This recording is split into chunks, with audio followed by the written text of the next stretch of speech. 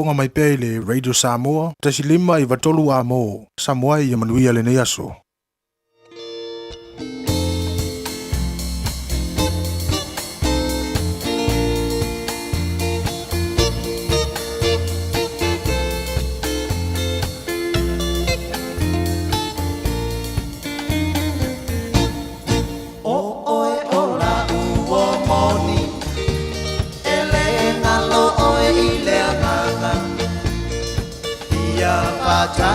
Sipea ba oe ile ne yolanga e mana tua ai oe I o fallinga ata ata la mata via a mio tausa avia o la tabakutana ua o le loina lama le mapua anga ua lai o le nei mala se mea a pai ngata o lau nei fia fia ai ui ina liua pe o le vai o sina Pali mai a funga o sau manatu Pe te alofa moni ia te au E whai mofi e o na paa buku Pe a whai nua e musu Pali mai a funga o sau manatu Pe te alofa moni ia te au E whai mofi e o na paa buku a pai ua e musu Vetu e o le langi Vingota o le sabi Se I tau maia se tasi Ko pea e ala umani O oe o la upele ea O la umana mea e toa tasi Lenei ua mou atu E au noa pasetani Sauia o e laudia O lea sa o filifilia E monia le uputusia Kupula le ngata ai pasia E ui ina o la mona La ngona ina le mafatia Ai tu mea ia Fungai lo faitalia Vali mai a funga o sau manatu Pete lo famoni ia te au E fai ngoki e o na faa buku E a fai mua e musu Tofa soi fuala upele lo wau Momo nga ua le taulau Wa motu si atalu le tu ina nau Pia pata si e pa ababau Tofa soi fuala upele lo wau Momo nga ua le taulau Wa motu si atalu le tu ina nau Pia pata si e pa ababau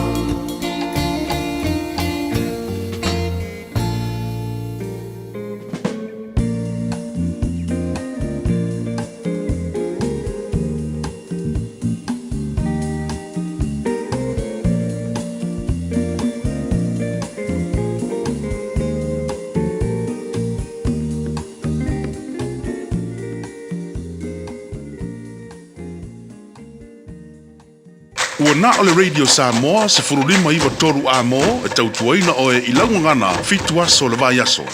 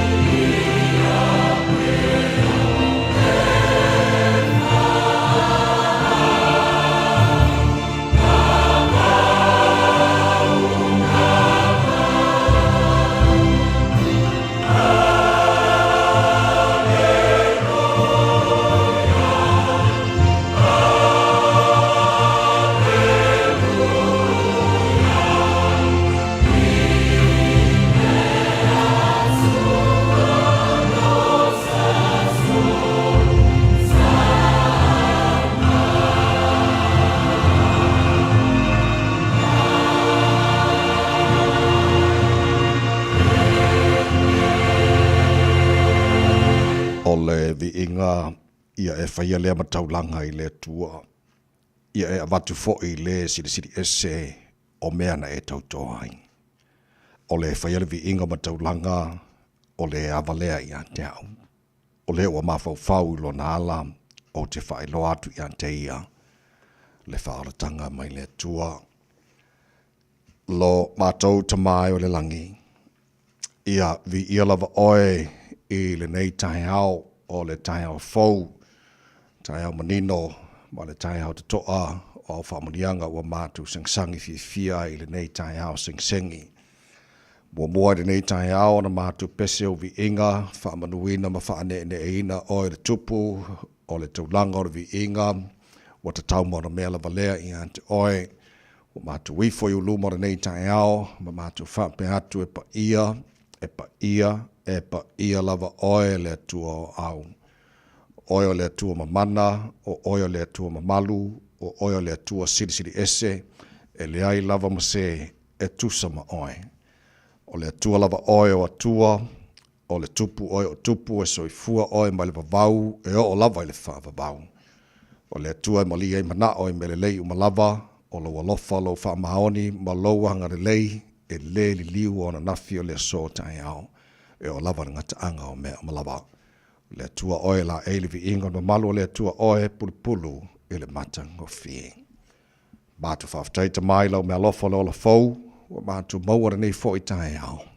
Lau lofa o le fo wa te taima moni mai le fo launga le tunu, wa tuta i manu whai ngā malo longa sa lātu tō whai, lele o malei fo mai tam au ma inga wa le whai fo i whangunga le lei o au auna, whapena mātou wa whiala mai mara fia nei tae au, o le mātou pese whaftai lea i ate o e tamā, whaftai ue whapopol nei asa fōro lātou sui fua mo le mātou ni yola, o mātou au lia le ni asa whareile wa whaia i aso ke topo o le mātou wholaunga, o le nei fo i tu sanga, mātou savalinga o le nei fo i vai aso mai lora amatanga, whamalo whaftai o mātou tini tonu, aso mulmuli o ngā ruenga i lātou le ngā lue, e whai unga vai aso te tasi o mea umalawa wa e whai mo i mātou lo mātou atua, lau pule lea. Mātou malanga ole nei aso fau, o mātou tu inatu o aolo mātou atua whamole mole, se e tūra foe, matau taile mātou whalaunga a whai nei. Auli tia whaiva, le a whengai ma le tinu o le nei aso fau e mai, ia whapena fo ona manuia le tampo inga mai, ma le talo na ia mātou mātua tua, sin sino le tinu i malo mahonta malaura nei aso, ma ua pera lātou sui fua laure le tino sidi le nganga e ala lau whatasi mai. Mana tua pera sa moa le tinu e pere le loto le mātou te talo, ia iei le manuia o lau fio i ona tai, o mātou te ngata uma, mana i o mātou ainga uma, e le ngata i sa moa au le alala fo i ma le pāpa au aiso se tafora nei ke lope. Ta mawha munia fo le nia tunu o New Zealand o mātou nofo mau mawai, o le nā fo le te talo moa tunu umalava, o le nei lalo langi. Me uma la mfara mātou whaia nia so fau wa e a mai, le whatalo loa i o le tunu, ma le te ngata malana e whai, ia whaia lava ina ia foi le vi inga ia te oe. Whamuria mai le tautua Radio Samoa ni aso a toa, o mātou wole mātou bal au i nei me umalava, e ala le swafa mana malo Yesu Kiriso, lo mātou ri mara mātou whaola.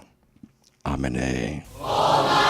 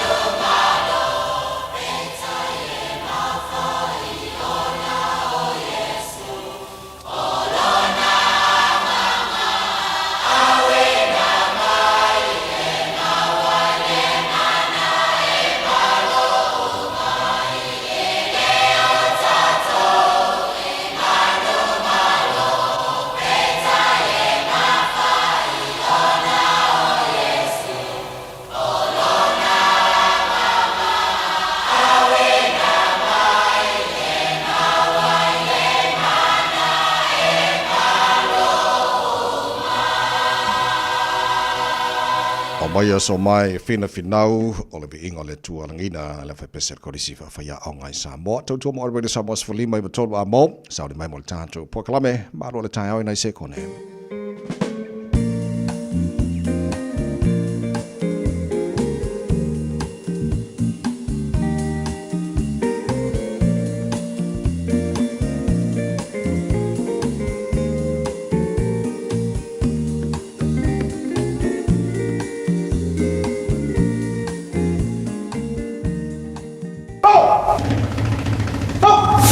Radio Samoa, tasilima hiva tonu amo.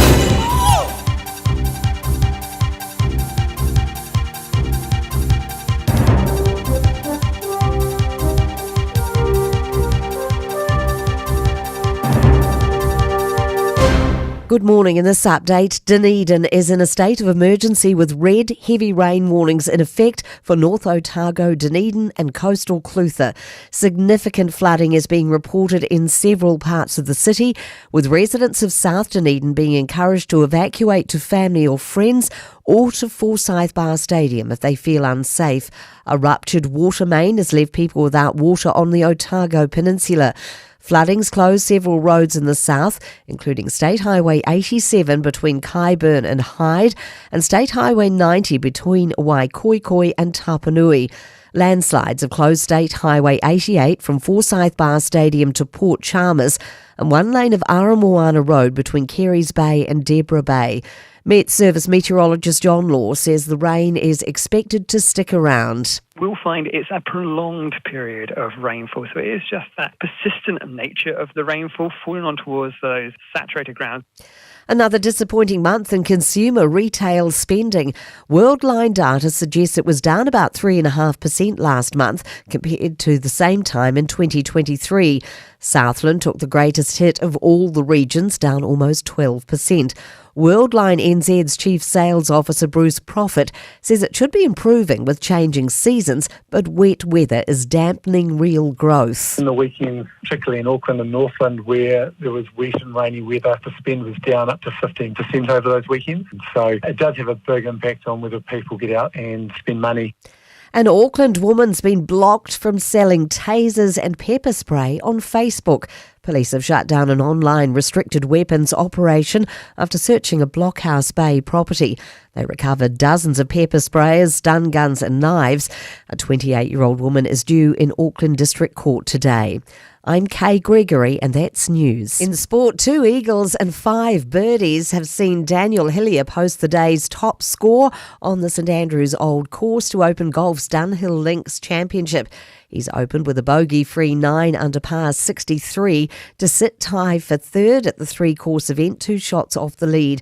Hillier says it wasn't until a birdie on the par 4 fourth that he found his groove. I actually didn't feel like I was at my best for the first few holes there, but yeah, it's just one of those things. Once you put a good swing on one and you sort of find the feeling, you can sort of build some momentum from there.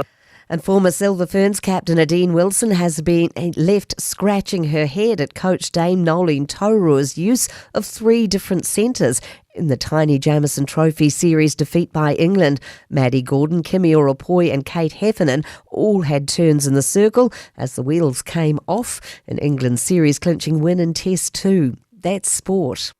24 hours a day, 7 days a week. Radio Samoa streaming live on www.radiosamoa.co.nz.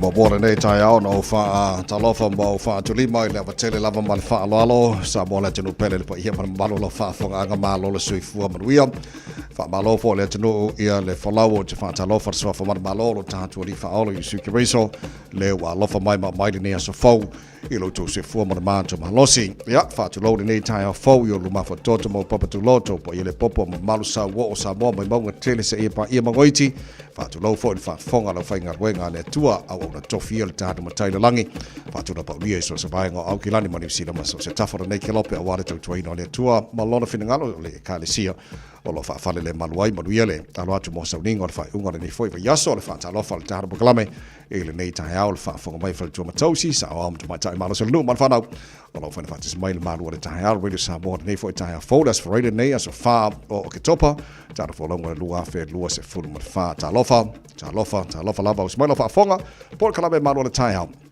le Radio Samoa Lima Eva Tolu Amo ni falau tuli tufunga taito taloto fa penafo Natasha va elua in sidi on Facebook ma YouTube Radio Samoa sera tasi patia ma le fiona pesta LJ lo sio ma to ona nei tawai meni to ina ese pa ele tona iva ele tai nei alo se fo malo lo so nei tai fo ni falau va Natasha malo foi so fo malo le so lo sunga tavai happy blessed Friday ia fa pe foi le sunga ya Natasha le nei tai al fo fa talo fa tu pa ia mawalunga Samoa vi ia le li le watato tau no mai foi ile fai unga fo ile polo le vaiaso o le polo kalamel malo tai malo so fo malo le fo lau Salo falau sunga la wa tavai fatal folo sanio folau vi ele tua tato liele nei aso faraile aso lima ile ngana tu valu ia fatalo fatoi foi Samoa le tunu pere malo so fo manuia malo se fo manuia nei tai fo talo fani en maloni ang omol tara kalabe mai tu valu ia leo le ata ulunga fo ile vaiaso ngana ale tato tunu mai tu valu ia manuia le atu mo le taulunga ole le foi vaiaso ngana tu valu fatalo fa to ai pa anga tara kalabe I Dunedin Belglutha fa pena fo I niso vaenga North Otago o vaenga yo lo silio na a faina le tulanga ia lo longa ma le mafo timonga fa mai mo le lofo le tua malutia o to tele ani so pa anga tara klame tele fa talo fo mai mahenga ia I tai out tasi so o fatu mo to mo te talo ia malutia o to I lofo le tata matai ia ye fo neva yaso tulango il fa le tono le tau ia le na o sone o le ani was fo le fo dia ko maru mai fo di marka ia o ka lo fa e fia mo marka ka re kiu ka ia o so le foi aqui fa foi angelu Tasha ki ngire eve vela foi ki nei ma le ngai mo le nga po le wa ala mai se serki ya ka ko wo maru lu ia fa penga ni ka ya fo e le na mai me no tolo tau mo o ma o mata to o mo nei fo tai au tau lunga le nei va yaso o le tau lunga fo le nei va yaso le tau proclame a reto o la mai pasta la fa le copa o tau malu o tai fa nga fo le na e le kwata e le fitu e le tai nei e o le tau so tai fo le sa mo le fionga mana tu marabao o tanga vai tipi o tanga vai tau lunga o tau tanga fo nei fo e va yaso ia ona fa solo tolia taru talfo ile ngala protania pa tara fitu ile tai nei nisi na taru pokalame o mo nei foi tula mo o le malu o le tai au ta to ripoti a mata mai lunga na wala nei tai au na so le mal talo le tau Fatalo fatui aveta vale o malava lo lunga tato ala tele nei taimi o le tai au o lo lipoti mai ele waka kotahi Auckland Transport o lo ma le pisi lunga tato ala tele so longa le masaunga le mumea uma tala fia le se fa lave o lo fa ilo mai to lalo polo kalame malu tai au ina ia usta ia tai ala matula fono lunga ole awala ma ia manatua failo fuspau ioe make it click tato ulwa ili poti le nai lunga ole awala le nei taimi ole tai au tautura Radio Samoa tasi lima iva tolu amo ino tula I mai le taimi lewa 8 minute te ai leono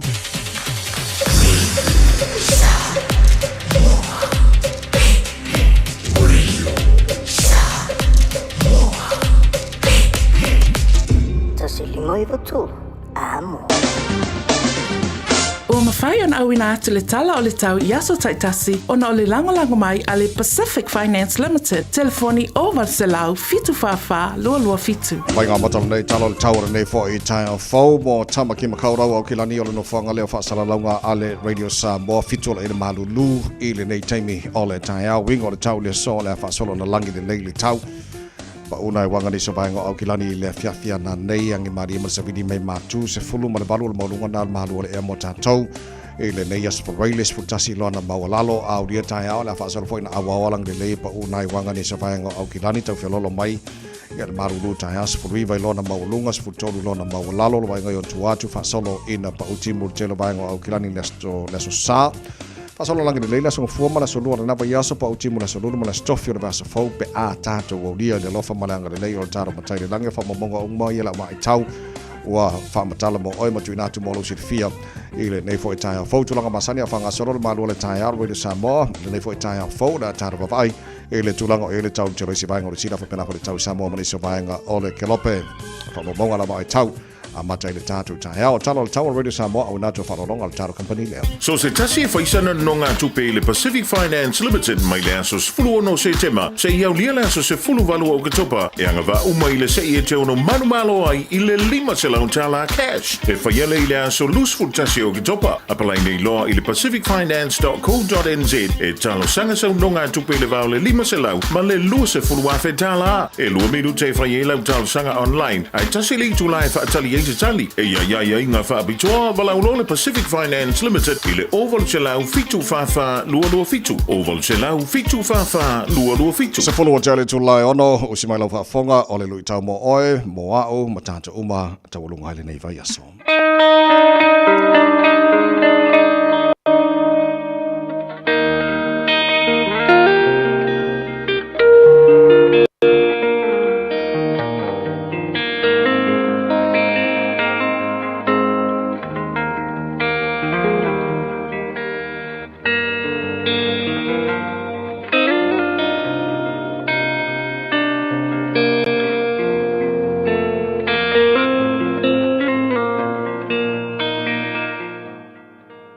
God is good all the time. God is great every day. Ia vi ia le tua. Whapoponga o te por kalame o le rutau mo e. Vi whai tauina la le whata o te sfuluiva. Ar whai upas fumartasi, whai mai. O le mawhau fau o le tangata whaangese seilo na ita. O lona vi inga fo ilea. Ina ua le manatua lona anga le angaina. Sensible people control their temper. They earn respect by overlooking wrongs. Sensible people. Kaka yele ma fau fau. Fa kongu lele lo wika. Control your anger. Learn to control your anger. Aika. Ol mawar kus. Awangi e ang salai. Awo ne ngoto le la. O eika pea. Awari ka umi. Awari ka fa moe moe. Awali ka ngale umale aso ngai le siaso malesiaso ola ve wa vai de kalale New Living Translation. Sensible people control o ka ile ma fau i longo fia ka ringi ma fau luinga kalale le ro fa ngal ma fau uma kwa ia ro kwa ia yo alwi fo yo umar ka longa wa i fa i lo fali o uma ala veika e o ko i le changing room ma fa fo ka paka ma ka vale la vai fari fa ngal ma fo po la lo ka mai po la lo malo si ai le lo control o wika e ke ka vale ya ai mai they earn respect by overlooking wrongs me se o le ro fili morga ai o le loko fa mangalo o le mea nga ka ua i lumo le atua mai ai lo fa kongu le loko molo ma fofo awori ka vave awori ka umi awori ka fa moe no le sofa Yesu fa manu ia le tua ya te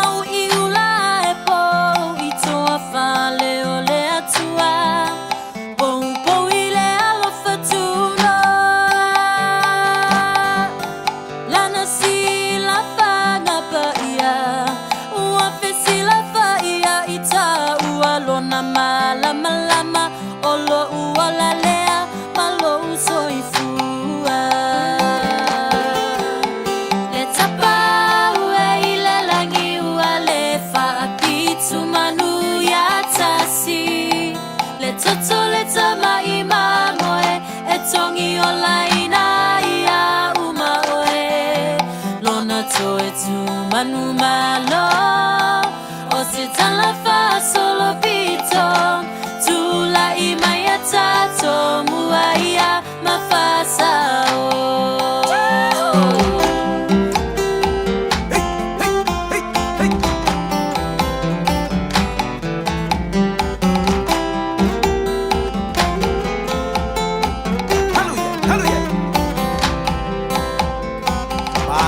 Mua fale I moana, tua fale I le papa, maatui male maatala fola I lo tala. Si ufofonga wa o mai, tulai e savali ai o se vai e faanga ina o te au mai. Atu valenga le loto I manu, anga male loto momomo.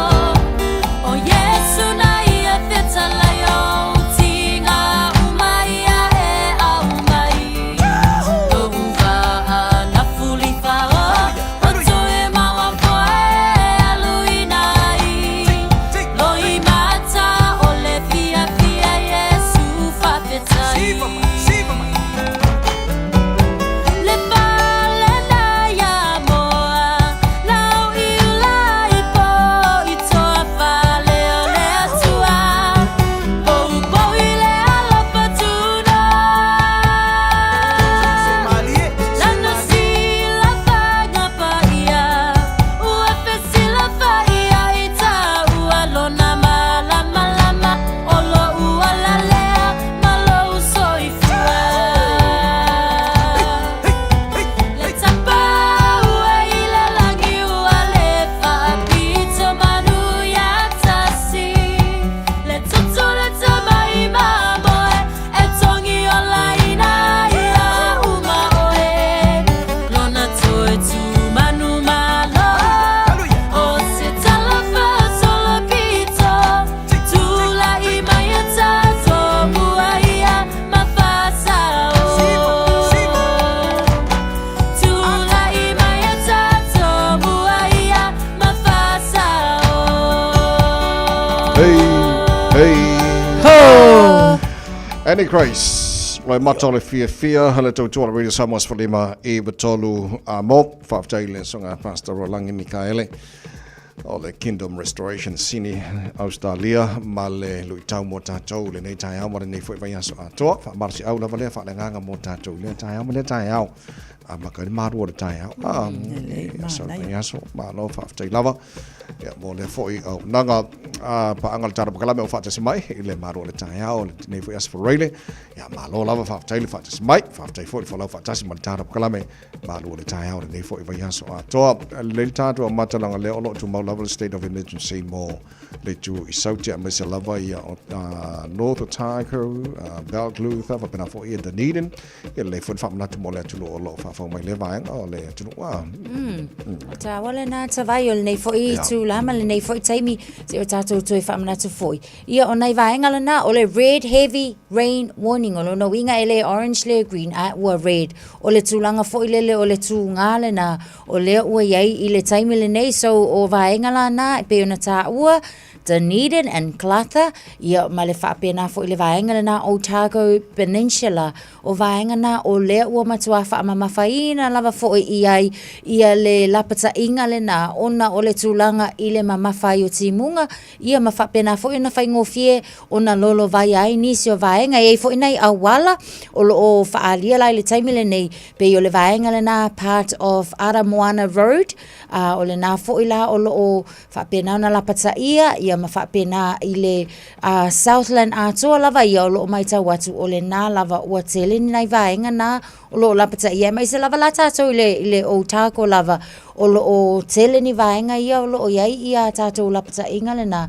I le taimile nei a o le tūlanga le nā o lea ua iai tātou ta vai ma niwa folau le nei fuitai au. Mana tua fo I taimi whaapea, o le tāpena pena masao ni uni, o le anai whailo mai le Met Services, mo I lātou uma lava, I vaenga I o tā ua e le sunga le whalitua nei tai au, I o e to go to high ground. O loo whailo mai lunga fo I platforms le social media, mo e loo mo mia se whasosoani, mana tua fo I e nisi o maota mai le pōna po ua whaaleanga, ona o le tūlanga lea o le lolo vai.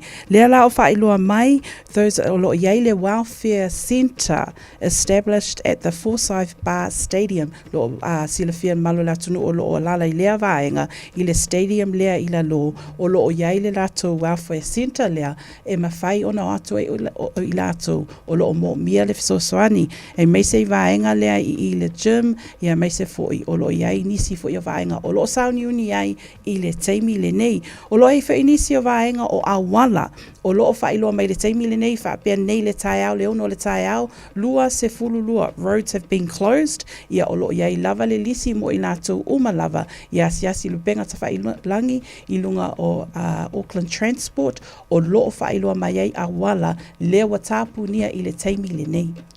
So awala lena mai na pomana I le taiao, roads are closed across Dunedin and Luther, I le tulango ilma mafa o lolonga, slips and burst water main, whapena I le vaenga o Tako Peninsula, mola jo umolo whafonga mai vaenga I le tana proklame nei taiao o vaenga na lo iai, o le amulmulta I le proklame malo le taiao, a ela wan whamtalanga tu ina mai, I lang whaifona tu ina tu ia wala si te whira tunu a walo tu saunga le mu, ia o taimi whapena nei ia taula wa ina alo foi le tu mo so soniatu tu lango el maftianga foi o tau ono le tau never time ia le manga ia ka mo ma ko yo kirangi o nga maru ru alo fero lo mai ma ko ni foi vai kan vai le matale na ia le lei maru tiolo tu si foi alo voltar matai le nei foi vai time fa le tono le tau mo tau e le mo tu so te lo tu va tu la tau na palai mo le nga fa le leo fa sto tele la tau le nei tau sanga tu se malipoti na tu na mai Io e tawai ma Natasha nei tai au se tala fia fa ilo mai e le metanga luenga leo I le teimi le nei to o tele lava o I lato wa lato apalai teimi nei it's doubled in the year le numera a tonu foi o le vaenga le tula I mai le coalition I le ina ia fa amalosia ina ia iai au siele numera o leo e mo o mia I to tonu lava I New Zealand o lo iai le numera le there's a commitment there to be 500 new officers. Lea la o te iloa le tūlanga le nā o lo whailoa mai e le Royal New Zealand Police College, the increase at the moment. A le teimi le nei wa ova tele o I lato o lo a onga e teimi nei. Ai o se tala fia le nā mo I tātou umalava mo o tō lava o lo whaafonga mai le teimi le nei. O lo tele o lo apalai ia mau atu foi ia o le ato tele foi lato o le amawhai ona fisosoani lunga tātou awala ia o ngaluenga foi ia lea o leo sa tala nor paklame le neva asa ma batu tala la tamai tulanga ia le taua ia male o swainga fo ia Irani o Israel fa pena fo le taua le va Israel ma Hezbollah le panona o vaenga I Middle East e tele na ave ia nisi o leo al Pacifica sa ma sani fo na ave leo sa mo tele lopo tele neva time a fiti o leo te vava iatu o tele nisi o leo fiti o ia tonu o peacekeepers ia I tono Middle East o leo te vavaiatu o se tasi o saunanga le minister e te tawana on te talo ma mana tu la tau nei ono tulanga lo ilve vesi tono Middle East nei taimi na paulava le na o le tulanga o mo mia mai fo ilea ia ma fa pena fo I ona talo sanga ina ile nei taimi e pe ona saunua fo ia le sunga na ia Filimoni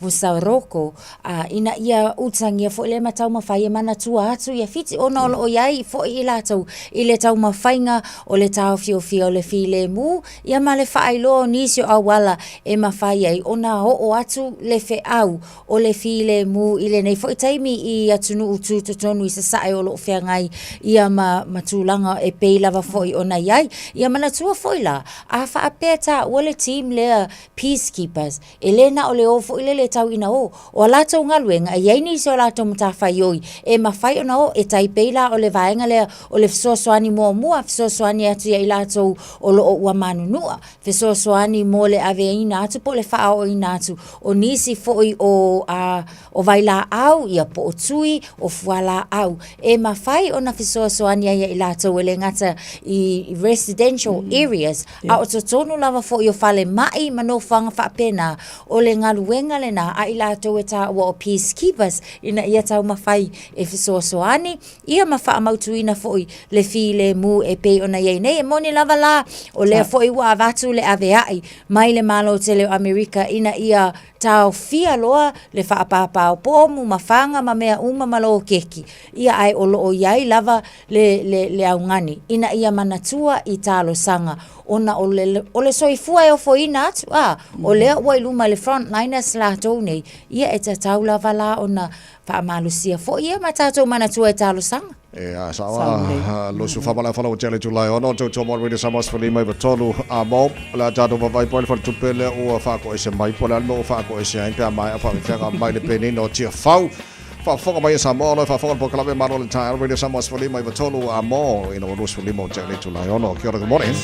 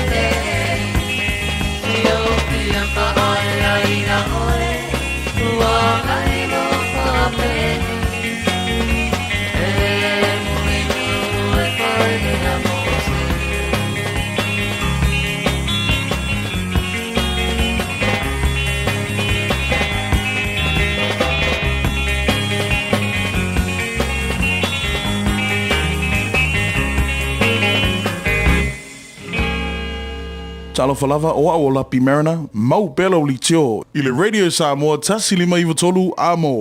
Fauta o le whanau o le tofi mai le li salamo sa lausu fitu fau betolo. E le o toi umi ai o le aso whakatoa le whanau le lotu ta maiti o le neitau sanga. Whai mama dad e pu e mai se video lau tau loto po lau pese o na lafo mai le website radiosamoa.co.nz o lo le link e lafo mai lau video. Ia awani over male tolu minute o le video e telean reactions lungo le Facebook o le Radio Samoa o le ama wale whailonga. O te tala tau vanga le taimine nei. Whangata video se las tofis fulu o kitopa I le iwa le tai au. Whailoa whailonga I le afar se fulu lua la waudi o le aso la varanga. Whabore bole e na o videos ata maiti taito tasi. Manuia tele lota maiti mai le pulenga ma le awhainga luenga ale Radio Samoa. Beta Drive Doctors I le taulanga whaatau I maangele whaapea manrua. Mo le waainga o so ngase pe amana o mia. E whaatino e fo I matupui pui o le whanau witi. O tupui pui la COVID is fluiva mo I la tau is fuluan tausanga malunga atu. Whaapea matupui pui o le flu.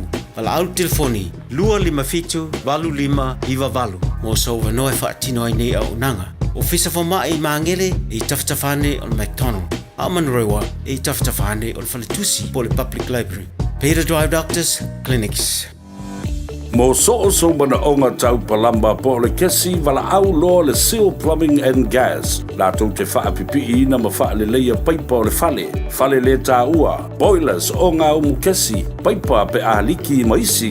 Talia wins quotes. Pala au loa fui maono mai umpulusi. Ma Steve o le Seal Plumbing and Gas i le olua tasi fituiva tasilua. Olua tasi fituiva tasilua. Tau iaina e whafonga le Radio Samoa le nei whasilanga e tō se ai le se 10% mai le tau o le itu la mua o lau ngā ruenga. A whatono le tulai ona le polo kalame malo le tai out Radio Samoa Sfaliba Iwa tola mo fa ngora nei passport tantu ia ilona fai ni yo so ke topo tara fo ngora lua pe lo sumar fa la melo fa ko se le West Bank di la melo fa ko se le ko. Tawai Natasha. Yeah, sa o le le fisilina nei tai out. Le wa fai lo mai. O le tato fale tupele a tele o le Westpac New Zealand Bank. Na fai loa mai le awa uli ana nafi. I le vā lea o le whā ma le afa le whā. Fai loa mai. Sa iai se message lea mo o lato umalava. O lo o whaonga ina le online banking. Po le system lea le Westpac One. Whaapea. Iai se notification lena maua. Ie o lo o iai whaonga ina lea whaamoe. O lo o whailoa mai. E ele error message. E ele message lea whaapea. Mantua whea, if we receive a message, it's in words, email upu. Au le message le na maua, whapea na numera. Lea lai whailoa mai le Westpac Bank i le teimi le nei whato ese i lato customers uma ona o lea tūlanga. Ai tawai Natasha o se tala fia o loo whailoa mai i le teimi lea sa tupu i lea whaalawelawe o le vāwe ia o technology i aso nei ona whailoa mai i le Westpac Bank o loo saunga le mū mea uma o loo le lei mea uma tā le lima ele iai ni whaapea ni incidents o loo li poti mai i ni accounts o customers pe o tūlanga nā o se tala fia e ui lava na tupu lea se Fato ese mai i le Westpac Bank ai o le leimea uma i le taimi le nei. Ia wai tele mafu anga ia lai ona tupu ia tūlanga nei i tātou systems nei ai mai se lava online system ia be o nisi o vaenga o technical glitches fo ie e ia la taimi e ia se na masasi ia po se bug o a virus fo le e afia ila le website ia ona whapena le ona whaale tonu le na fo ia human error e ma whai lava fo ona se o tangata lava fo ia lo ngā lulu e ma whaataunu ina ia ni vaenga whapena o nisi automation problems so o mea ia atu tupula vaenga ia ona manatua le tātou lava le community aua le panic a whapea lava lao laila kalaka i o le mō le vaenga la iele no whaonga le Westpac e ma whai lava le ona nga ia tu iai sa ilif sosoani ia pe o le ase tūlanga o iai wa e sao ngā o mai fo le whaaringa le ia te awa nafi so le wa o fiu ke log in i la o account wa manatua ia ma whaianga log in le telefoni i ona whapea le lo ma whau ia it's okay lau ke lola i ngai ka lau ke alo e whai lau whaakau ku wai pe a te klainoa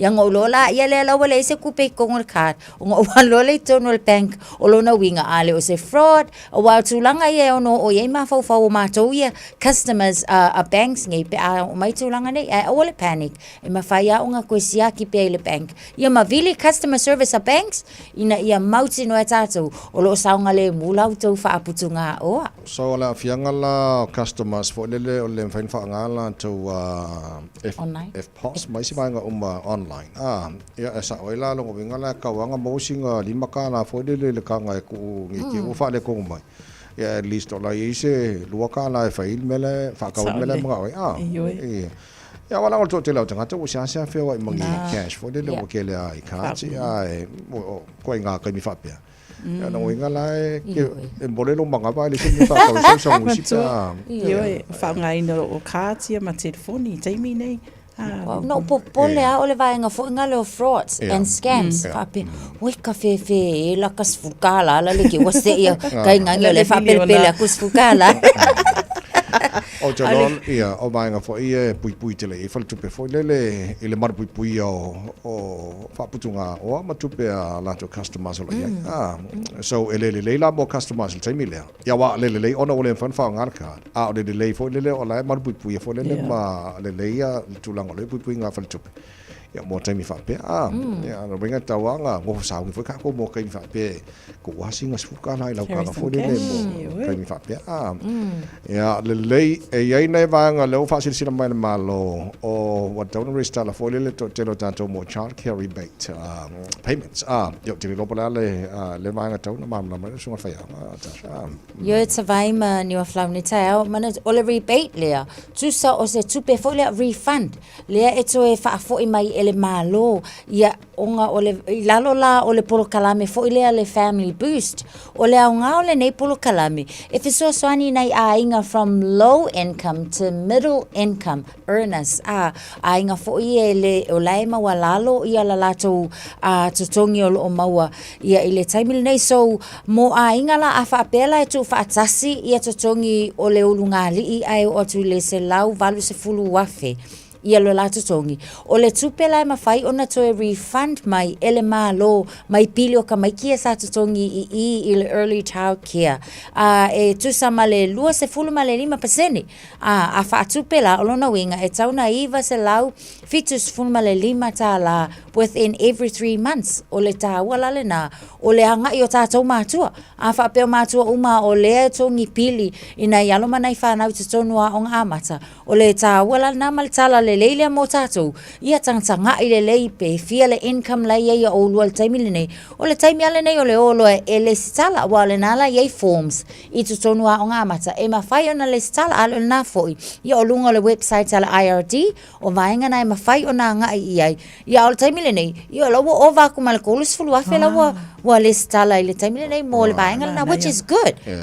Au mea ia. Ai loa loa ka kousele. Alu e whai. Io e alu iei koutu luma. Alu. O le mea lana o lantou o le lantou alo ma whanau i child care to. Yes. O le vaenga leo le whapitoa lava mo tātou ia i early childhood education. Okay. Le lei. O le tausanga le tatu nei mo le whawhoma le tino sa whaatino ia le tusinga ingo po le census in New Zealand. O anana file fia fina o whaitau. Whaitau an whaile no release mai ia whamamonga uma o datas uma e le tulango ia le tusinga ingo le a New Zealand. Ia nei vaenga no titilo. Ia communities, ethnic communities, wa vave tele le to tele tono New Zealand. Ia mawhao alingu me la kolu pe au ke ko inkia le atunu. O lea wa makua I vave kere le o mai o tangate tono New Zealand wha mawina o tangate tono New Zealand matula mai sapo o lako ele uno korupea I o te vai vai aku ia sainga pe ia kau le kuku mai ia sainga o le sa va peta ia ai o le community fo ile le tele lona faita wa fa ia silion kele fai ka wa fa i o vaenga ia ale lo mai ta watu ele hai o le wa anga inga I mai lunga ia ma promote mai fa mangu inga mai ia le vaenga le mai sia o la tau la le folinga mai o la tau le ua silia fai tau silia le foi numero o tangata o lo anga I mai I tutonu nei pe a male a mai tau atu ia lua se lau iwa fulu male lua miliona male iwa se fulu lua ia o longa winga o ka o le faitawa faila le na I le tusinga ino fo I le po le toi faitawina o ingoa I le tausanga le na mawai atu nei o lona winga o le a tusa I le lua a fes fulma le valu ua lua se fulma le lua pasengi le ua CETI I le fai numera o I la tau nei o lo o anga I mai malo te lo intia I ona fasa solangi lea ma le au vaenga lea mai I Europa le la fo ia e feololo la Europa ia ai mantula a Europa la e tele la tunu e mafai ona ta o fa ai I tono le vaenga le ke lo le mengo ngo kilo awi ai ta vai mani fola a wai ai la le wili fo ngale le fa kusa mai ai ia fa pe awi ai o le sala lau sa mo ai se ko akele ale mai ta wa tele ai o le lava e fe o lolo lava ta to ia to tele o New Zealand European ia so ko maoli ia o inkia la so ngai lo le ia masainga ia e fatu aso so o toi lo le o tato o lona winga la o sulanga le foilele ile tangtanga I pe ai ile taimile nei awa ile ka ko fe wa I foilele community mo tato malama I ta avilinga malenga solonga le community wa ka kilo ngile ko akele ia lela ko akele ia wasala ko akele ia I ko kongo terrace ta vai mani so tusinga ngala lua fe lua tolu tu so intia ia lua se lawi vasu lua fe malei se ful mare lua o le faitaua whai umana tangata intia le sa faitau ina tusinga ngole tau sangante atu nei Ua tusanga ma le lua se fulua pasenge si tia i lunga. Wa se vai lana kele ma le vave telo le alulunga o le. Mai le lua afes fulvalu. Lua afes fulvalu. A lea e o tusa o New Zealand European. O i lato wale numera mua a le whape tolu miliona. O i lato umai tonu lava New Zealand. Ia ma numera le a Maori le whailua mai. Valu se lau, valu se funu ma le fitu afe. Mon tupu le iai. Ia tūlanga la le na. Ai ese to tele le o whailua mai India. Lona tolu. Interesting, ats vai mani wa folau. Awa le kapa mantuala le pisa vape o Maori o lato ie o ngala e ona le ele ma le tunu nei. Alo ke mai ka waku. Ia ele ai mo inava fo. Ia ele o tele a sala tau pasene o lea faitau silia lava ia la tau ia ka o Europa ia longo winga fa puku mai se tunu fo ia asa la later lo se fulu mino tolo talo le tula fitu o le sia tatu li poti malunga la wala la so ai ia na so le mal tatu malu le tai fa nganga a reto la mai pasta la fa le copa tau lunga le vai aso pe mai fa mi fianga malo pe se le faiva balo mai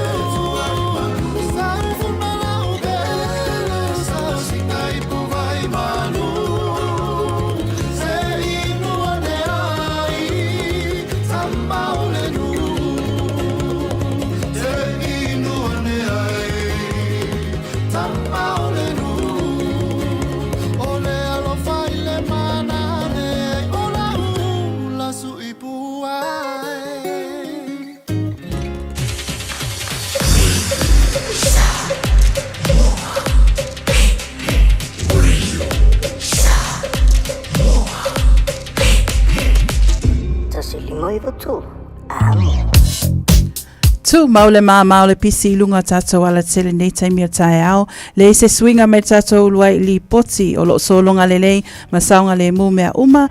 Paulava tu lalo polo kalame al malu tae ao. Ina ia usita ia tae alam tu la fono. Ma awal whaonga ala te foni. Drive to the conditions. Keep your distance. Ma alu sawa ua whaatu langa ina. Ile awala o lo e malanga ai. Manuia tele fe malanga inga ilunga awala ne nei aso whareile. E me se fo ile alo atu mole weekend. O le tātou li poti la tamaile na ilunga o le awala, le nei teimi o le tae ao, tau Tua Radio Samoa, tasi lima iwa tolu amo, ino tūlai mai le teimi lea ua toe, se fulu ono minute, ona tā lea o le fitu. Alofa, we're the Katinas, and you're listening to Radio Samoa on 1593 AM. Bread of life, sent down from glory. Many things you were on earth, a holy king, a carpenter, but you are the living word. Say it now. Come on.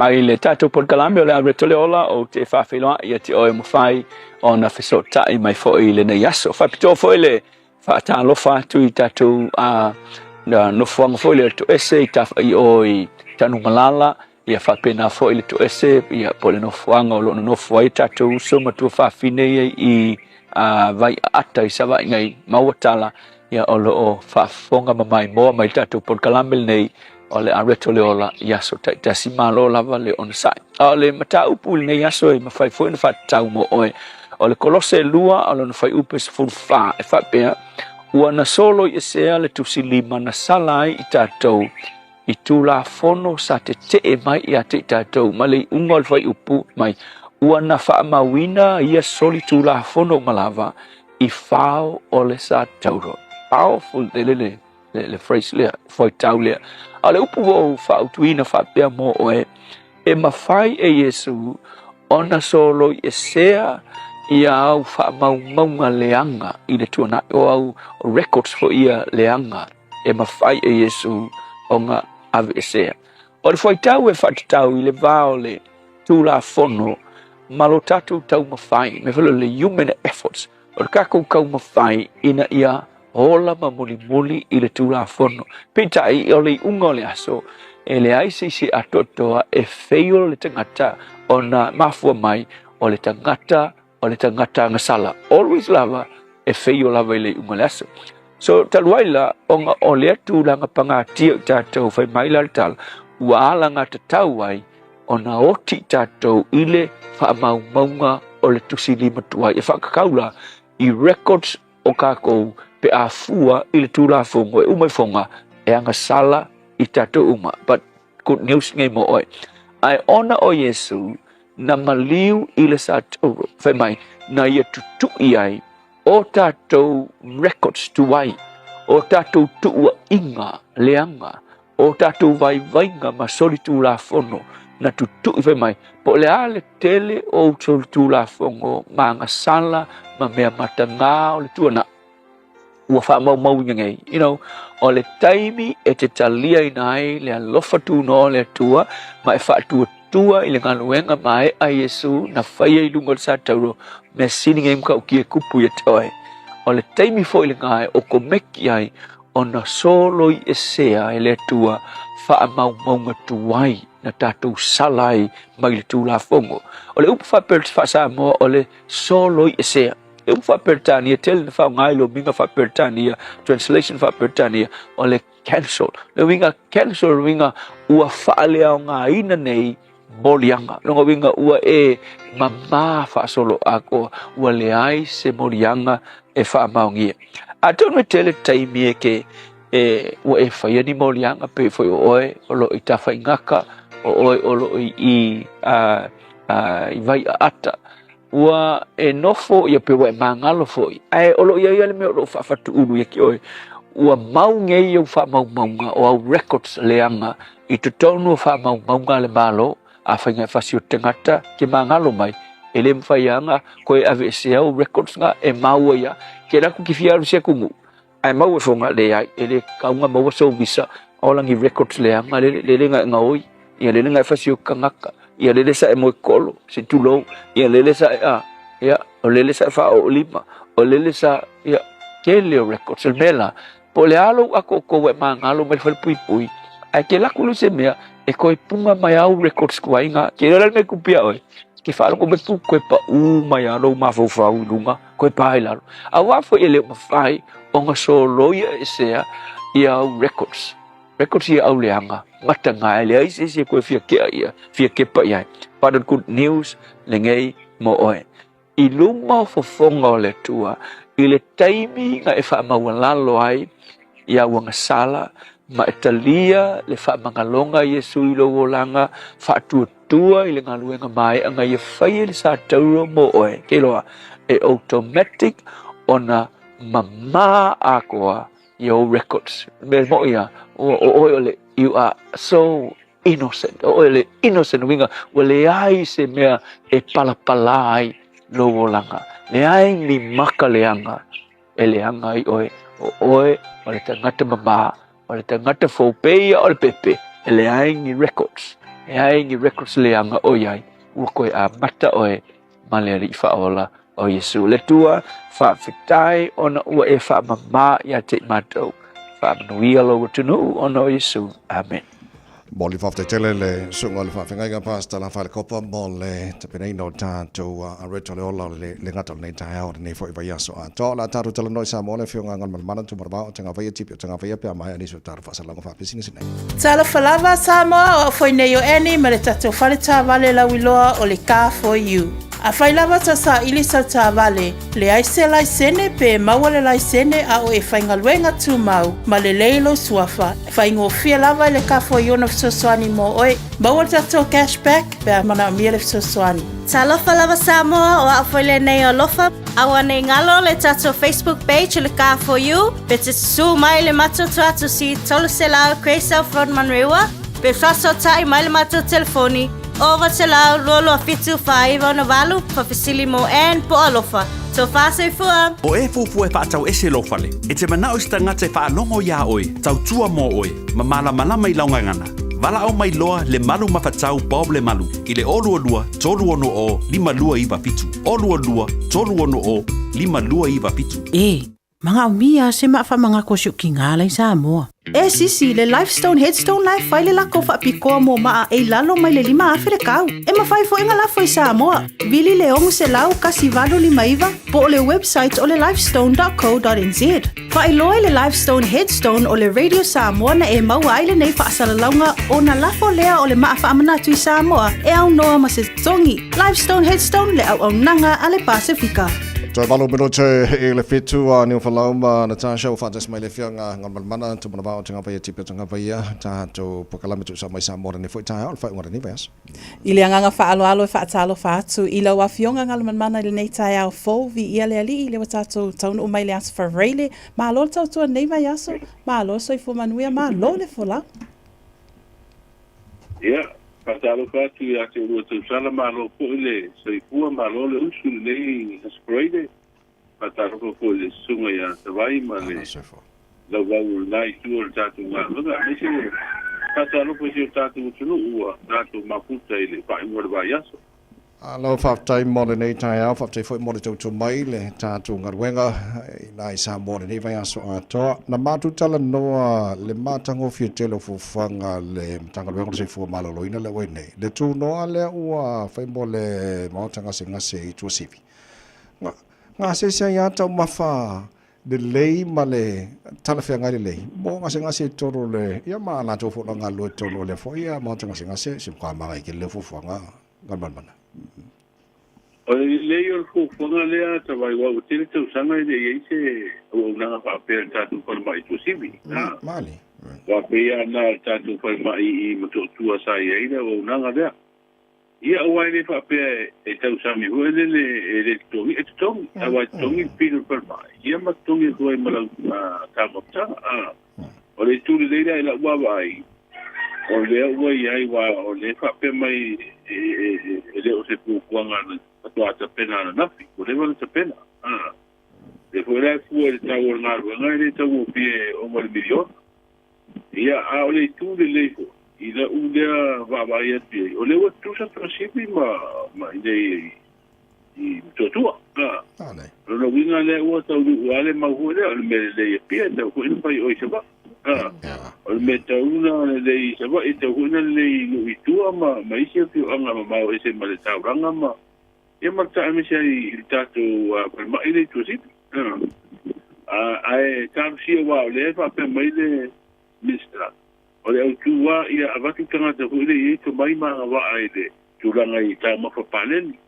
mai la tu ko i anga ba ai le kuka mai la tu langa langa mo so so ta pena le ta ma fa wa ai misa la e fa ma i le pisine wa ta te le ta tu no zuka pa tu ma lu wa ma se e te wa na ta pena le ta ma wa tu la ko na ko ma e te wa na e do ia tang mapa tauna e tango ia waine i pai ti tu langa i le afiango ngase le pisi o se tu ta o tele le a ko ko fa tino ta tu Malo, whaftai.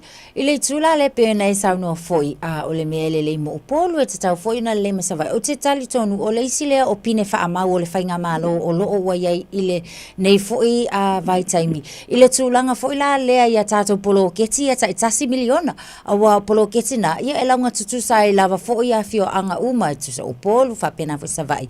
Ia ae e mai tau ina e foi la le tali mai a pūlenga ia e mai se foi o i latou o loo whaasoasoa ina ia se leni fa o ngata tau te tonu a fioanga o le lai mai tau atu fo ila wa fioanga mana ia se fioanga lea wa ia so la tau fa moe moe na wa musa ile fa o nga ina la lea o le tatou tasi miliona a ile tatou polo keti le na foi na e fa la wiloa la wa fionga Aftai o le fioanga sa tu ia tua o le sa ia fa una vaso te le na tala ia la tu hall ia o le mota te le ale al multi purpose hall le fi anga sa tu ia tu le sa so ni ese va na tu pe ko la tu pro que ti miliona pa tu pe ile nga luanga ia ai sa li mali ma fa ta si fo ile fi anga me sa ile ka le si me tisi ma ta ko per tu to si ma sa wow i mala voluma le fio ama le sa la to i ma u mai le fa tu pe no ko nga wa ku ti e te utanga nga over to se la wa le tala mai la i le fa mo le atina e fa nga hu nei foi na to tongi e fa nga hu nei sa winga te te ko i e fa na fa i tu ta te mo tu se vai wa ia si le pio ko i se vai fa le te ni tu la ngai mo te te le pio pia ai a faida de we ai ne bu ko ko ele pi amasa tu ya tu te vai me tu sala no vino la ko que le va na le faida tu ko no hu pa de carecia ia pe a fai hu se fai poi ponga se o tu mai pai sa tu ya tu le holda ma ya sol ma ya mo pi ya sol ia le ma na ya o tal no le tu a ta tono nei vai tau le tau sanga a ngalman mana o sauni to tele o alo mafana ona lewo o atu fo i le aso sa pol vai taimi o lota maiti o te lo nei New Zealand te le whaanga solo a onga mea lota maiti. Taton fo i tu langa na o lo i tato atu pele i Samoa? Io e pe wangalo lota maiti Samoa ile pisa o ta penanga o pono le matina nei ta vai mta. O ka le whaalonga kua o pisa mai si lota maiti. Ai sa wa ole wa ya tu ya samo mole sa asole masi ia alva so poura sa no le po welo tamiti ia o te ro ko fe tau tonu a ko imbale malo longa tamiti wa tonu wa ya so ia la malo loi a o fa so loi ya ta pena ko ia nga ya tu ko tele ai o ta ba ya ko ita pena o le lotu o le fa na o le tu sa ia o fia ya pisi disi te vai então sala como la te de fura tu pe wa le na to lava mate unha me ai wa o tatu fa tu masania yo so fa now e te wa tu fo iri tatu pu kala me le chori ma le ngo pe te fa lang ko kero ko mi ko ko so ko le yo ko ro ko ai o sol ma nei ko ka ro ko fa now do te wa ia tu ia ma no wa le ta pena ai o le tala atu ni sa mo ia pe uta ngalo atu lo te me ia la ta pena la wa mata na o ia na mata me ai le fa mo ba kinga nen te ne o te tema ia na tali lo mo fe au wa ta me ia va tu ia o la tu pepa ia tala ia se foi o ta tu la iki ata vai ki ni me lo me amu ia nei te me ki wo fe la fi solo la ko se vai a so io se va tu sto so ata tu ka va vo ia kwa le aki palai e kua ko pela e kule ma Makwai pulungu ama olo le mai fa mama mai runga legala ya le ngal mana ma ta wina le nei masino ke topa o se vai ngalo fa ta wina tono sambo o le lanu piniki o te lo o le fa ta wina le o le ngasinga sur kana se tono le no a fa lo teles vai ngale fa bon mone yo se máquina ta wo ko nei wa o nga se se fa ingata a mesia e tele to ina kanes a pela o le fa mo nga le ta tu le va tu o tu sanga le tene todos fu fa se le nga se se kanes e to tele ya le tu pa ti la mta mai sai da fi le kanes so le fu la a ver fa ma ko le tu sanga le fa ma tuina o fa ta wa ina o le lanu piniki mo le ngase le nei ile kanesa le susu o tinama tamata a tonu ko yonisia e tono piti babena tono piti manuia ya ni sipo ile ta tu te lo ia wa pano ele so ifua no le ngase ele ko no firna ngase nei a tonu le taulo longo pe so se yete kanesa isa mo ilo te lo foi e wa ni sila na pa ta wel ni masina de kanesa o ta ubo ko nei ele ngato le tu pa o tina o le tu pa po yoli ina ia a fa lo tu lo pe o ka wi ia mo ho yo ta wi se ia a lo vai ko ma ia wa ka ko ia no ko ia pe o le tanga te pe ia lo vai ko ma mane ma tu a fe vai se lo ubo al ko ma al me ia ta wa a fa lo tu la wa ia ni na ia no ko ile fa lo no le tino Wese, ia te wana wawe vai ko mai wa al pangtuanga le au mai. A wawe na vai ko mai loa unga le ngase nei. Ia wawe ko in pointu tinga mtau ko e ko nei e te pere ngase.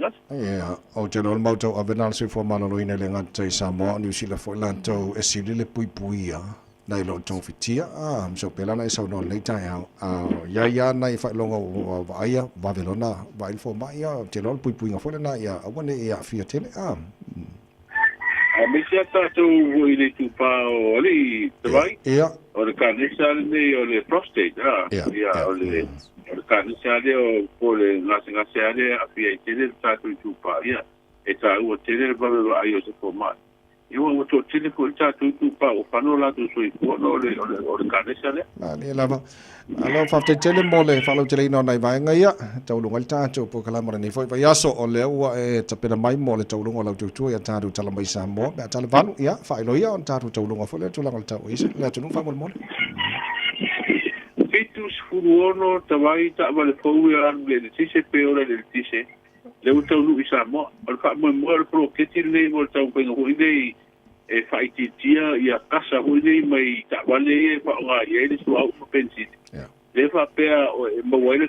le mo kasa ho le ka poni le anga e watu la i ka ko vani mo mo le si banga la la e le anga ta so la la le la o e fi o ta ko ngala le u patu pe a pani ta vale o wa ne ya le tise fitus furono pa me mola fa mata vale na tembel pono le amaro ta kula amaya io na averola ia le fa mai ni sio o na ku il malo o ko ka yo ta vale ta vai ia o le wa fo ai fo e tatu pa anga to tiro ya Australia ia le ko malo anga le ni sio me fa inga ko na ta u fa mal tatu o piso tuke o le mata wa tu e ko ia a mai ma masini nei me tu asu e de el va nga le mai ma na mai la tu ko hu pa sai na kasi le numero del telefono le wo fa nga nei tatu Tanga wenga o leo. E wala au mai e tātou sunu i pono masa pai. Ele mpoiranga e toi wala au i o tua sivi pe te wala au o kusa leo lai o pere tu maro. E wala au mai e pia. E au mai e mtau. I ona whasoa toi leo o na. Lea ua toi e pili pu e de sa avea malo i a siri e le tātou malo. E piongi a sa wale noa Mareva. A Pifem Allendale, ya de uma pu e wha msinu maulunga na punga ina ia i ulai. Ya lea nga palea ngai na na tangi po lana su. Pasanga i te chai o le malo ono o le wha malo lolo na topi o le na tūtanga i le Roya City. Ya, o lea ua whaeloa mai po i le tātou le kapisa moa. Al masina po vele to kon pa tau tanga to e sa idea ni si po to finga le tatu le kapisa mo. Ya pe fa lo tele tatu o nanga po i matala na pe a o tin masan. Lo fa tai. Ya lele mo ria mal tau le tulu le fa ngona ni vas. O fa maru si pa tuanga mo nga sami te vai mi tau sala. Ma o ro ia pe mo mafa le fa pe me official vai tau. O pe mo mafa ne o e ia sa e o ni sida. Kua lea kere di ko ea ia ma mafa mai mau mai nei ari. Ole fai mai ole au mea sa vidi e whiololo wha asolo ina maa losi o tua loa. Ia tātia ia o le aere o iaini lapta inga. Na o whau tuanga o tātou o ngasam. O le lewinga o tau pa ingo le vai aso te roboi o nai whapena tau ina i New Zealand. Ja, lau mane mal tau nei tai au, fa te tele lau fianga ngal mana mo le tau mai le tatu ngal wenga le nei vai aso a to mo dio foi val nei aso mo dio foi le ngatu mo le fa ngal vai aso. Ja, mo dio foi le fa ngal vai aso mo le masino to patato ma ku to na ba spo. Ja, patato wo vie le loko mo le ngal le tatu te pausit. Tai lava, ja, so foi ja. Le fianga ngal mana tu mo vao ha tanga vai tipio tanga vai male to mai le tunu le nei foi tai fo mo fa ngal nei vai aso na wa tu taro headlines la fa le tele e le tau lunga lan tu e taro tala mai sa mo ba tala valu e le tau. Nei smala fa fonga tatu tel fo le ngara por tan.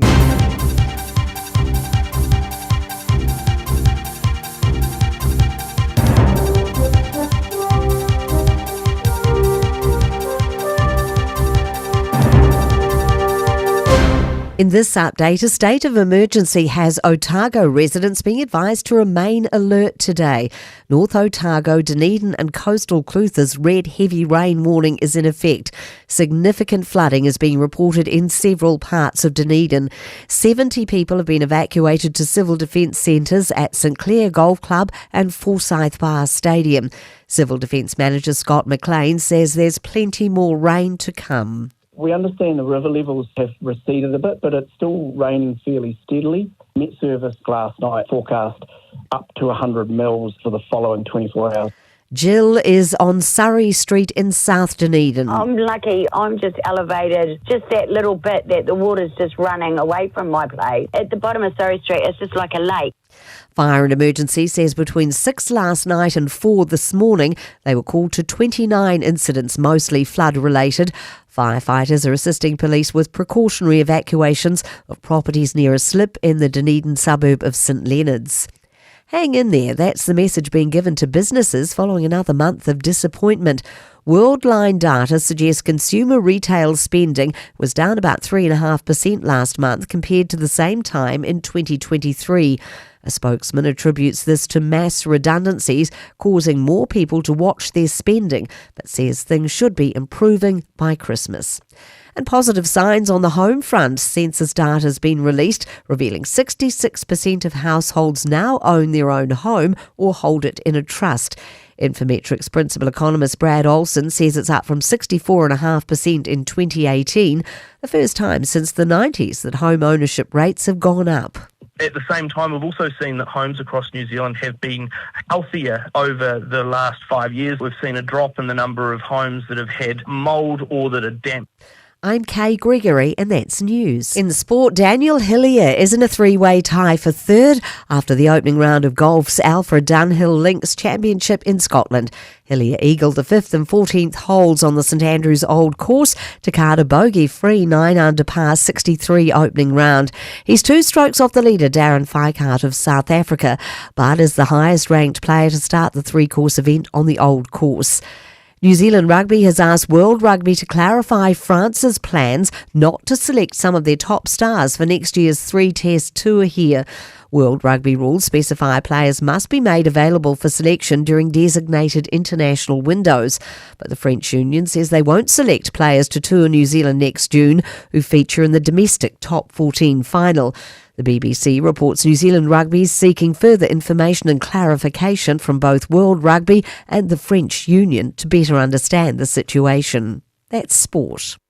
24 hours a day, 7 days a week. Radio Samoa streaming live on www.radiosamoa.co.nz. O loo mama lava lunga o tata wala tele tasi whalawlau tau ta'avale lolo o mai tau atu I lunga I Orams Road la talata tu lava I Eugenia Rice whamulmole av ta'avale tātou nei manurewa male anga iatu le na anga iatu I Eugenia Rice ia ole na olo yes whalawlau tau ta'avale le taimile nei nisi o vaenga uma o tata wala tele lo so lunga lelei makuaki li a lava le ala tele le nei taimi tau au sina whamanatu mo e av ta'avale tau tuana lava pea le sawa whaatu ngaina o lunga o ala tele manu ela mafta mai le nei foi tai mil tai au ia la to afta avale wa manava ma afta avale fatu au swatu ia manu ia tele auto fainga malanga nei tai mil tai au mafta mai malu le tai au Radio Samoa ina o se full minute te ai le tu lai fitu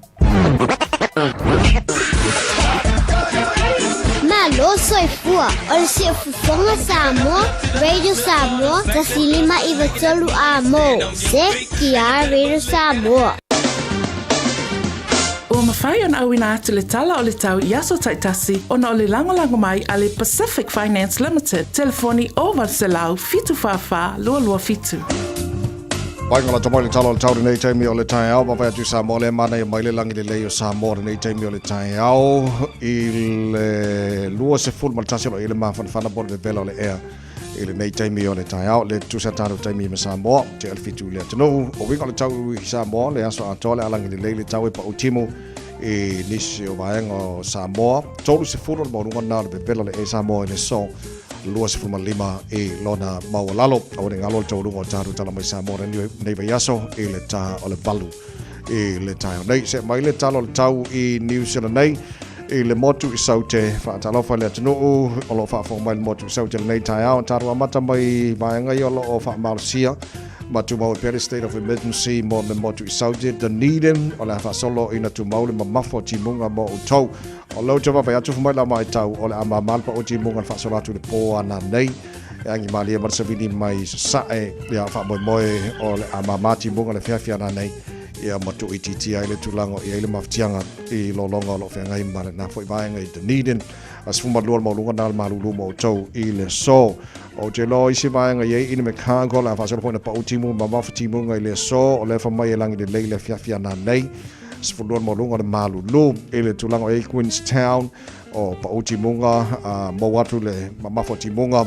I le auli langi le leia tuaina whiawhi sifutolu maulunga le malulu o nisi vaenga I Wanaka o lo Pautimunga I le soe langi le leile whiawhi ana nei I le telo vaenga o Alexandra o la Pautimunga langi le leile whiawhi ana nei ma le aiofunga la au kala estete malo se fua manuia whasolo na awa pa utimu mo o tau I le soe o hangi mani masavidi mai matu sa as fuluono maulunga le malulu ia mo le aiofunga la au kala estete le niaso la fatu le tonu I le motu sauta masela vaenga o Dunedin McLuther ia maisi vaenga o mai North Otago o lo siriona maftia I mamafo timunga I le nei fo I yaso se mai talo le tau le motu matu il pito la varunga le motu matu I Kaitaia pa ultimo ni so taimi lang leis fu fitu malunga le malulu I le so I le vava atu le la mua Wellington good morning pa anga le malu le tai au so svaenga le la mua Wellington fa so na awa le tau mo to lang le lei I le aso atoa sfulono malunga le malulu mo Wellington le so fa so lang le lei tau ranga lang le lei tau pau lang le lei oro torua I le so Palmerston North fa so lang le lei New Plymouth awa lang le lei le fiafia na nei pia wala fa so fo in awa lang le lei le tau mo to Masterton pa utimu ni so taimi lang le lei le so I le vava to Hastings la fa so na awa pa utimu lang le lei le fiafia na nei Gisborne pa utimu ma mafti munga le so taimi pe la lang le lei le fiafia na nei kiri loa Hamilton lang le lei tau mo to sifuru valu maurunga le maru le ea mo Hamilton I le nei fo yaso Ile no whanga pasalonga Radio Samoa tamaki makaurau. Fitola ele malulu le nei vai ngora taia papa atu o ka se manga e suru le la. Pa wala nga o malulu o winga na tau mo tātou I tamaki makaurau le song. Si furu wala mo lunga le malulu mo au kilani le nei yaso. Si furu tasilo na mau lalo fason na awaolang le nei fo itaia pa utimu ni so taimi pa utimu le aso salang le leile son fua so lua pa utimu le aso lulu. Mana sto fira vai yaso no mana iatu. O banana vai tau le nei taimi ole taia. So se tasi faisana no ngā tupe le Pacific Finance Limited mai le asos fulu ono se tema se iau lia le asos se fulu valu au katopa e anga va umai le se i te ono manu malo ai I le 5 se lau tala cash e whaiele I le aso lusful tasi au katopa apalai nei loa I le pacificfinance.co.nz e talo sanga sau no ngā tupe le vau le 5 se lau ma le lua se fulu afe tala e lua miru te whaiele lau talo sanga online ai tasi li tu lai whaatali eise tali e ia inga whaabitoa valau lo le Pacific Finance Limited I le oval se lau fitu fafa lua fitu oval se lau fitu fafa lua fitu Sfole malo tele to life fitu fa malo fa tele tunu le tiri mai o tu al malo na tai au tono malo malo to malo fa na fo tono ta valen fa fa inga wenga ro Facebook mari YouTube ro sa mo malo la fa tai yo ko rungan ka ko va yaso mo nei tu langi na le wa so fa le ka ko ya fa ko fisi pa ngalai oi America Hawaii kam Hawaii ma America Samoa ya va manga ya malo la va taru talno le afianga lo le motu I saute a le fo te ma wole vai asora nei am quite ma fakiesta sio state America Florida ile afa o te lo festo tele la toli poti nda o foi tau I le vai aso ato ma siona po ua ova Marcela una to le fa mo ni o mari le o fa si mano si kilo sabili le cyclone I vai na Florida ai ni sio tato le tunu o fa fo mai ele na vai ngor state of Florida ya lo fatu mo to uma ya mal talo e manu tilo to si foi a lo fol tatu mo tai o fe ngai tanto ma fa la fa natural nei vai tai mo le foi a fiel mo tu sauti nei New Zealand ya mo ni sa vai ngor kelope ya api o nei vai ngai le sa ma o telo o fa sa longa televise ya o lo telo na fa ina foi ya ma fa tia nei vai ya le lei was for le sia ka ko wa mio ma lo la fa tai se bes ka ko ki ma ngai fa mo ka ko ba ya so ala len ka kalangona fa o lo nga fa ngir ka ko pai ko Kabarba. Mana ya. Yo. Ko pai wala e pisal fale au la ikia. Ya fale kong foi falong ka o mi kong ir ka mai kikil ko pai. Ore po. E fa pe. Le la ka mangai vai. Ala. Mana ya. Asa. So ole se akele ale ulo ko pai le so e alwa ya le so ako aso pepe se ai fo we ki ka ko le vai ngale oi vai a pinga McDonald's vai ka ko pai ka ko pai das fali ia isi la ki ke fo le vai tai milango con ka fo su fanga na ko le manga ya al ko pai yo wala wel fale la lai ki vai o mai ya mai fulu 5 Kofu kama ikiki malanga puka ya mili. Olma na yan na wa na taimi ole wo ye manai tamai tir fale. Ngalu lue fa ka sei lai wo ye foi la onga ye fia lai pu fala maka ye fai kau. Ya fia pu vai al kokongu. Ya sa eu vai onga luenga uma ya la fu ya ye le wa onga. Ai fia kele la tamai ti. Pe afiso kai ma ola ko ma ko ye po ke ma ko. Ile fai nga kama ye. Wa ole mana yela na fo le lo ba so malo longa fanda ole la uta ole bala uta mitio mai ferku benefits so ani fengor ko pai ole le sona mana yele mo wa I ole o ina yo le tama ma le tine I lo faise ngase se ta ma tanga ko se me ya wa o mai fo la lo ba so le malo longa le sa o ina mai fengor ko pai ma wale ai ole malo longa fanda una to ma se ia lo fa vai nei fa na le fo I wo pisi a ka maki le onga pe polo tomaiti nei vai taimi ke lo nei manga na le telen pisi fo nei ni so fa na nei vai taimi manga ya lai occupy la to taimi ya malo ai lo inga lo fa ngol sorry Tato final Natasha Matavai mantua fo I le NRL ya ta pa I le tato au ia Storm and Panthers fa tau nuina ta alonga le aso sa I le afa le ono o I afa le iva I le po taimina tato Pola sa lea lava. Sorry. Mana ia. Mai mo. O awa ia le na pito I lunga le table right through the whole liki le awa to e o mai ale unga o awa ia leo fetau I mo le fai. Ia lei tātou melpone ia ka penga le mai ka ko sto ia mo ko fa malo si malang sa vit fa malo si malang sa vit il pola sa e fa malo si mal me awang e fa va sa vit ko ai al ma ia lang le host ia le sto ma le fa so ko ma ia mo ia ma le final ia so tele alo sa mo le ka alo ia wi e du amanga ia o malo le final ko malo ia aperka ko to sa mo ma wala alo mo sa mo le ka alo ia wa dem ke lo ko ma fa maka le Pacific Championship ole liki ia o malo final ka mai ia o mai lo hanga ia ro sa mo aperka ko to manga ia mana ia tele manga ia sa lo psen ia pa nga ka lo ngi ka ia mano wa ile ia fa po ke mal inga ve ama ko mala to fa na fale ia le lei se fulu malaiva mana fa lo cha nele to la fitu ole fa ponga o porta lunga fo ne vai asal por club ngal porta nia think a minute to la so ai be mai a le so fa fi fianga le fo itai alfo alola por se fo Siapa kau mau kai? Fakai nga. Tunanga, mana ya ile se wayo le mano, o se pulu pasina. Eu sou ile umia, o se lo la po a. Chau ya wafe, chau ya.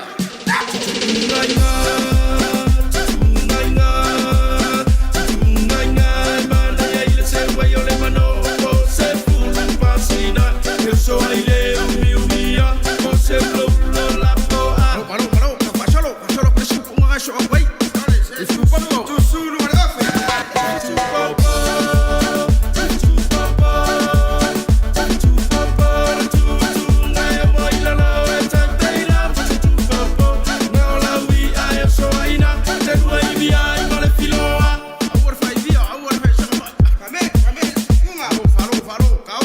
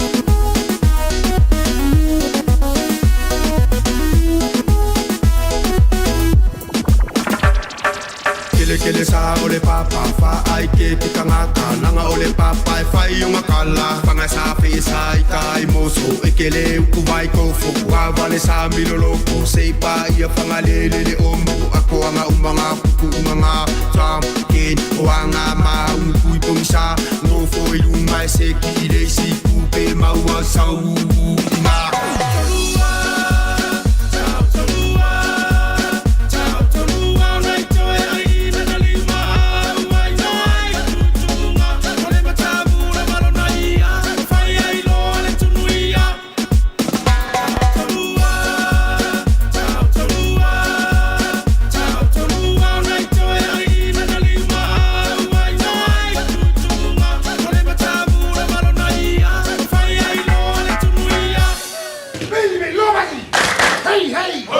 Just think a minute.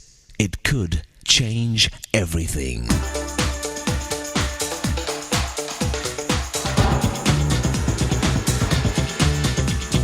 Think a minute. Have you ever felt like you didn't get a fair start in life? Like the cards you were dealt have made it impossible for you to win? Listen to this true story. John Hershoff was just 14 years old in Rhode Island, America, when he built his first sailboat, a racing yacht called the Meteor.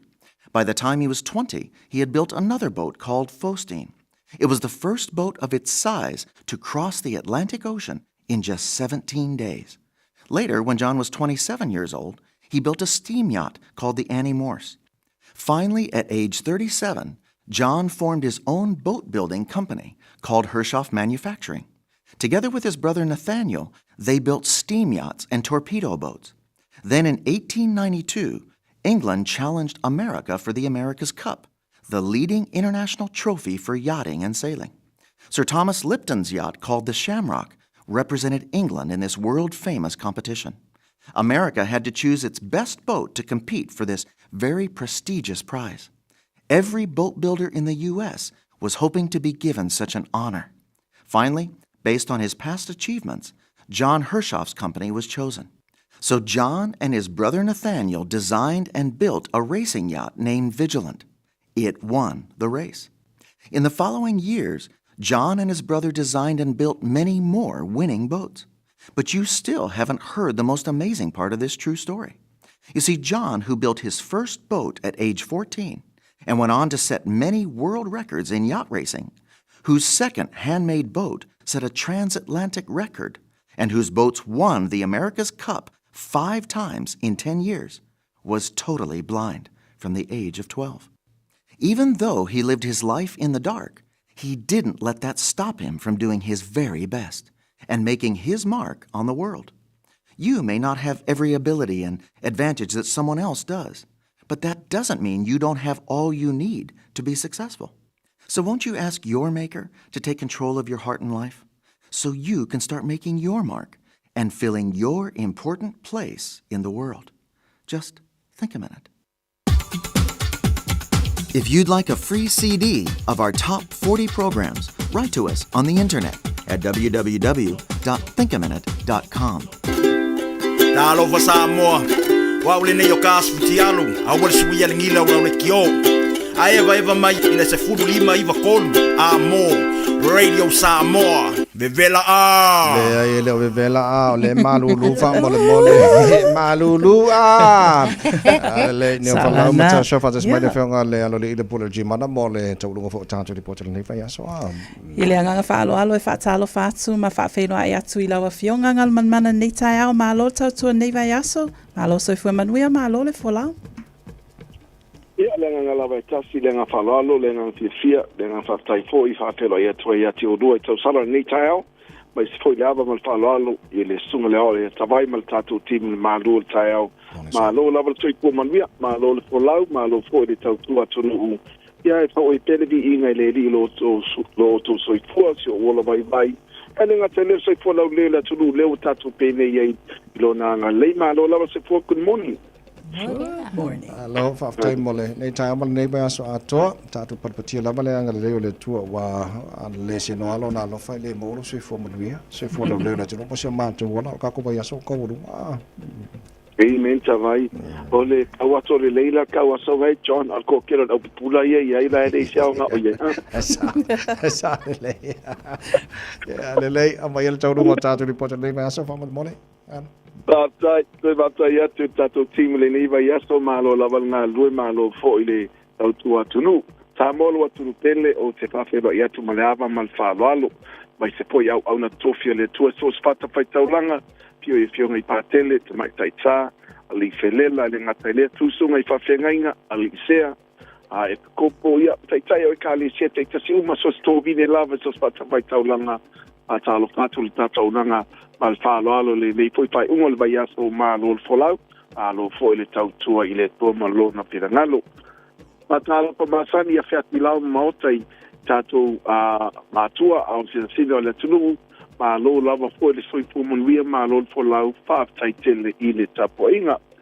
lunga la tele la poila to lo fa pero mai lava lo mo meta to fa salonga lunga la tele anga ya tunga luenga dis foi la to lo manava ia fa pelo ia tu male anga fe le ni fa ingol va yaso ma lo lava le usu ma lo fo ile tausi ainga vaanga pena ile tatu tautua fai lava si pisi va yaso le tal mai lava na amata le tatu promotions po le tatu fainga na lofa mo alo mfanau manatua o le tatu promotions o le school holiday pa pe foi mai o walo ile lava se be o yai tatu pero ile ofisa o faina le tatu wa fitala afetala o faina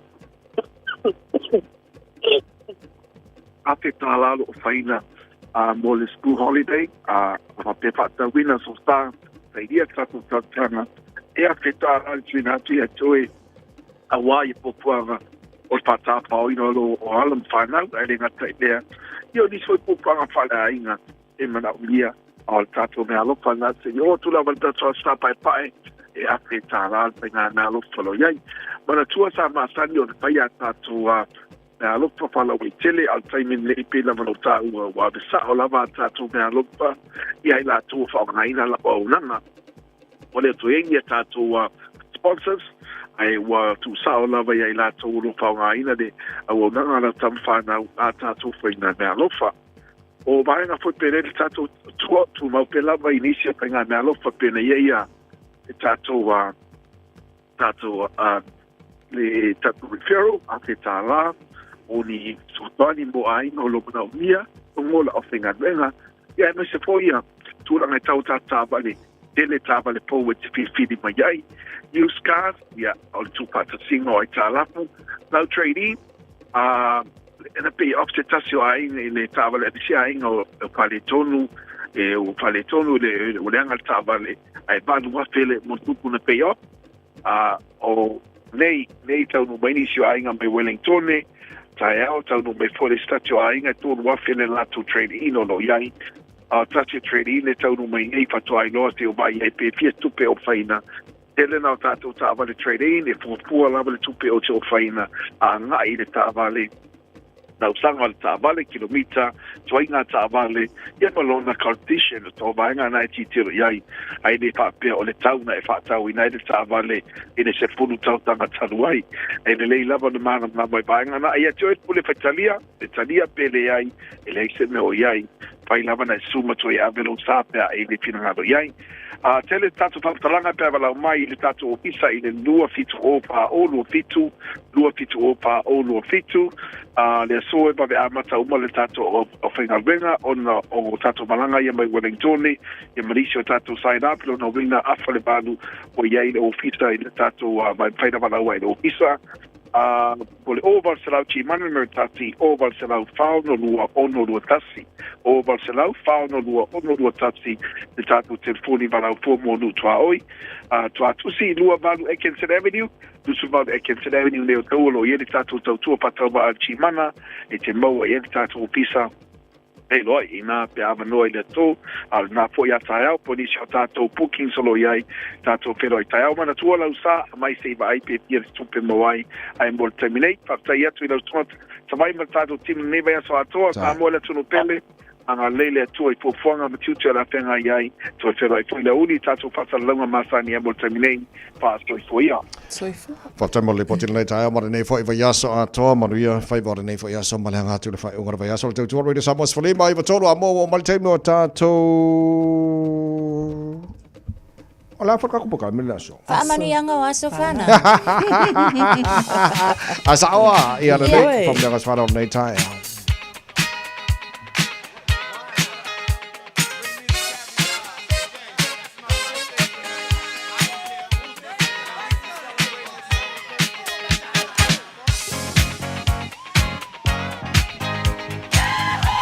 Ngas wala wala so for Ireland nei fa ya so ke topa o matala telefoni pe ama fa ona e fa ngai na telefoni mo moni se fa mianga as fa na o se o fa na twina nas fa na le so mo fa na lunga tata emaili ile on air at radiosamoa.co.nz e mo fa ngai Facebook ma YouTube Radio Samoa to fa ma no se fo maria ya alo ko manuel la singa la vai Alo le usu marole.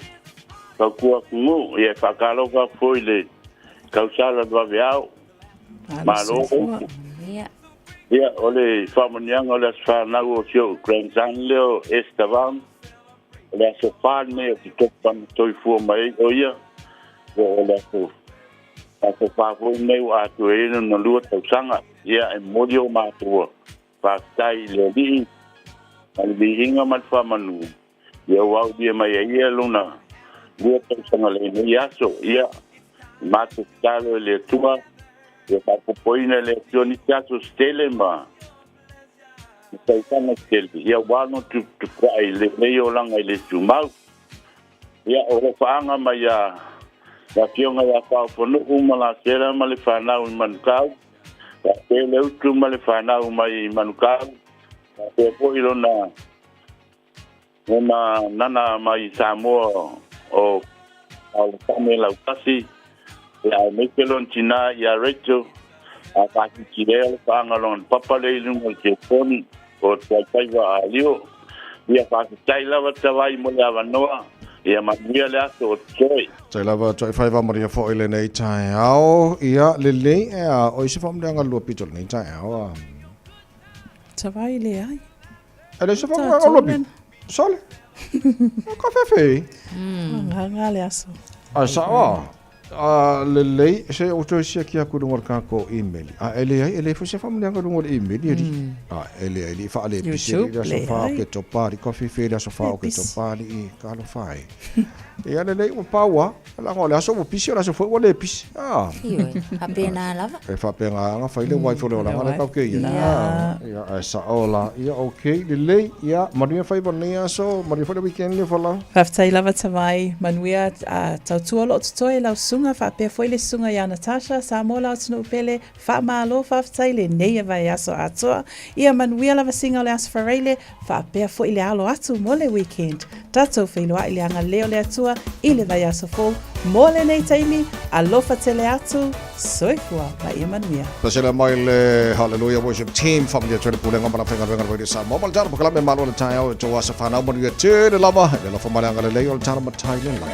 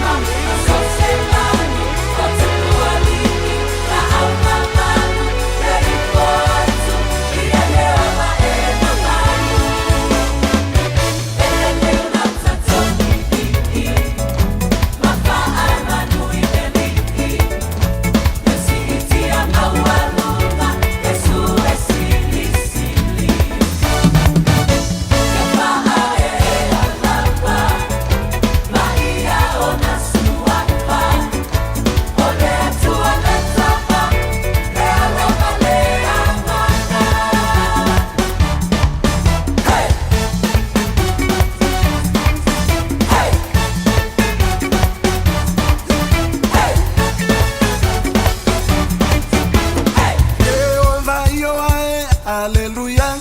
Jehovah Jireh, hallelujah. Jehovah Jireh, hallelujah. Jehovah Jireh, hallelujah. Jehovah Sabaoth, hallelujah. Jehovah Jireh, hallelujah. Jehovah Adonai, hallelujah. Jehovah Jireh, hallelujah.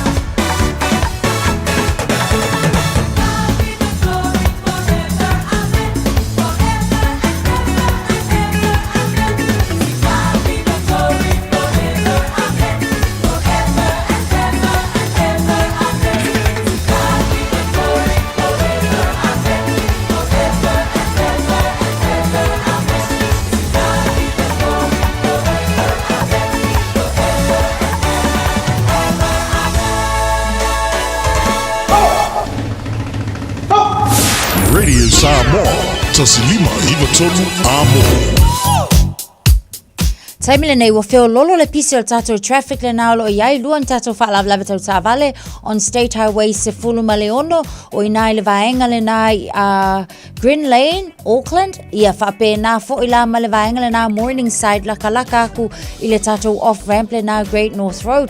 Vaenga nā ua mai tawatu taimile nei ua whailawa fo i lasi pisi ia matau slow mai iai tato i nai vaenga nā o le alatele au le mai tawatu le nā ia i tato i le taimile nei o le awal o le tae au o lo ua faisi mamafa fo i le traffic le anga i atu i Manukau City anga i atu i Central Auckland whapena fo i la i Green Lane and Ellerslie on ramp mai ta watu le taimine a whapeti lei pea mal toros fulu minute ia o le na ia le protection fo inga le mwhainga o ngati le iei lau whainga malanga tātou la nai lunga o le North Western Motorway lea fo ina whailo atu nei ia wa aio tātou nai anga i atu St. Luke's Interchange i o le na fo i mai ta watu ale mul taimile nei whapena la i le vā fo i le anga i atu anga i Great North Road pea ma le luas fulu minute ia e tua iei lau whainga malanga o nisi na vaenga o lea ua mai ta watu ua feo lolo mai le pisi i le taimile nei Eastern Motorway, State Highway 1 eastbound,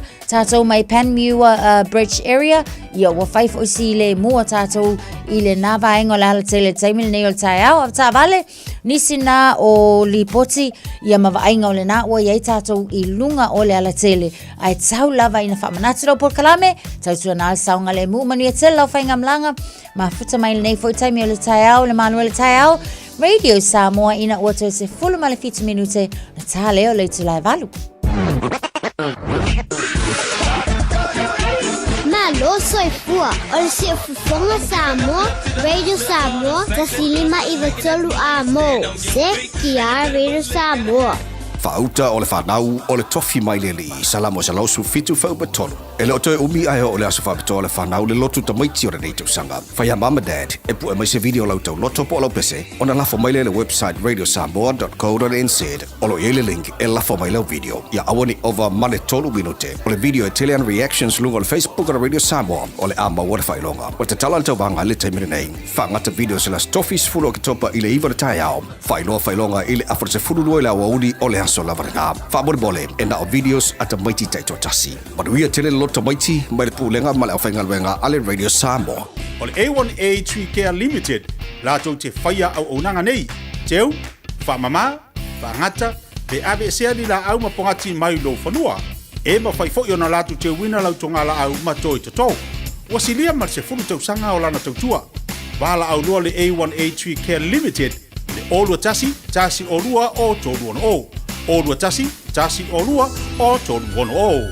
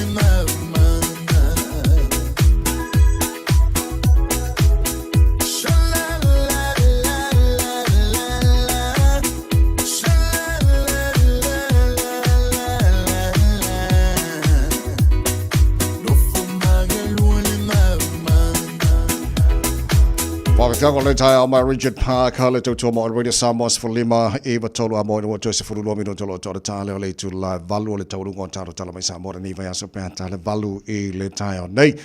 Whiwhia le tai mal tai au whatas mai se tasi o alo Samoa, I longa fo I lana tutua fashion designer, se I fesili I ai le taimi le wau te loa, tato uma po whelawai o ile maurungo tatu taleni, e te taua nei se vaengan a mata mai ai o le ale te leo le sao, o siona fo I tina, whape na fo I tulanga I tono siona ainga, na amata mai lan taleni fashion designer, whiwhia nei taimi le tai le sunga ia Afa Alu, Whatas mai Utah, I le fo I taimi le tai, Afa whafte tele lava, mo whatas mai le tai proklama nei tai au, ta lofa lavan, good morning.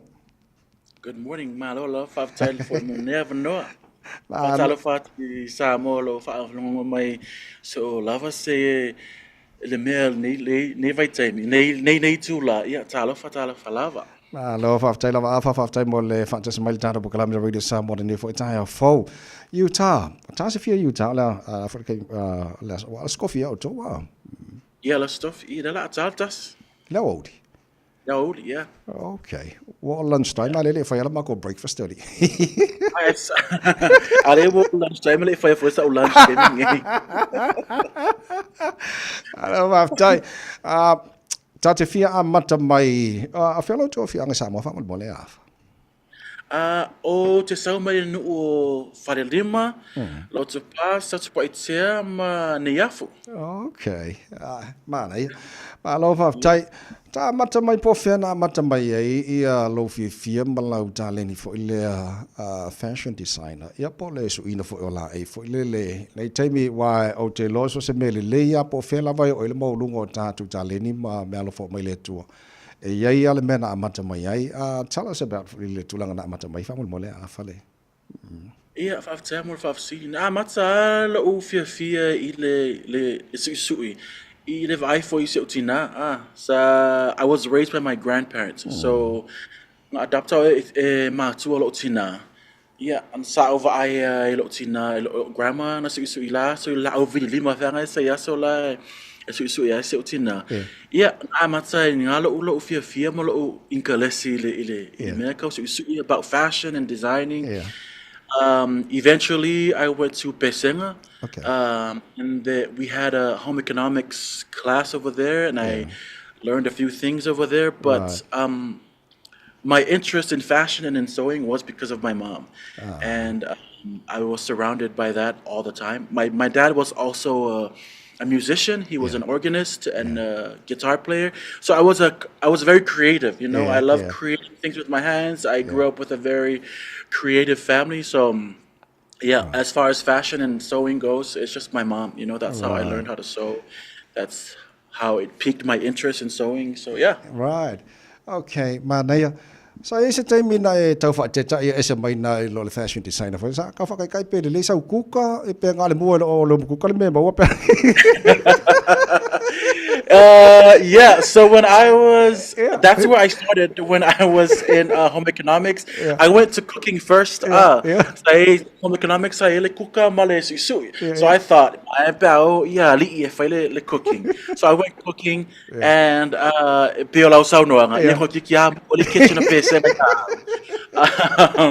So for period for so we'll just come to sewing. And so that's how I ended up in sewing, because I almost burned down the kitchen, and here we are. Right. Okay, you didn't mention your mother. A lot of atu sa telefo ina suina ya ofu mo oe, and your brothers and your sisters. Tona lainga afa. Yeah. She sewed everything. She sewed my school uniforms, my clothes. Yeah, more rompers. Fangai sa yaso la fa le mangava. Se valing for ofunga ofu yaso la. So she sewed for our family, our neighbors, and so it was just one of those things I grew up with. Okay. So what fena malanga to I America? About 8 years ago now. So if showcase la collection LA Fashion Week. I'm over for seven no for farmasang for mai tai for nye America. My way for nye Utah. That's how I ended up. Okay, Lele. Facilian to a lot of detail on to, because you are a self-taught designer. Now, is it time in was there a fear in you compared to experience and well-educated in the industry? Yeah, it's a constant thing, you know, because I'm self-taught. I don't know much about the high fashion world, you know, in the sense of terminologies and knowing too much about that world. But everything that I know now is because I read about it, I researched, I taught myself.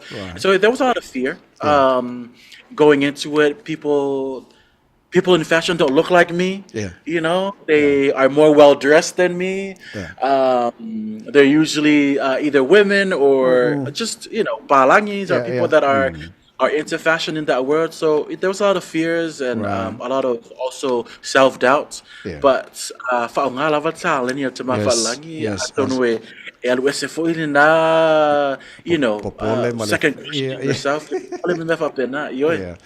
Mana ia lele afa talanoa nga ile mawalunga o lautan le nimba le mea lofa mai le tua fa oi nai oi. There was a time je lo le sa ye le Commonwealth Fashion Exchange o le sa ifo isa mai sa showcase ia our designer for le tell us about it famul mone.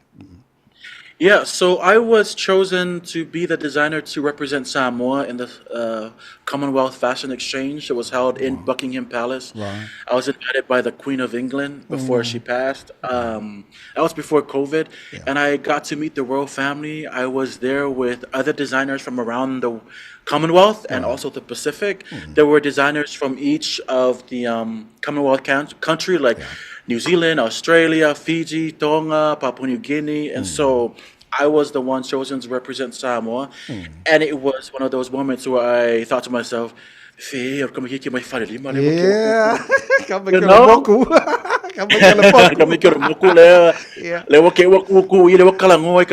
the royal family, they're asking me about my upbringing, they're asking me about my culture being Samoan and how I started and where I grew up. And it was just a surreal moment for me, again, going back to using my God-given talents and being able to share that with the world and eventually get there and showcase my talent to the world. Well done, Afa ma lo la fa tai because ola wingo le telephone le mita Samoa uma pati ti lo tu ma walunga fa ai lo I mean ta leni se ya pe for lo sunga Afa ma lo fa tai. So what's your dream for the next 12 months or fa ngo le to sanga mal to sang for ani si ba ngo Well, we just finished our big show. It was a week show. I don't know if you were some people saw it, but our Miss Pacific Island and current Miss Samoa, Miss Moana Safato Ashwinki, and her parents were here. And it was a whole week celebration of cultural workshops and fashion shows and galas and industry workshop. The dream is that now that I'm here, the dream is to be able to create a platform for our people. Bring people from the islands, bring it here, bring our designers, our creatives, and give them the same opportunities that I've been given. So hopefully the next 12 months we'll be able to create another show and hopefully have designers from all over the Pacific and all over the world come and showcase their work. We just finished our show. It was last week, and it was a huge success. We had people from all over the Pacific fly in for our event. So it was a huge success at a show that's called Credit Pacific, that's co-founded by me and my co-founder Benjamin Powell, who's in the industry and beauty and hair industry. So that's Ben and I's dream, is to be able to create a platform for our people and to give more opportunities and scholarships for the arts and for the creatives. Excellent. Okay, what's your advice more to pulanga telebo for the ina ia mafai ona au sia for ile maulunga ye amesana ba ile bangale fashion design? The quote that I love is feel the fear and do it anyway. Nice. Fear will be the only thing that will stop you from doing things.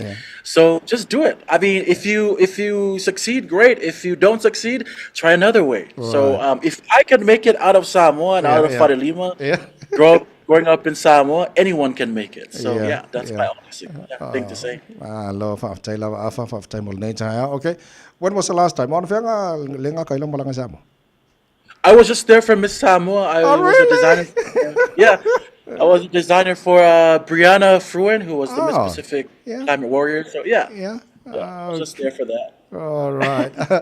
Afa once again, Faftai Tele Lava, and congratulations, well done. Malo Lam Faftai Fire for Moleto. Italian Malo for my tour.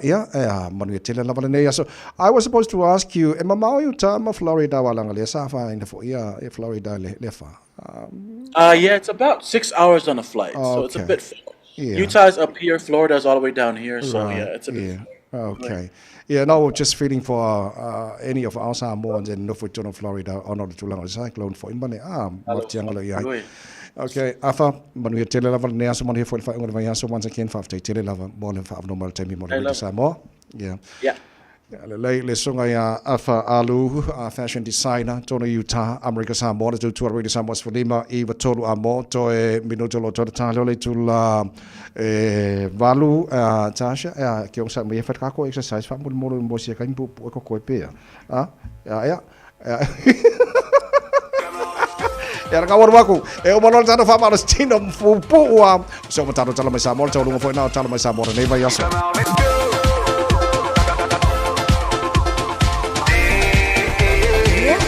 Siva yo las Friday. Aya.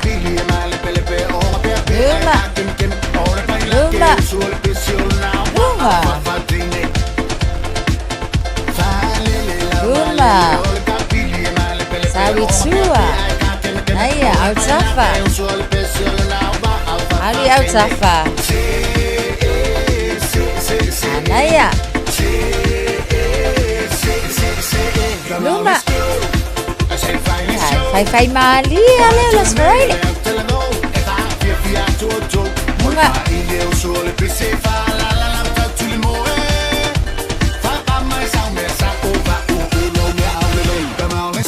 Luma.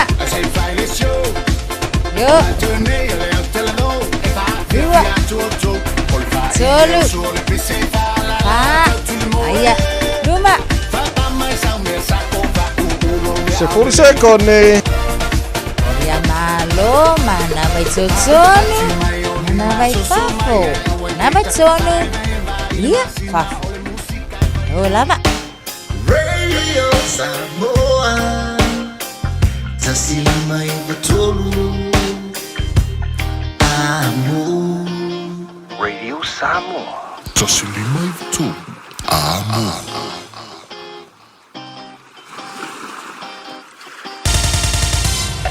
Usi mai alau whaafafonga. Telefon mai Samoa ia su taitasi. Wa au mai mo oe ona o le langolango mai a le talofa voucher. O tātou mafuta le whaaiunga o le nei wā yaso, whaatalofa ru tātou utano, tala tau longo mai Samoa. O le uwha mautu le lango Samoa I tau mo whainga tali atua I suinga te tere o le tau. E pei o le whaai titia o kasa kaponi e whaale anga inaile o sone le rolangi. I le wha o ngāo ta vale ole le tise.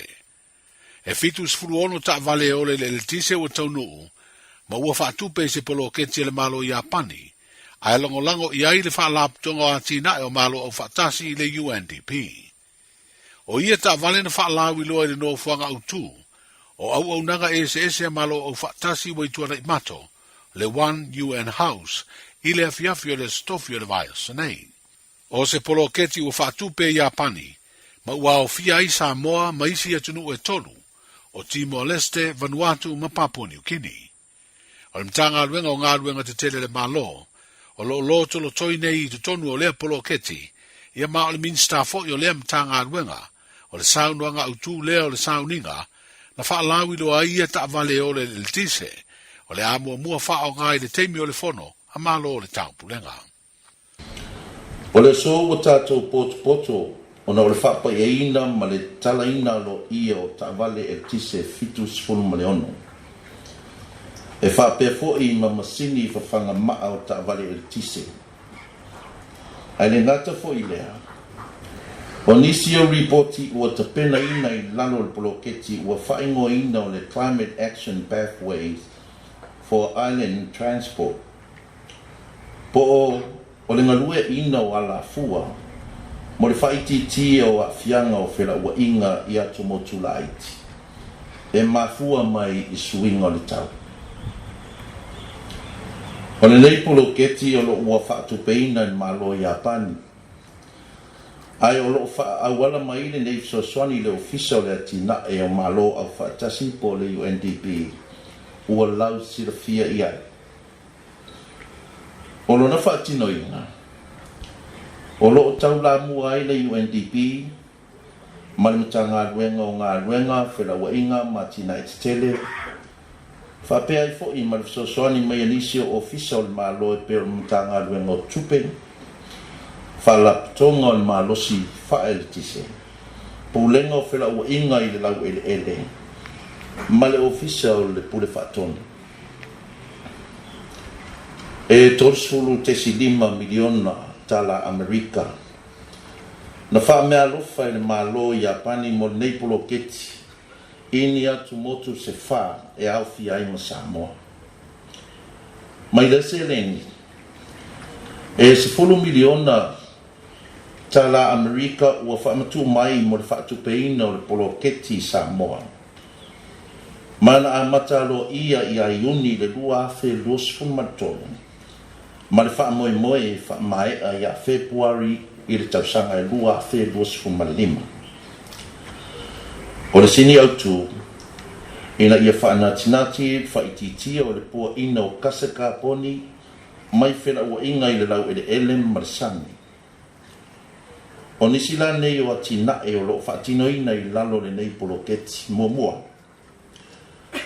Te pena ina o se sio si o manga i langolango ai le whaititia o le pua ina o kaseka poni i whela ua inga i le ele elem marsani. O awala e whaare le iaipu lenga puna o ata tupe, tula fono, whainga whaavae ma le atina e ina o anga vaa o tangata ma mea whainga ren. Lua, o le whaunga ina leo ta avale e le tise nei e fetus furono ato ai ma le whausi e ino no fuanga, mo masini whawhanga maa o nei ta avale.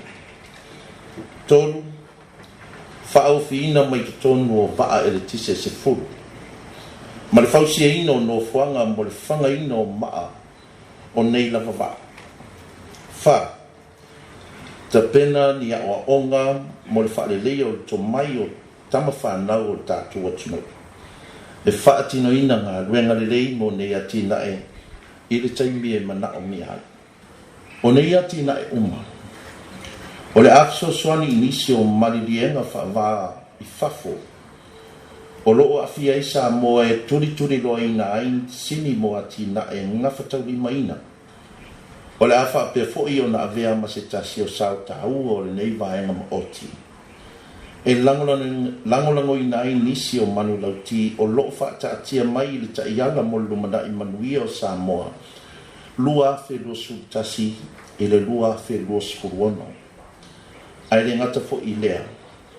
O le taiala mo whela ua inga ma tina i te tele, e le lua afe lua sfurtorunga e le lua afe lua sfurwala. E mo mole tuai le whaafitai tele i le malo i Japani. Mo le whaatupeina o le nei ngā ruenga tele. O nei ati nae, ua sanga whaamautui nā i pēa le whainga paanga Samoa ma se tasi o na uo ma mailanga o le malo lea o Japani. E fia whaafitai atu fo i whaatonga o le atina e o malo au whaatasi. Malana paanga o le Kolone Vai and Associates. Mo la o lua pito la au tāua i le whaatino ina o le nei ngā ruen. Ai le ngata fo i lea. O le company al Ford Hyundai Samoa. Sa manu malo i tau fonga i la toti ta pena ina. Ma au maia nei ta vale whaapitua whape fo i company al Vangana Electrical. Mo le whaapi ino masini whangamaa, ma isi ngā ruenga tau e le tisi. O roi e le whamoe moe on malo e whaonga ina ni ta vale. E le whono ta i a malo tau pulenga ia Oktopa po masina. Ma i le mai ai o le whono, o le awha penalo, o na whaasafua i mata ngā ruenga ma whaapatonga tūma o tia le malo. Mo le whaonga ina i ngā ruenga masai. Le tō whaolo a fōa fiti wā ai o le minstau ngā ruenga te tele le malo. E iei le tele tonunga o le isi se furu tau sanga o mua, o le a te le se suinga o le a iei lo tātu o tunu, i le si tia o le numela o iei tu a inga o ta vale, o le a wha o ngā e a inga matanga te taito tasi. O le masini sa idi ai le wha mao ninga o ni whala au ma ni pauta wha saina, wa masalo mia wa wha auru whale mai lo tātu o tunu i se awala sori tū la fono. Stasi leo mea whainga ruenga tāua, wa au fia le fōa i le malo au stalia wa tu inatu, i le matanga ruenga o le tiute matupe maua. O se masini e le fisiringia le mana o mia mo ngā ruenga, o le leo ina o tātou tua oi, e peo na whea ngai ma le au whainga ruenga le official tiute. O nisi o mea whainga ruenga mai lea fōa ai, O masini whaata po cabinet x-rays e tau o tele lea mo re ngā ruenga mau au nanga a lea ofisa. O le komisina mawalunga o Australia ro tātu o tunu na whai masui alo na malo. E tau au e le sui pānemia o le minsta leo le mta ngā ruenga o tiu te matupe maua. Le fio ngā tuala te vanga i o Sefo Bonifasio. Ia masini ma mea whai ngā ruenga e whaatino ai. Le tau tua ali i mata tai o le officio le tiute. O Australia o stasio malo o lo tu mai pea lona tau au e lango ai. I so se ngā ruenga o le ati na e o Samoa. Ai mai se o le tu i le pui nga ma le leo ina o tātou tua oi. Mai ngā i o inga sori tu la fono. O le tu ina atu o le soaswani o le malo o Australia. O sainia ai fo i mase whea ngainga po se Memorandum of Understanding. I le vā leo le Australia Border Force na wala mai ei le fo ai. Ma le mtanga ruenga o tiute matupe maua. O leo o whautua ina nei le mtanga luenga o leo whare pui ma le toi fuata ina lo tātou utunu atoa. Ina ia whao ngā na o le numera telefoni masani o le lua. Ile ofisa autu ia pia pe afia bau o se fesoa soani. Ini mata upu e mana o mi aide au nanga leo. O ia mata upu e au fia i fo i ma le longo ina i leo ni soli tū la fono. Mani whala venabe. O se suinga le nei wa ave ai fo i le whautuanga i le atunu atoa. Ia aua nei toi whao ngā ina numela o telefoni. A ofisa o leo i te tonu i tū malo o iei lea au nanga le mtanga aluenga. Mai leo whairo ina le mtanga aluenga le lātou whaasita silanga pe ai sea. Ai o a fo i mafuanga. Na paude whaalinga le mtanga aluenga o se suinga o le ama whai o le wavetali atua iso o se mta upu. E longo ina ai le mtanga aluenga. E manino i lea suinga fau e pe o na whairo ai leo au nanga leo. O mata upu uma mawha velave te tupu e mana o mi aida la tu tautua i se teimi vave, i so se vahenga o motu o sa vai ma upodu. Tasire numero le telefoni e vala uwai, wana o le lua, o na mauai leo le so swani. Wasiria nei le lua masina talu na o maida whaai unga le wha msinonga maua lunga, wa wha lea o ngā aide tangi o se su, a le sa ave malo i a sili, le fio ngā sa vale noa ma Reva Beefham Annandale, Pei tai o le vai aso nei na wala uai le whaamasinonga siri le talo sanga sa vale noa mareva. Wana toe lui pe a piri ai lea whaai unga. Na poloa ina ina te tutongi atu le 5 awhi tā la. I le tama i te ipale mia. Le fionga fia me nao mi mata afa. Sa ia mo lia ila na su. Ona o le whaamuta ina o lona teimi ngalue le tufinga lo ia siri le malo. O le asonga fua asau e toe fonga ina i le talo sanga apili. Ona e iei vaenga lo fia wha mautu mai le lo ia siri o lo whaasanga iai. Lea su mo le toi ilo ina o le whaai unga. Na whafonga ina i le masino i ulai o le tausanga nei. O le masino fau novema le aso luas furu valu wa whaatu langa i whai ai le isi fono wha le tausanga. A le pulenga le laka pisa moa le a fola si ai li poti o na tupe. O le tausanga na te nei lua o lua tolu. Ua whapenao na mai asu eina. Whapea le whaelo ai o le fuafuanga tau tupe mo ngā ruenga o le tausanga fau, lua o lua 5.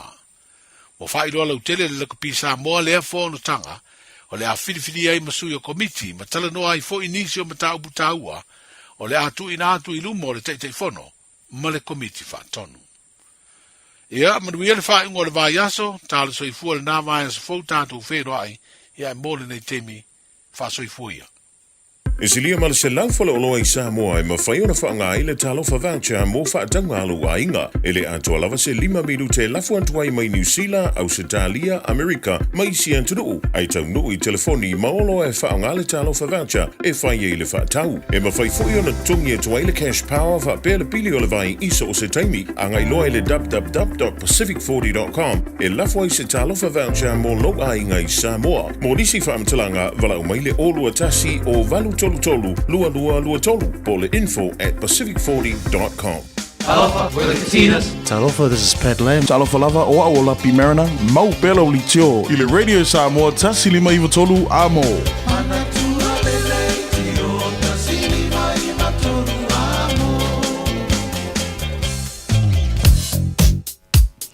E se mai tātou whaalawalawa tau taawale sa liputi atu mua e lunga o tātou State Highways Whamaleono. Iei fo se tātou whaalawalawa tau taawale nā liputi mai on Light Path i nai le vaenga le nai le CBD po o le taulanga au tu au kilani. O lo solonga le lei lava makilia le telo mga ala ma nai le nei fo i tai olas whareile ma le tātou traffic i le taimi le nei o le tai au. Na o nai whautuanga lava mō tātou e whaaupo pea i tātou tala foi o le tātou li pote o lunga wala tele ina ia tautua nā a ngau pele au wala ia tautua nā tū mau pea i le sawa whaatulanga ina o le taimile nei o le nai solonga le lei lama a tātou wala te tele o lo kilia ma solonga le lei so whaamole mole am tāwale ia tautua nā o le saunga le mū lava foi ia matu la whana o lunga wala te tele o le nā lava o loo i lau whaatautanga a lo loto manu ia tele lava ia leanga ia foi o le atunu i whainga malanga le nei taimi o le tai au lunga wala tele ma fita mai ai ma fa fonga mai le manu le tai au ina ua se full mal fa nei minute te ai le tu lai valu Talofa Samoa o Jerome Gray le nei pe o ti e lau ta vale po e fa fonga mai i lo maota ia tu pele ni lo lau le tio le sfulu lima i vatolu a mo Radio Samoa numera tasi i New Zealand. Ua mawhai ona au ina atu le tala o le tau i aso taitasi ona o le langolango mai a le Pacific Finance Limited. Telefoni o Valselau fitu whawha lua fitu.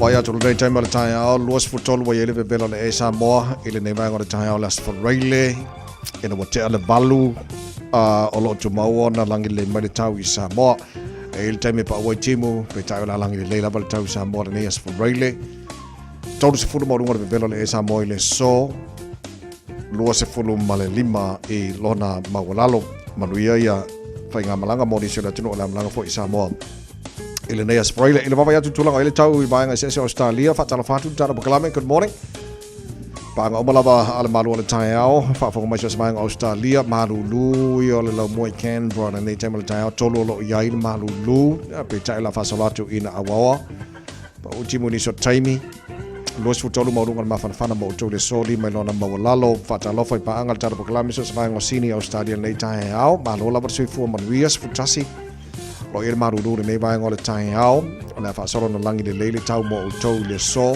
ma nei fo le mawhanawhana rosu tolu lona maurunga futasi lona mawalalo Melbourne malo se fua manuia ma nei mawhanawhana utou luas fulu lo ir nei vaenga le tai au le whaasolo na awawa ta malo si marisa bidi ni so taimi Lusu tolu maulunga mawhanawhana le emo utou le so sufitu lona mawalalo o le tele o isi vaenga o le o tele mawhanawhana mai tele vaenga Australia luas fulu maulunga mawhanawhana Hobart luas utasi maulunga mawhanawhana Adelaide Pasolo luas fulu maulunga mawhanawhana Perth Australia Brisbane Australia malo se fo manuia susul matango fine la mo utou isi maru luan nei vaenga le taios fulu luo lo iai Lusu lima maulunga le bebela mo utou le so sutolu lona mawalalo ma le susul matango fine la bebela i o le e Darwin Todos fulima maulunga le bebela whamawina mo le neas Whareile se mai talo le tau i le nofanga whasanlanga Radio Samoa i volo i le malulu nei taima le taia wapai atu o kasamanga i le sulo le la o winga na le tau le so se fulu valo maulunga le malua le emo tatou i au kilani le so sutasi lona mawalalo whasan po lang le leita e au Pala pa utimu le salang de leile song fua so lua pa utimu le so lulu mana stofi ra so mana ya to fa mo mo la vai tau nei taima le tai au le tunu ona lampa pa au i Hawaii America mai si manga uma la langi fa mo mo le tau mo tau Ira nei fo ia sa fo wa tātou au dia. So se tasi whaisana no ngā tupe le Pacific Finance Limited mai le asos fulu ono se tema se iau lia le asos se fulu valu au katopa e anga wa umai le se ia te ono manu malo ai i le 5 se lau tala cash. E whaiele i le aso loose tasi au katopa apalai nei loa i le pacificfinance.co.nz e talo sanga sau no ngā tupe le vau le 5 se lau ma le lua se fulu afe tala e lua miru te whaie lau talo sanga online ai tasi li tu lai whaatali e te tali e ia ngā whaabitoa Valau le Pacific Finance Limited i le oval se lau fitu fafa lua fitu. Oval se lau fitu fafa lua fitu. Taurongo tātou tala mai Samoa pena whafonga le tunu le nei tai au la tue whasalawina pēr tala tulai se furu ma le lua leo le so ma le fitu le poa ana nei mori whafte tele le whianganga mana tumarawao o tanga vaia tipi o tanga vaia sui a ready Samoa i pia mo le tautua mo le tunu u le nei fui tai au ia ma le nei vai aso atoa ia wa ovanoia tasha fo le no longo pui i Samoa i le ngata i Aotearoa nei so stafo le nei kirope tele molo tupu le atunu Ya kau ke le kau vidi la Samoa pe kau ke o Samoa so mangi me lo ku Samoa. Pa wa me o le lungo le Radio Samoa, Facebook ma YouTube. Ya man fa fonga fo ya ki lani ta sini me to ro amo. Ya na tu sa o to ale lo mo ta lo fa ta vale. Ya po lo mo I tono fa fa ngar wenga. Ya po lungo Facebook ma YouTube Radio Samoa so stuff ni ke ro pe a. So le ko manga ya mo ya ke so song ya ku o ya ba ku Samoa ri a. Electric cars mai Japani ia ma X-rays ia mai Australia so kwa ma ia mo ia so Ia se swani mo na ia tātou atunu, mo se tātou atunu fo. se le yo so le ke le mo ia so song ia Japani ni le kwa ma ko Made in Japan. Aya very fast ia mo ia so le malo a konnichiwa Japani malo fa kai la le alo lofa tu langara na ia so te lo wa tana fe ngole leave tele so swani nei ya te pena ile tu no mo la na taringa malo ile nei fo tu sanga te ole to e ko vai aso ona matale o taringa malo sa mo mantuani le tu no tano fa mo mole ya wa ile fa ngo fia fo ile tano taringa malo lo ia ya me fa ya me mo fa tes mai le tu fa vai sa mo alo fa te tele lava e fo e le me o palasi ya ka ko ngir ka ke me fa monia e te lo ile fa monia na mai o la kula le fa mai ana ile fa monia ka u mai la makangor vai aso al fa monia la mo ko ikusi fa le pepa se worry I mean fa manga ko mai kia por ko nga a wala le na fa ya ka ko fa mo ngai las o le la o ko usuma ngai ma urkaya ada wo umar le kai me fa ma ngai ada ngo fongo fa yo ka fa pepa yes ila wa ma sangi fo ki lo lungo le screen o le computer o le lo ada ngo fongo fa pepa nga me fa mo ngai ngas fa nga ka lo fa le tama pe le lava ya vai fale sola sangote a e fa fonga mai vai fale sola sangote a inga fa langi langi tau di ili a ki o le avaa pia Samoa lo alala ya kilani New Zealand manu ia tele lava lo iva su man baru tau sanga wa dia ile so fo i inga de tua so i fua o ona lo na lofa a lofa tele atu lava lau whanau ia mala tau whanau ia mai se lo ainga i nei Samoa mo lo aso i fua Sulio Iosefo, Sulio Tuala Sangote Mikaele, Sulio Vaifale Kose, Sulio Muri Angatele Whaanga Ngalo, vai le on faz pepa Sulio fa foi Sulusi Sulio si ulala Suli umala ma tupunga mai Sophie Matua fa pelo ainga e tapu sidia le avaa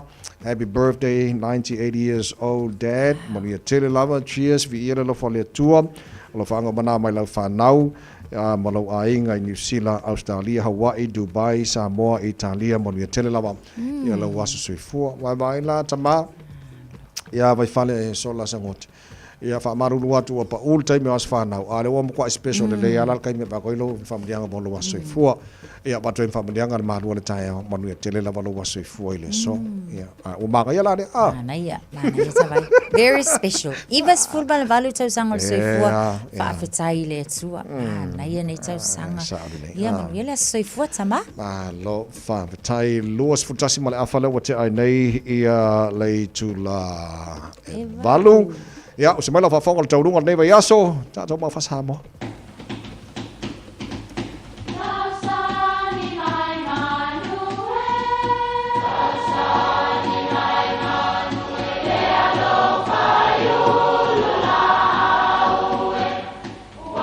E o whanga manu i ululu o la au, awa e whawhanga I funga o la au.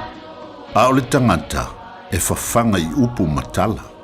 O le mawhileo o alanga upu mamuanga ngana Samoa maona whaapongai, e a fua I lona si o mianga. O lona lea sao I le whaatufunganga o le iloa whaale aso, mai le tautua se ia o ina pule. O alanga upu mamuanga ngana, ua lantou mamanuina le tō whamanino a Samoa, mana tua foi, e tāo fitau muli le atunu. O le waaia le tautā. O le whaiwai le nganta I fale, e ese le tautai, ese le tautā. O le tautai, o le tangata lea na te taitaia whangotanga, ma whai ngā malanga I le vasa po o le sami, a wā ua iai le poto whaapitoa whaangata I fale. O le tautā ua na o se tangata, po ni tangata, e tautā ina se upenga, po le tuai ngā whaiwa fuile ta ua o le lauloa. Alu la se lauloa, e tasi lava le tangata e whaia le whaatonunga, i taimi o le tautanga, na o le tautai. E masani o nao so vale le whaafia poto o isi tangata tautā, ma tau mawhai e whaalongo atu isi tautā i anteia. O ina tonu e mauai le muanga ngana le nei. O le vaaia le tautā, o lona winga, e le fia whaalongo i aise isi a wai le taulia, vanga nā le tautai. O upu whaawinga i se tangata e oso vale ai le o sana whaasino manga lea e tautala iai. Ma e le te tau o na whaalongo i aise isi. Se ua ti ngā talinga i le si i so o le tama i matai lea i le fono ana nafi. Vai o tau, o i tu ai ngā poto na e ta ua o le vaaia le tautā. E le ta ua mai le aloa ia. Fai si tama e sema sona tai au o le nae faulo na matai. Ai le o se matai fai upu fo i lo na matai. Ia pe whaatus tusa fo i le ese senga o soifuanga o na whapelea. Tautua nama o tou o atu nuu nei. Yo tau wa ai pei o le tautai e ati lana wa ai le aliti tai i a o lo o whewa iai. E ati fo ilana wa ai le langi na te iloa ai le tai ma le tau e whangota ai. Ai awane i au tau wa ai e pei o le tauta. E tau wha tau wa ai nai au tau ma mea tau te whaia. Wa ai a le tauta. Manuia lau whasonga. Ia, o le taurunga na tātou mawa Samoa, maranga apura nei vai aso a. Tai lava si awa, tau ne tuipe amo le tupe nei no tātou po kalame, ia wa ai tau tā whanongot kau kai. E te a poto. E te tautai. Kau ar kau kālau me whai, ar tau tai alo i to mai e. Ia waia, le whaiwa fo i nga tai whane a. Ia pe au sao ka e pinga a. Sao tau. Ai sao a ma lo fa te tele. Ya tau lu foi na ta to ma fa Samoa ni foi ba yaso. Tau mo re sa mas fo lima i to ba mo si fa ta lo foi fo si tau. Chris ma lo mo nei ba yaso fa ta lo foi fo fa mo le ta. Ia ma lo lava Chris mai oil nei asa faraile. Tau mon yele ro fo le tuala wo wa mi o choni fi tau a yele ro fo mlanga le yo tu le fi tau ma tong fi tau le lo fo le tu a le fa me le mau de mo tato le fi tau a fai mai a o tau e wa lo fa tu le di yo o tau ino ine le anga o tau si e ia nganga ona tangata mi o tu na te lave ina ila tau ai lima o ea mi o leanga ali fina a ele tu ni tau tang fi a lo tu mo me fo ni tau a o le ali fina vi ele lo fo malanga le yo le tu a le la family fa malo si pola o ngata o le mo tau ni fu tau a fema o tau e wa lo fa tu le di yo o tau ino i me leanga ali fina no no win tau a aba pe lo fa tu le tu a no no win a tau ino foi ia i mea leanga ali fina me le lai me le vanga no lo tau mo foi mai o lo tau si e ia nganga ona tangata mi o tu ali fina no win a o lo tau si a e le tu a ali fina mo tangata lo fai le ami o tu ali fina lo ami o tu ali fina tangata ami o tu ali fina fe mai lo le me le vanga muli lo tau mo foi mai na te lave ina ila tu ai lima o e ango de anga ali fina fe me af na te lave ina ya la tu ai lima o e amio o e amio de anga ali fina no na te lave ina mai o ia na te lave ina mai ta tu wa mai me le anga ali fina Ren i tole tau tau ni fa maro si pora wa onga tau mo tau tau ni i tau Beto te lo fatu i le tua. Tato wa i tato ino i leang i me leanga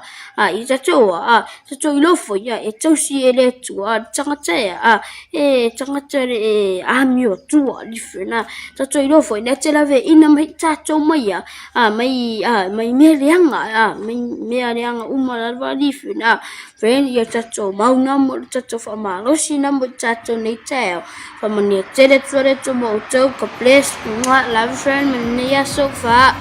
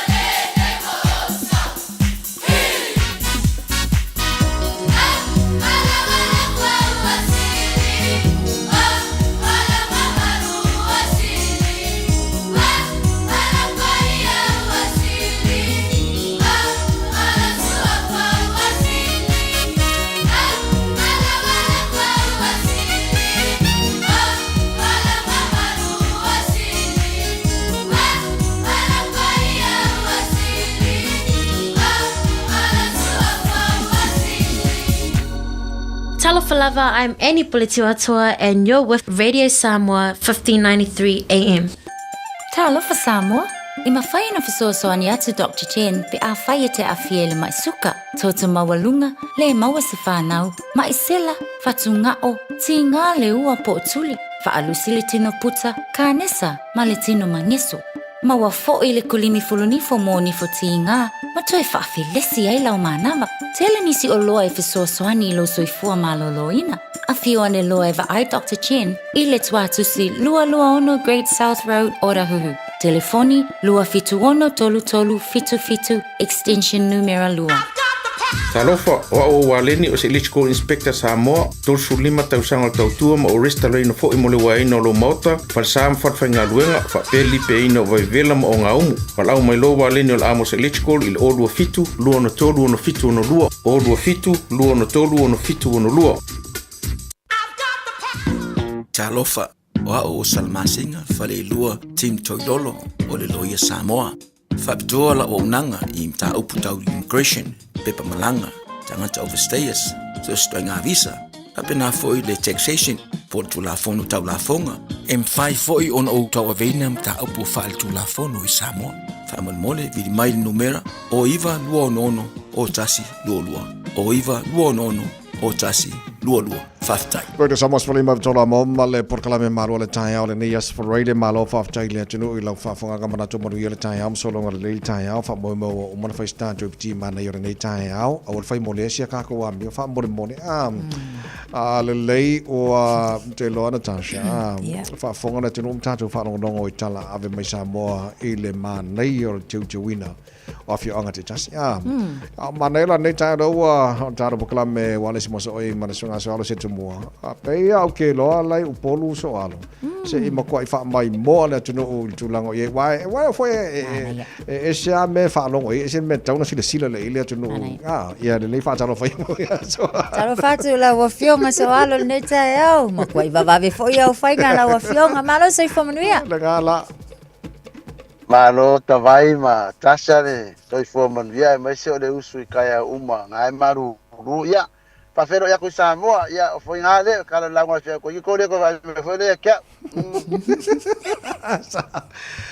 awasa tatu mafuta fo ilta tu potu fa salau masunga so ya le wo Samoa le o mai le tunu le tai so alo matango fiesa mota vai matasa tu sar fa fasili ya o le o mai pia o le ai lo se kimu sa vai le se ma fere la ya sauru e pia makamaka ka penga le cheukem ka vai le lei o le sa tala no ma le tunu uma telefoi mo mau la tu sa malanga tu sa mom tu foi mai o kase ma nei ia a ma fai po fe fi angolo I nei te mo tai se fa mai mo fo le tunu tu lang ia ngale wo fo wa vai ia ba lo so alo fa mo ia o le sila mai tu tanga I me le fu ale fa sanga mai ia o ke le lope so ka ko le ko ngo sa we fu ale o vai lu kai le wa ko ina foi li po ke ngai kai au se vai le maka ngo fio ta penanga le fio angata vai matasa mai so le sila mai le tunu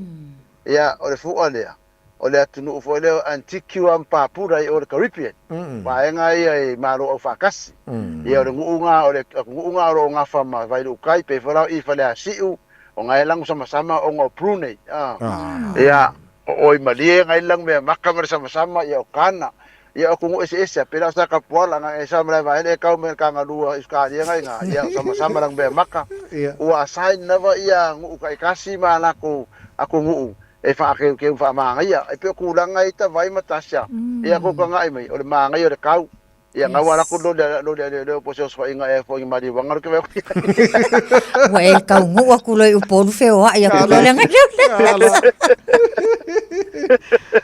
ai sole ia ma ngai o ka ma ngai ka pe ngai le se ngu o fa ka ma I le hoi I ka pe ngai le choukom ka vai ma matasa ia o le si me mana ia tasha ma so alo la o matamata tu le ngata o le mana yo tu a wala so le kikila ko le a wala le ko ma ngai o wala so alo e man to fo le lua fes furu ivan a mata ta pena le wala le mai va le ya pia le langa mai a ro le o ka penga nga mo le choukom ka ukia le nga ka fular ku la le ma lo e fai a wala ai ku la ya fio anga e ka penga ia ka fa ala pele on ka ngai mai o felangu lang wai o sa le mo ia mai singu lang me maka lang sam so e dai ma singu me se fio anga fa le kong nga u ka miro mai ku asi umbo nga fika vai ma patasha e na me fo nga fe ku I wera wi ko ngala au le vangola e ku I ma le ofe fiki fo le sama ai ku wa runga le ofe le popo la wola ku sa le o la wola ronga winga ia ai posesi le version le upo le hydroponic farm le ko ia kwa mako ko le vai ke kilo ko ala ia ala au ka vai misi foi ai foi ia tasa pe la pe la so pe lo so alo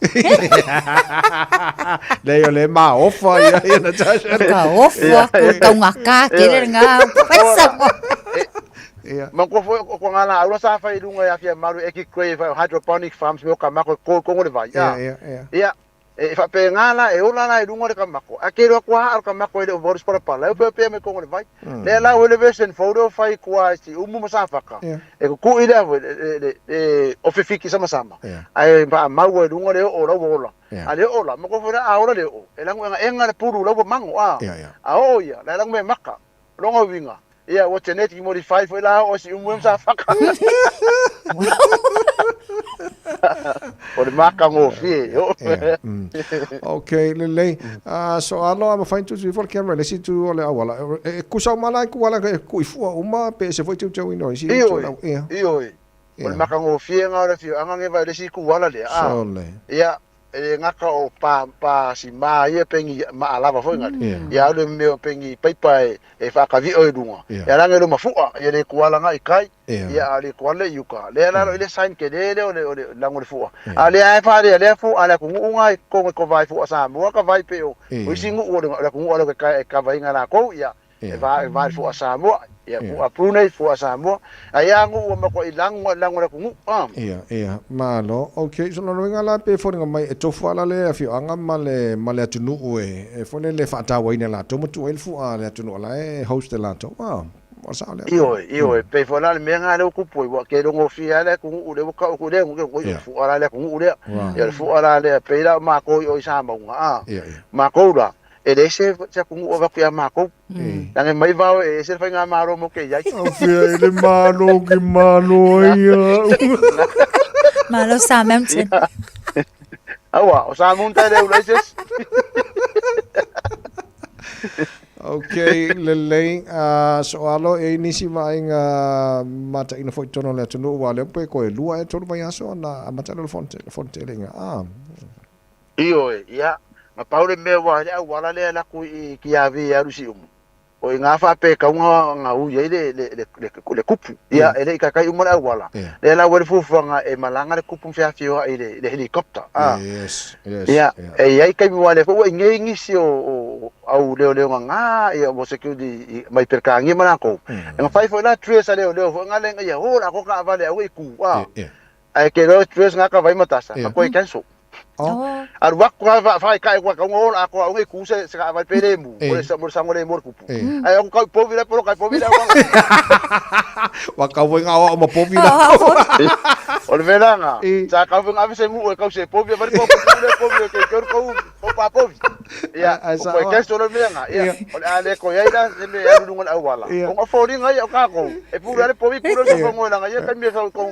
awala foi fi ma kai kupu o nga fo e fio ai helicopter ya ta vai nga fo fio mai me ola e fa fe aro ele ma ko fe ngai povi mai so fo mo ya ngala o le va ka o ai trio se sa fa ya ta sam ka vai ele ka ko ta sa va on me nga sa kupu ya fa kai ni le ho la ko ka va le o ngai po lokale ise la ngore kupu ka nga ave se va ve mai ya le la ku na ave helicopter o ngai ma fai e ro vinga se ko ai muru ma su po vim so fo mo ka ko le yo ko fe bene malo va tai o le na ma fo e taro tala mai sa mo den tai ona fe ngal mana na fo we le so sana Australia mo me pu aka fo le so swani mo ya mongi wala fa sai na manisi ma ngai ma vale le customer Io o ke le yo so swanga mo mai fafo ya pe ya ole kara fo ngala mi ska ku pe fo mse la fia o mai ku pe mse swanga ku ngor ku ai ka fa so puro ka ya sa ya ke le so swanga me se la vele malai va le mo security ole o kupu ai mo ya e maru ya ka ko sa mo ai lu fa sa fo ngale ku ngu ya mo ro vale ya le uka fale ya e foi mal mo ngo e la makia wa e le ale se la mo la fo mera la mo se or ki o kala ya le se la mo pe ai la mo se ngamo malo va tai ala le umina te o polo te malanga le so ia so ya ko foi kaiau vai ngai fu fanga ngo mai fai porungi e ko foi de kama ko sa vai le ngo foi mi foi ngai ngalo mai maka mai ale chaukam ia fai ngai whakau fai ngai whiau raiki ia ai ngai king ka longe fa ngai lo ka vale sa vai fa pale vai a wal ma manga pe ako le kau na most time it's a market upolu ia o mangai market ia ele ko kusa ma ele ke kele fongi ai foringa kele me fala wainga kele fala wainga ia o le simia ia la fo maka fo asfa le mas ko maka kumu me o keu fala au ma keu me o keu nga fa sa me penga ia ke vai le maka ngo fie fo le fo skia mo ka kai ka o kingo laula au ia wa esa fo ringa vai lunga la au ma fo ringa vai ko ma ke keu la fa ye me manga ia nga ko ma ke ki me maka ia lai manga ka ko kalo ia fa le sa ka mu ro vai ka vai o fo le fa e mo ia ele ko ke le wa pe o le fa sa ma ko ka ko ya so ia ele punga ka le mo ko kai mi ngai alo manga ka ko ma ke pia okay lele last tala la nga sesel ta market i Puini Road nei tai au ia kalau si ele ofasia si manga ele ma ko wa le ngai fungi ia ama ai va ma ka mo fungi nga po la le so fa no makai o makai funga ia ma wai kasi de power fa sa ma nga ka vai mata ale o le me mo funga nga fa ele fa no makai o ke nga poni okay ia aro ko mau pe nga ka ko ma keki ro mau pe ke sainga ma sainga o le popo ia me am ka ma fa ma sainga fa sa mo o uru mercado ko poesi o le sofá ia pa faus da foi bor ka ko mu mir le mu mir foi le fa sa lo me kele ia kalau sia le kele ai ko fa ke se ma se manga okay lele is fa mo start container la tamai mai sa mo o lai fu container kai mingi sa vai o kele lo yang ia pare umila fu container ia ka fa ia va venga uma wale ia pe ko fa ia ede kai nga fa care supply le kai mingi ti mane me ingi silai ko kele au fia ka ma fa kalo me ai sa mo ka vai mata sa lele okay lele malo fa te tele so ala mo nei tai au ia la tatu fatu fale nei tai au o le sa ta no fe ma le fionga konsula ile asolulu ia ele o mapula fol tau longo le tunu se ia no fa fa tau tatu lo mai sa mo so nei fo i mo le economy sa mo ia o le la unga ma sangia nga ro fa ngel kan ia ko par sa due ma ka nga due ia wa pera mo ka ku ka mo o le umo ke pusangi usila e nga mo mo ngi sa mo ai a fa ia ke le fia pusa mo ia a fa lo ka le ngai pankeke okay so all of after tele mo tanto po club nei tai au ia ma me foi pato malanga mo tele sala fai stay lo fa tu tavai matasa fa pe foi fa anga mata po ngata tu no ma fa lo tele se lava matual tanto marketi Samoa te mo sfulu chi Puini Road i Papa Toi so nga so ala se tu mo ma tanto po club tu Samoa wa lesi mo so oil ni fa sfulu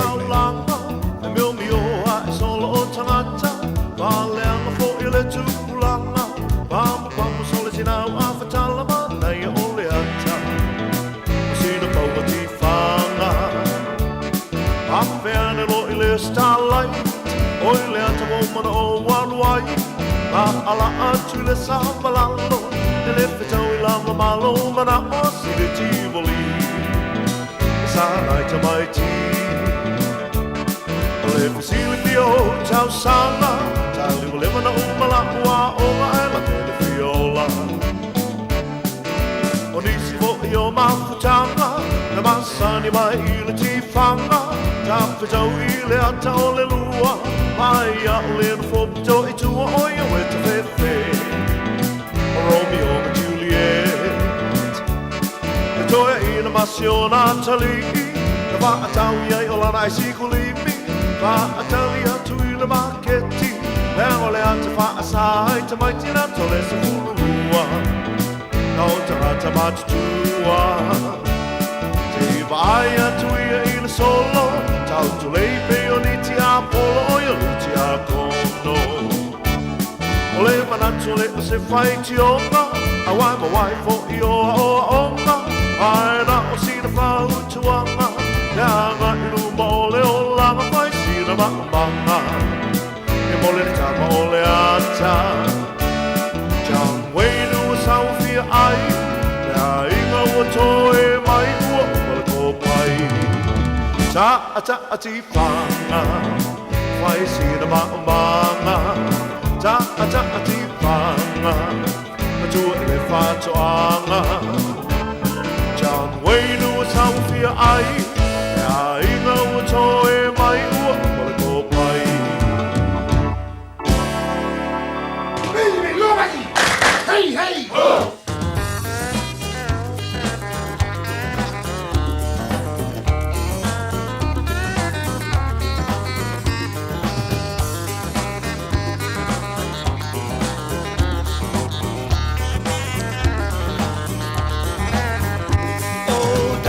Vaisingano, down the river flows, down the Vaisingano, oh where my darling goes, oh down the Vaisingano, down the river flows, down the Vaisingano, oh kiss but never tell, so we are oil pele, pe solo to famaoni, idei maolo taso o se io o ileoti, ai fefesi o loto ne io mao.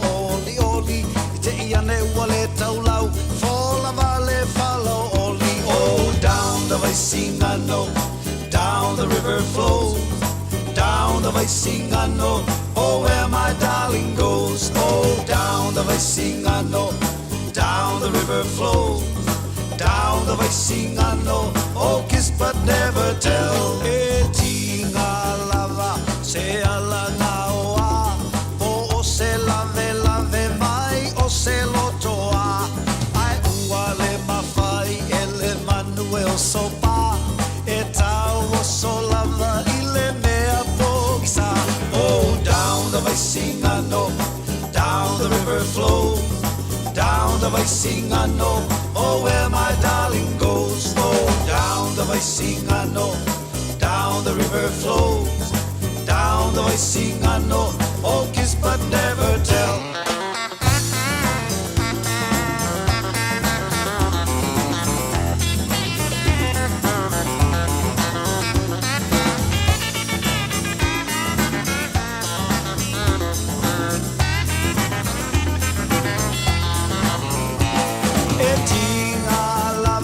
Se ala naoa, o se lave lave mai o se lotoa. Ai ua le mawhai ele manuel sopa, e tau o so lava i le mea pōngisa. Oh, down the Vaisingano, down the river flows, down the Vaisingano, oh where my darling goes. Oh, down the Vaisingano, down the river flows, down the Vaisingano, oh kiss but never tell.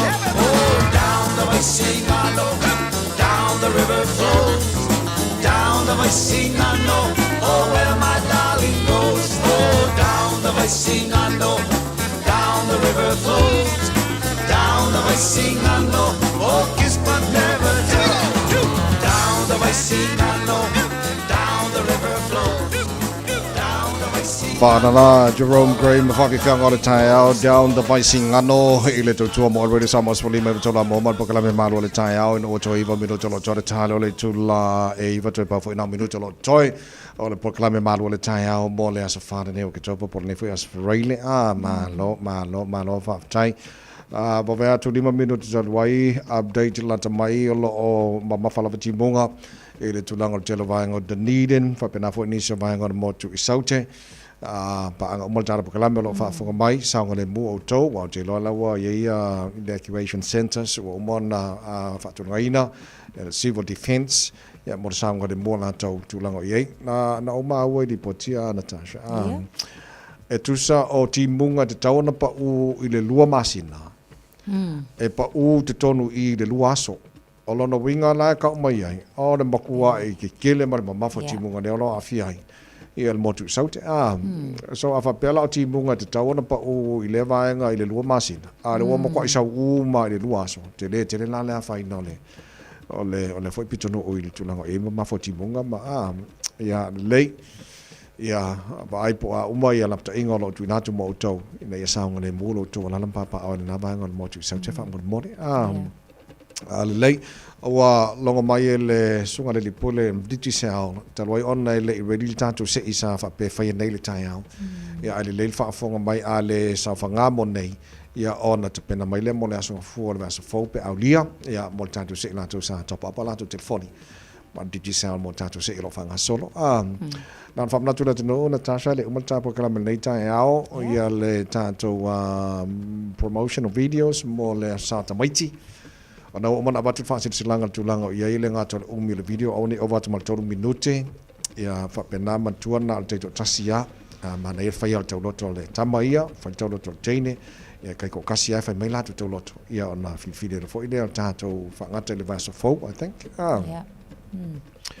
mole tulanga sa ringa te pena fo ona fa na mo loto maiti ya talano lo tomaiti wa pisia fo ila fainga ruenga le tua a meso senga fa ya onga sa wale tapena ino nei fa na mo latu lo tu fa to ya wa te lo o ke topa pe ona masani ai mai alole sa fa mantunga le la so nei ya ona so to lo le male tu lango ele sa lo na luo ya pe ona ya e fa ka sa mo te lo se ka le si ya mona isi ka le si o lai tu la to lo tomaiti o so o male labor day weekend ai aka mai fo nga fu fanga la to pa pe nga sa la isi si pe se le sa fa la ko lo ko mai sa le vai le tau dia le aso ka ulia le mafuanga male au tu le aso ya ma nga ya so tu langarna yai mantua lo fanga solo la valle sayol mo la sa fa na la sa tomaiti ale tano sa mo se lo ni mo iva on hanga mo on hanga to le ko di mo lima fo ningu ke tala ya ala tele ya la to se lo fanga solo ya wata penanga fo to ma tu mo nei fa na ya le vai o fa ka wanga o suki o kama mar kinge mo loka mai iki fu se mea le le lokero ka mai ele fa ka ko mo soko o ya we ka fefe la barba ke ki fa ka ini ai ma se ka nga mea yo le se le angol na fa si la ku ye fefe okay le e se mai nga le to ngol ta pa kala me ta shot nei ta yao nei vai nga la na fa malo foi nei matua le o mana au mai ia tau loto na ia la tu fana ma lo lava e se le matango fie fo tau mafainga anai fana ia mai fo lang o matua ma lo lava ia le o le tulangarna iai ia male nei fo I ta yao le ta pa kala me malo le ta yao tatu tal fo le ta o le iva le ta nei ma salva masemino ni si o tala la fa lo tele wal fa fonga le tunu ia pe ta fo ia le tula iva le ta nei si ko pe ala ki la ko pe mo mai okay o ni si no tala la fa lo tele polo inga fa lo lavi fa fo sei de niden o fo mai se transfer company tu to transfer ma fa yon of sosani e fa u fa mai de niden to tele ma tua o le stala mo le family boost fianga o le tama a inga ona o le whaiti o whainga malanga valele a le New Zealand whamuria whamunua lia tingaina tangata to tasi sifo I au kilani so taro talo manalo te pena mai salawa masamina whalo tele talo fau pe a tā ia leiva I le tāo nei ia an whatasi mai fwoi leo te tia whanau tusi te tia e whawauli po kalame fia mai ia wale tau tua redi samo mo le malo lea tanu ia le lei on kako po kalame na lei tai au e fia famonu ia le ta po kalame le fato fata sha nei tai au la se fua ia la fia nga fonga mua se manu Francis Ioane Mimi kayo se manu Mimi kayo se manu masinga nei o ke topa fa mai o le masinga nge so fua mega ka piko siringa au le lei ma mi o le lei Uso Maria lo was for nei aso. Malo lo uso Tasha.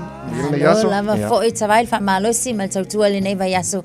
Manuia to enga le nei fo I fa unga le vai aso Samoa. Fa aftai tele lava I lau tapo inga malau tau fa manuianga. Manuia o tau faiva maleanga I atu fo I le aso sa pati. Ia tatou feilo a ismala pa mo le lofa maleanga leo le tua. To fa ia soifua. Bye.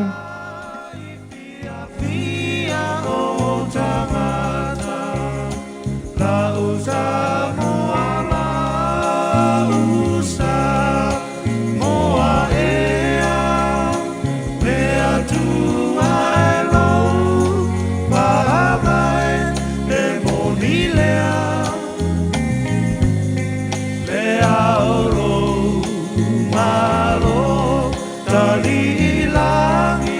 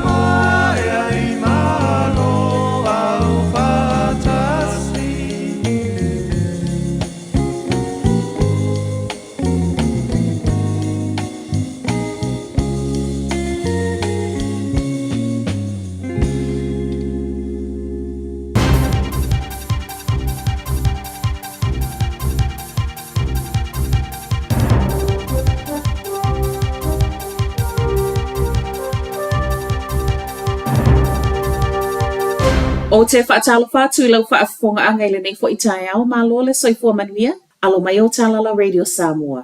To mua atu le nei tae au, ua poloa ia le poloa ingo whaalawalawe whaafua se'i more than Eden, a o ti ngā ina I lo longa ma pala solo. La tai le tulai sfurma le luana po le ana whafonga mai ai le poloa ingo whaalawalawe whaafua se'i, ma e o mai le tae au nei. E tu sa ma le fitu se fulu tangata Dunedin wa ave e sea whaamalosi mai o lato whale. O le waweao fo I ana leila pe tu so le afo le tasi le ana reportia mai ai pala solo ua whaale angai nei o ngā paipalo o sa waile suawai maua mō tangata Otago Peninsula ma e o mai le taimi o telefon. O lo o whaia pea so e suenga e maise o ngā luenga toe fe tu unai ina ia toe maua le suawai. O tangata I sauti o Dunedin no nofo lata Hillside, Masari Street le o lo o whautua ina. Le tatau no e se wave ai a ngai I nofoanga maua lulunga. A o whaawa wai peo na ave e sea mai tangata mai o lātou whale o na ua le saunga le mū. Ta ua mai fo I le motu si o le ele tise I le te le o vaengo Dunedin ma o lo o whaau popo fo I ma le lisi o au wala tapuni. Wa whaamaunia mai ai fo I le Minister le Emergency Management Mark Mitchell e le o mauti noa le fwai numero sao o whale ua whaale anga ina lo longa pau o lea wa manino e te le se ngā luenga e mo o mia o na tui whaia. Ua ofo mai se tasi o kamu panitu to atasi o lo o ia fausia fale mai, e mawhai ona ia fisoa soani le fausia o le fale mai Dunedin. O le vaiaso tāluai le ana sa wele tāla mai le malo o toe va ai whaia suinga le fale mai fō. Ma o suinga nei e le maua o mai le ata o le fale mai na mua whai mai ai o na ua le lava le paketi. E le I whai ngōwhia I le to atele o tangata o lo ono nofo I le South Island le nei wha asila silanga. Ma o le to atele le ana wha aali lo lato wha anoa noa I le solo te e na whaia. A o wha atali ai pēr la se tala aloa ia po o le a le isi si te po le a o iai. Ua whai mai le Vital Healthcare Property Trust lea o lo o ia toe lisi ina nisi o whale o lo o wha o ngā. Mō au nanga tau le soifua malo loina a ngā I le malo I le taimi nei. o loo ia au ngofie e fe soa soani le nei ngā luenga tele. O se ofo e whaapea mawhaiona ia whaia, muli muli ai ato e lisi na atu i le malo i totonu o se periota umi. A o tatala mai eile ava noa i le vai aso nei i a inga anga vaa e whaatalo sanga i le peimeni o le Family Boost, wato a tele mātua wa umono le sitala mo lea whaamama avenga. Whaamauninga nei mai le Minister o Tupe Nicola Willis e whaapea tusa ma le tolu se fulu wafe mātua wa umono le sitala i le Inland Revenue ina i o lātou mauaina le neife soa soani. O whainu mera nei na whaeilo mai ana nafi po le aso lona tolu, talu o na tatala mai le ava noa mo le Family Boost, ma o a inga nga vaa nei e o atu i le se lau valu se fulu wafe tupe maua i le tausanga. Whaasolo so eso e ngā leo leo i le mataa upu wa manu ati ngai na i le tangata i tu atasi ana nafi mai sisifo o au kilani. La taile tulai lima i le afiafi le ana wala awai leo leo ma e le o tele se tala i le mea na tupu, pau o lea na tali atu i aisui o le ofisa whaapea mataa vale al falimai. O le mataa upu fo ile nei na tāpuni ai ma le Newland Community Corrections Facility e tu sa mawha amauninga a le mataa ngalwengo fale pui pui o na o lea na tupu i se tasi o na tua oi. E o mai le tau nei o loo whaawa o peso e so e ngā leo leo i le atoanga o le nei mataa upu. Matala whaai o le nei tai au, a o whai mai eile e ani usila o le a whaau popo whai ngā malanga wa ale le wheo ai tutono le atu nu e whaai titia, e le o whai ngofie le pule nu o Queenstown. O suinga nei o whai mai ele kamupani wa ale le wa wa ai e suia e wa ale le la iti nisi o whai ngā malanga na wha moe moe, e whaau ngai wa ale le la popoa. O whai ngā malanga fo inea a Fio, Queenstown, ma Dunedin, ma o lona winga e tusa ma le se launo fo e whaai titi e malanga e tasi, o na o suinga o waa. E se mai i leo lea fo iwa whaeilo mai o le a le to iaini whai ngā malanga tu usa o mai Invercargill langa i atu i Wellington e amata mai le masino Januari o le tausanga a sau. Wa whai mai ele pule nu o Queenstown, wa whaate ia to e whaanoa noa i le neitala wa whai mai ele e New Zealand. O le sila mamau o le pule nu o le a fia i tupe o lo o toi whaate amilo mo le tamau a ingo a ai nei, ma i lona tali tonunga e fōlinga mai e le o mamau le wa ai ale kamupani wa lele. O Talafonala Radio Samoa, manuia le nei tai au. Sorry. Pa!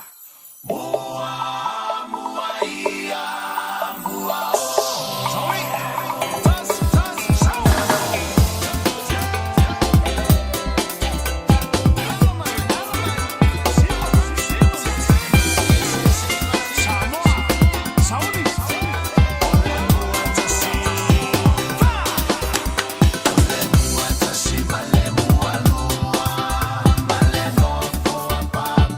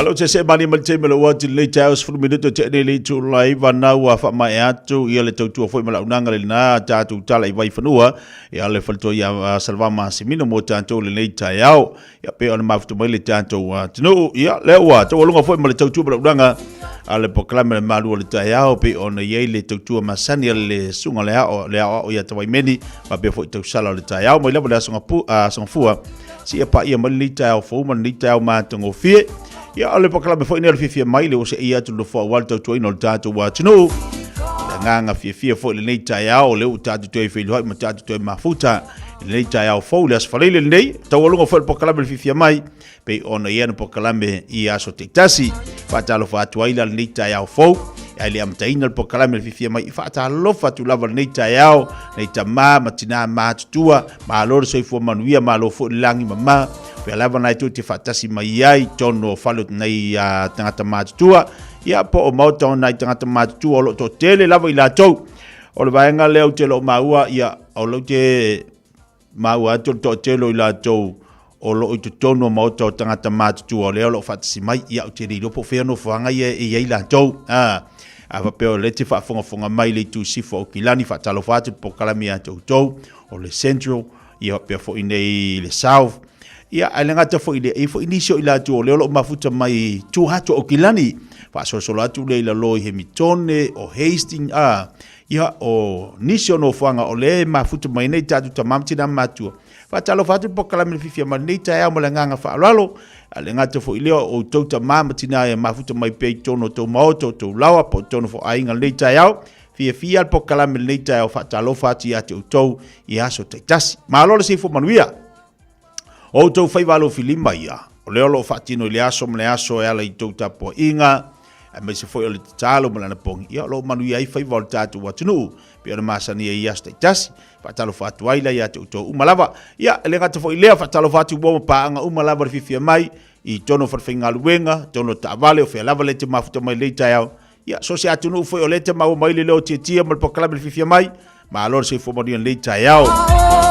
Ole fatalofa e avatu le aufinga luenga le tua i sunga fafengainga mauto fatua ma alor se fo laude lei avion i patele to mutesa o ila to filfilia nga luenga le li so se tovine ia fatalofa tu leita yao ma alor se fo manuia manatu o lo so longa le lei manuia leita yao fo le lo fa le li tatu avilo le vinga ma fa le tua pe ona mtaria po kalame leita yao ele sunga le ia to meni tatu talo io tatu fa tasi na ile tua tatu wa dia mai le ni aso tatu toi filo ai ma fa wa po kalame radio Samoa pe ona masani ai tatu nga solo la po kalame fifia mai mo tatu le leita yao la tatu se atu tu avatu tatu tala tau le leita yao fo wa fa fong mele tatu wa tatu o mawhai an awina atu le tala o le tau Yaso Taitasi ona o le lango mai a le Pacific Finance Limited telefoni o Valselau fitu fafa lua fitu Na lau to e fa e mo tula wa ya to e winga le tau pe on au mai le ofisa vai tau mo tātou le tai au nei le aso fale nei.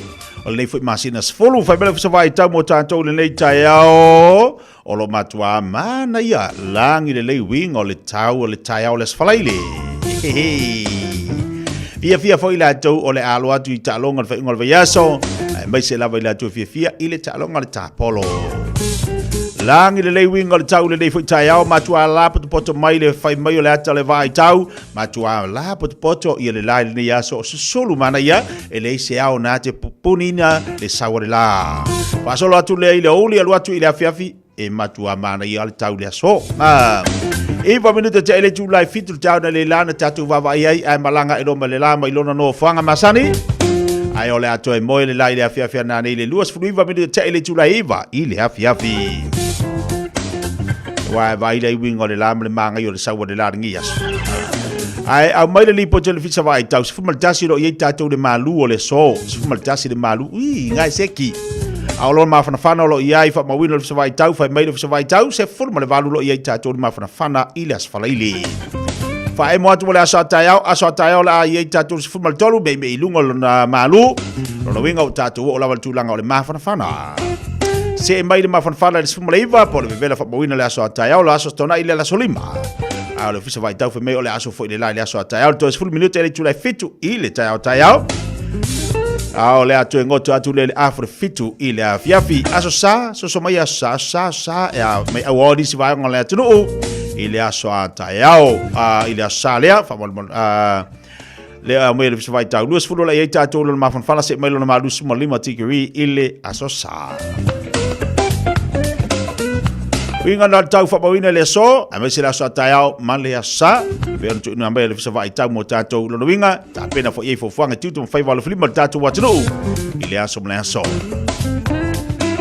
Taibele wati leo se futbol leono minuto te nei ia leitu laiva. So se tasi faisana no ngā tupe le Pacific Finance Limited mai le aso sefulu ono se tema, se iau lia le aso sefulu valu au katopa, e anga va umai le se ie te ono manu malo ai i le 5 se lau tala cash. E whaiele i le aso lusful tasi au katopa, apalai nei loa i le pacificfinance.co.nz, e talo sanga sau no ngā tupe le vau le 5 se lau, ma le lua se fulu afe tala. E lua minu te whaiele au talo sanga online, ai tasi li tu lai whaatali eise tali. E ia inga whaabitoa walau le Pacific Finance Limited i le oval se lau fitu whawha lua fitu. Oval se lau fitu whawha lua fitu.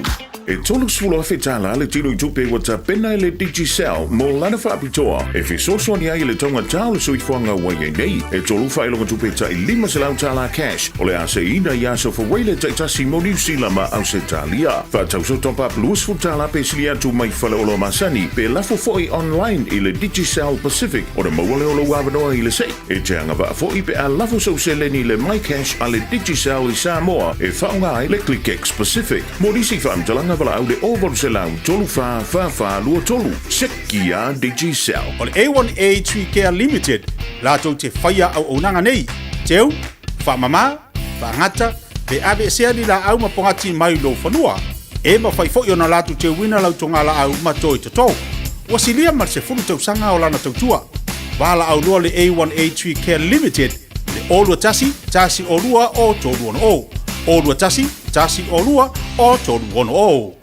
O le R-Dash Travel, o le company numera tasi le taungo fio pasese mo fe malanga inga i Samoa whapea le malanga mai i Samoa i New Zealand ei. A whea de loa i le ofisa o le R-Dash Travel, tasi valu lima Great South Road i Marurua. Pe vili mai i le telefoni tolu iwa lua o wha o o. Tolu iwa lua o wha o o mo le R-Dash Travel. Radio Samoa. Taslima iwa tolu. Amo. Faitauina le upo le poto no le tautua matavela linga Fusi and Sons Funeral Services i Mangele ma Samoa. I taimi o mawhatianga ma whaanoanoanga ona o le maliu. Manatua linga Fusi and Sons malana au nanga o le a whaamama avenga atu mo oe ma le ainga. Wala au i le telefoni lua fitu lima tolu o fitu.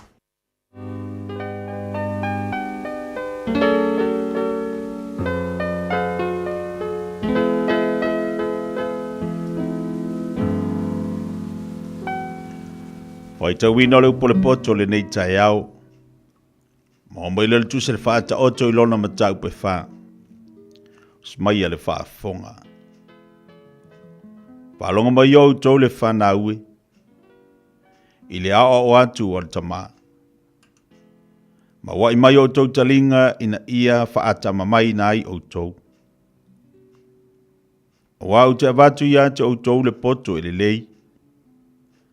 Awane i tau tu la fwa i la upu e a o atu. Awa au nei, o le atali o lo tama, o le pele to atasi o lo tina. Na ia o mai ia te au, mana fai mai ia te au. Ia ta ofi au upu i lo loto. Ia tau siusi au polo inga e te hola ai. Ia maua le poto, ia maua le atamai, awane ingalu ia te oe nei mea. Awa fo ine eliliu ese i upu alo ngutu. Awa te la fo ia te ia. Ona tau sua i lea o oe e ia. Ia ea lofa ia te ia. Ona leo leo ina lea o oe e ia. O le poto, o le mea siri lea. Ia maua le poto. O mea umai te maua, ia maua mai ai le anta mai. Ia e vivi i ante ia. O na whae ina lea o oe e ia. Nā te wha mamaruina oe pe a fusi i ante ia. Nā te avatu le pale māta ngō fie i lo ulu. O le pale ali i la le lei nā te fo ina atu i ante oe. Whaalongo mai lo watali e. Ma e tali a u upu. O na whaatele ina i lea o tau sanga o lo uolanga. O te whaasino i atu oe le alo le poto. O te taita ina oe i ala sao. A e savali, e le whaalawelawea ina laula sanga. A e momoe e te le tau suai. Ia e tau fi mau i upu e a o ina. Awane i tu ina atu ia e leo leo i ai. Awa olo wola lava lea. Awa te alu i le ala o e angasala. Awa fo i e tu i le ala o e fai amio leanga. Ia e wha mamau i ai. Awane e ui atu i ai. Ia e alo ai. Malu ese. Awala tau te le momoe. Se ilonga wala tau whaia se me leanga. Wawe sea fo i wala tau moe. A whaila tau te le i whaatau sua ina i nisi. A wawala tau a aile a reto le anga sala. Wala tau inu fo i le waina le sawanga. Ao le halau e amio tonu e tusa ia ma le marmalama o le ao. O lo tupu pelo na marmalama ma e o i le tu tonu o le la. O le halau e amio le anga e tusa lea ma le pongisa. La tau te lei loa le mea la tau te tau sua iai. Lo watali ie. Ia whaalongo mai ia ia upu. Ia wa i mai o talinga i mea o te whai atu ai. Awane i te ese ia mea i o mata. Ia e tausi ai i to tonu o lo loto. Awa o ia mea o le ola lea i e ua maua. Ma le mea e malolo ai o lato tino uma. Ia silio na leo leo ino o lo loto i le leo leo ino o mea uma. Awa e tupu mai ai le amio. Tu ese ia te oele ngutu wha pio pio. Malau ngutu wha atu isea, ia mamau ia te oe. Ia wa ai sao mata i o luma. Maulau mata ia whaasanga tonu ia i o luma. Ia mafau le ala o vai. Ona whatu mawina i lea o wala uma. Awana i awhele i tū tau matau pole i tū tau anga vale. I alu ese o vai I le leanga.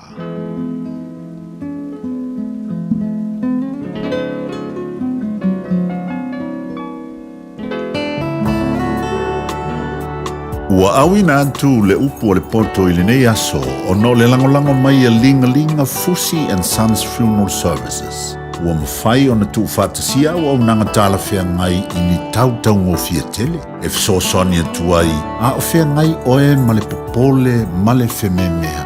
E mori whātasia atu ai ma wha mai senga, ma wha mawhana whananga mai a linga Fusi and Sons mo a inga uma o Samoa ua whea le maliu ma le oti. Malau mai loa ia lingalinga Philip Fusi lingalinga. To ia whaapo lingalinga, to ngia si ulavea, pesusu mai I le luas fulvalu Canning Crescent I Mangele.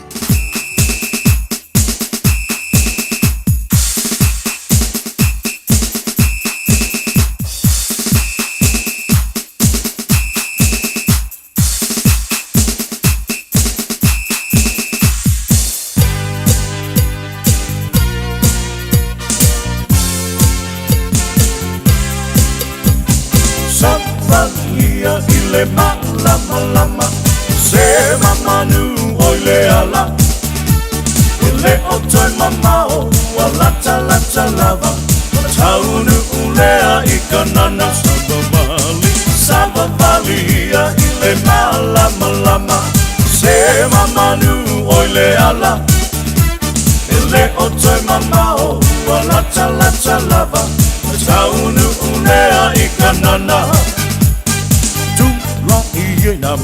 na lama ia wa mai lo lama ua anua o ile pupula oye ova yo lunga le a ufitia o le lalo langi ile po uli o nu uma foi o le a ufitia ile po misa Sabavalia ile lama se mamanu oile ala ele otoi mamao walata lava taunu ulea ikanana Sabavalia ile lama se mamanu oile ala ele otoi mamao walata lava taunu ulea ikanana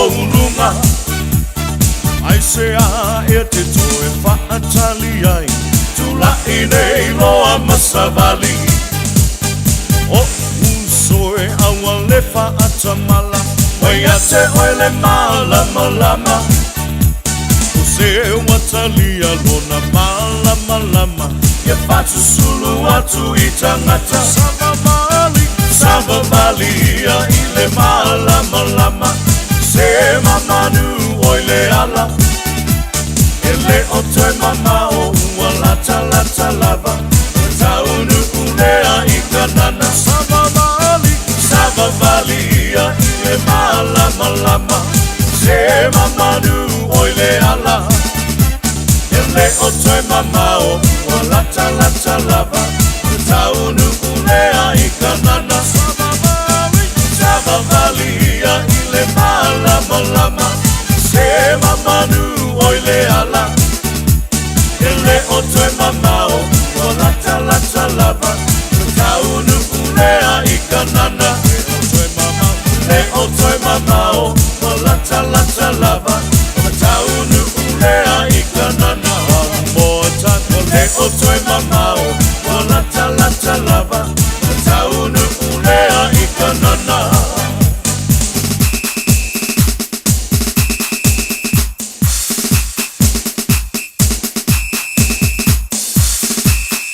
Si fonga bali le lio sana tavita sawa vali le malama tolu ngo tole upol poto mo tan tole ne va yaso fa tawina al fa ta autolom ta befa Vei ona ia i le nei vai aso antovi ia le li whaftai le tua.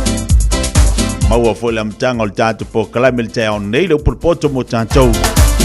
E avea leo se whaamalasi au mo tātou o tātou walo atu le whaingola vai aso i tūta mga aluenga. Ia malo le usu, malo le whaamalosi nei vai aso atoa. Malo ole ono sa ia tau tau uma. Ia i la tau lena usu lava le vaveau. Ia wale fu wasu di taimi la tau su ia tuai maritau.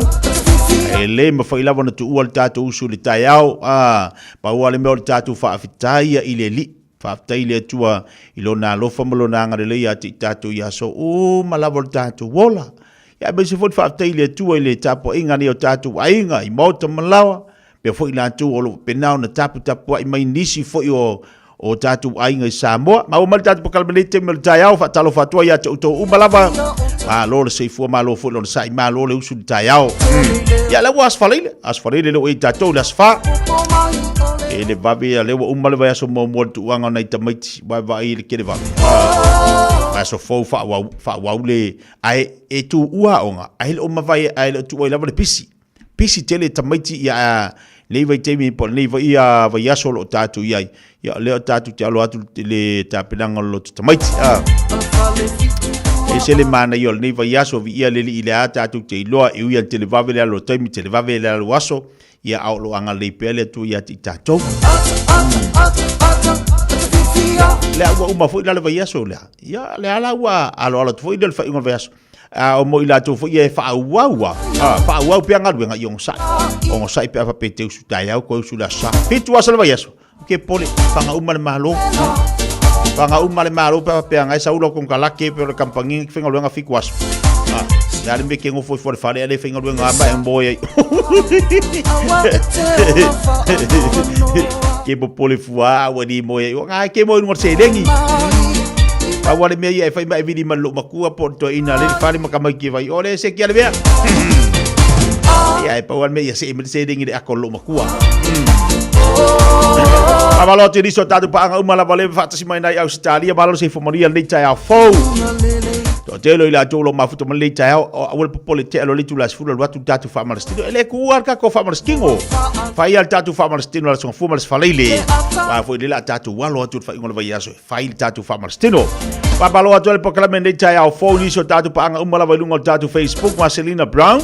Malo se fo manuia ma Miu a moso fatalo fatu nei taiao, yo e sekseki mali taiao, hedo vaenga fatalo fatu, tau matafa, malor se fumanuia, lea ngā uputo muri fatu si mali taiao nei mangele. Ai poi pauli, boi kalo fai ai poi o amai. Amai oi male ainga, malor se fumanuia malo fatu lang mama.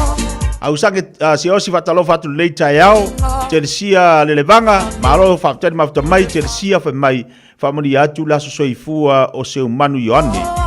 Io voi kalo fai o ni le so fanga ola kwa maso alo fanga mai ama tafeo I lawa tersia le levanga male fanau ia tersia o le pulingia feula alo vatu se o tu se ve fanga manga luenga li ta brada alo fatu baduia nga luenga taiao to fai aso alo se tu mua patasi mai nai Samoa nga tamai te le manga sua fatalo vatu nei taiao malo se fo baduia nei taiao fo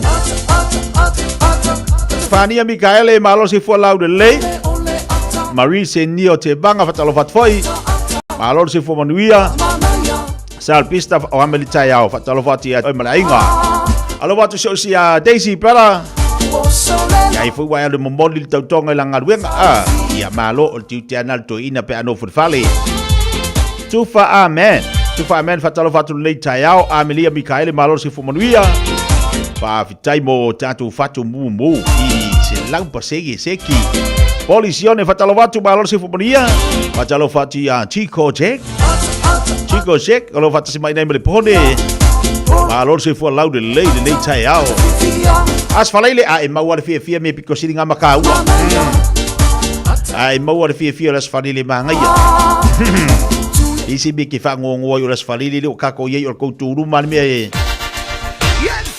Awa ke koe wa ai whare kongo le asunga fua male soru male whareile. Ioe, a whapeng whare konga ngafi, kou tūru mangei. Whare kongo la solulu, kou tūru mangei. Sau le pia siripi al ko inga e whare kongo, kou tūru mangei. Se yo kai apa se fai ugal pesi dipi ngapol bore a kon kokongi. E kalo fai a kako. Ya. Joy Luas Fulu ono menita channel tulas Fulu.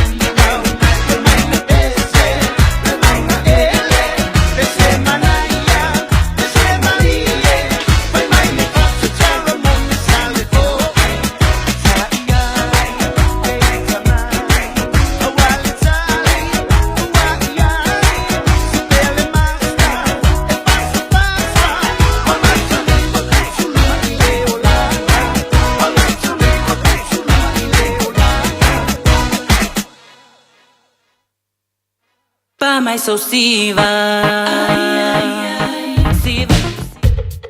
All I hear is Radio Samoa, Radio Samoa, Radio Samoa. Tasilima iwa tolu amo. Radio Samoa. Kasilima iwa konu amo. O le Casa Beds and Appliances, o le tali o manaonga, I o loe whaatotonga ilo mauta, ini tau le lei, toi anangata, e mawai moenga ngao si tutono New Zealand, wha a pese tino fōa o le potumalo lo, lau ai manafoa, TV, la au pese, usa aisa, masini tā lava, telefoni fe aveai, maisi. A whiu ane loa I le whawhituwha Great North Road o tau, po le tolo whituiwa Great North Road I Henderson, le Casa Beds and Appliances, telefoni ovalu selau, lua, 5 ovalu selau, lua, 5. O e fufu e whaatau ese lo fale. E te manao sta ngate whaanongo ia oe, tau tua mo oe, ma malama I launga ngana.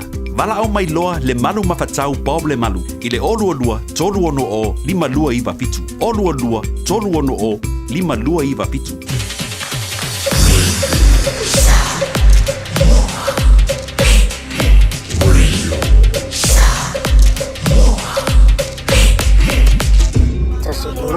왜 화끈해야 하는 건지 알랑가 몰라 왜 발끈해야 하는 건지 알랑가 몰라 아리까리하면 까리해 알랑가 몰라 We like party 해 있잖아 마리아 이 사람으로 말씀드리자면 마리아 You know this is DJ Jordan in the mix Sila niya so tutulang ako siya o atunuti Tao siya niya papoto a orato mata itunuti so mo Leo sa pana ay mga esele sawa-sawa Kaya si ay sinamea Inaw galing na maliaw kalapa Kung tele itong kulang ako na ulit na taa Ile awala Kaya ipaki nga makafa ako ilalong mo kumafiyo Ang aibe ano ang paimane-fane o matay Kaya pa ulo umoy ale sa way Kaya ngaw-ngaw iiwe Hindi ko po malifind ay Sa isa Talo fay ile mania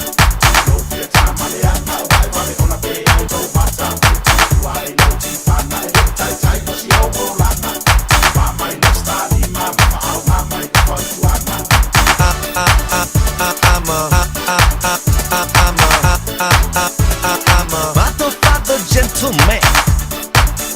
I'm a mato gentleman.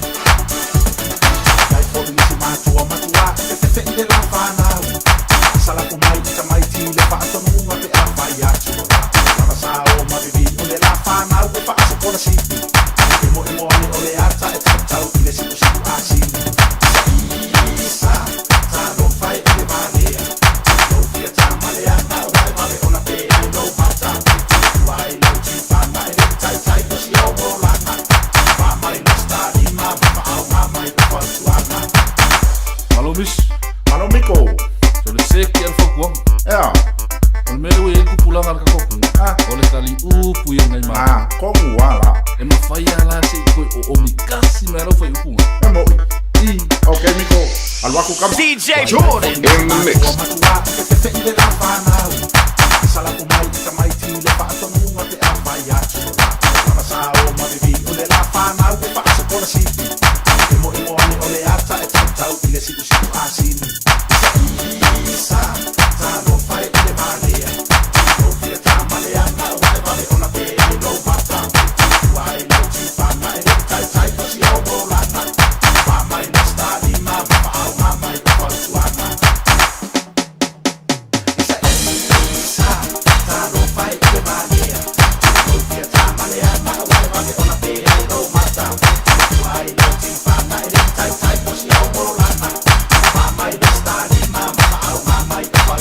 E oi fa fianga si fe filoi mo tatou le nei tae ao mana i o toi fa manatu mai o le tolu manawe misiri kisu o mo tatou le nei tae ao tau le lino toi vavai wakako vavai e menga kupu mai Samoa o kai fusuanga ia fa fitai o toi teu nei vaenga ia o mo kamai ki a onga fia ule vavale kamai ki a onga fufusu yo ia a orngi foi vai kaimi ia o kele foi o kafangau ia e sa ole pese telo fa nau ia o fai akwa punga mai fai akwa makua punga mai kusau avele momole poto ma ave momole atamai mau ngā luenga ma me wali lua le matua ai ke lua o ko ngofo mo ma fo ko manga maka po kala me mo fatalo fo tangata matua o le mana ia ia lo to e tiro o le tala do ino lau pepe a pilione le na matal tatu po kala me fai mai na umalua na mau olona fa fine na sau fai fo ilana ngā luenga le na fai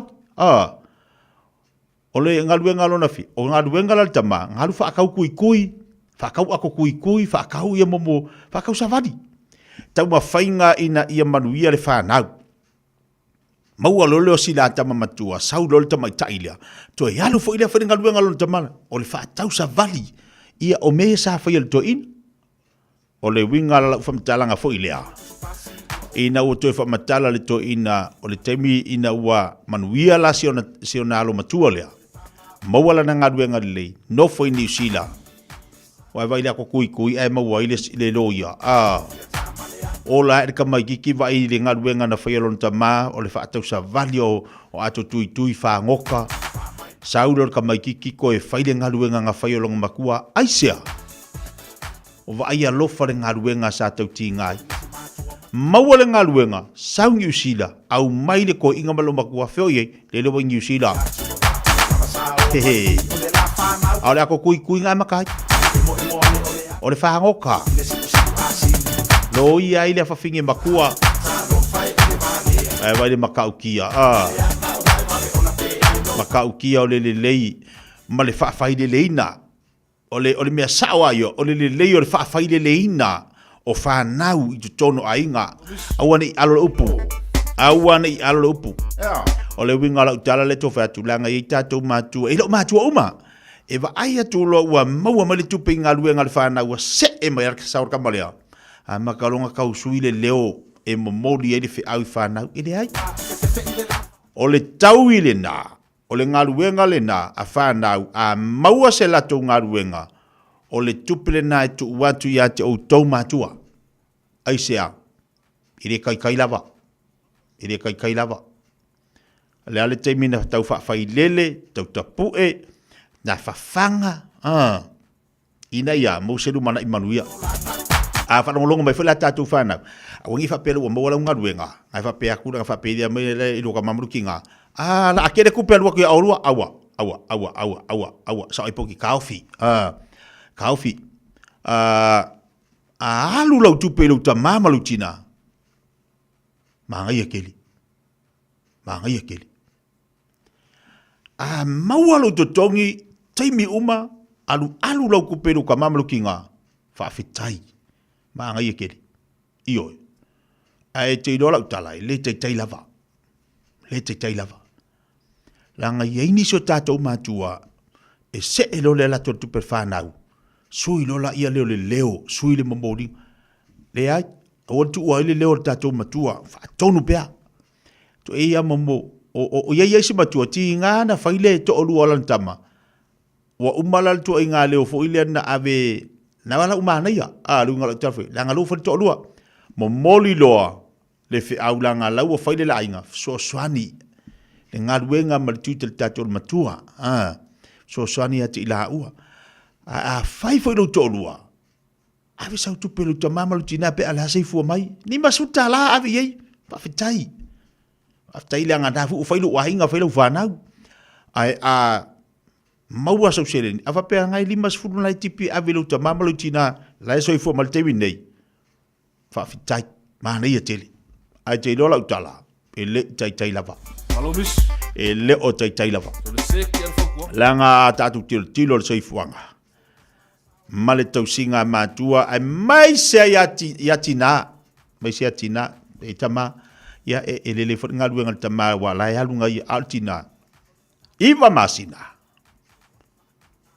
o tau fa pele oe se yo oina e maua le lalo langi wa e whanau mai to e fa pele foi fa fanga mai tausi wa tupula wa e manuia, wa e ola, maualau malosi.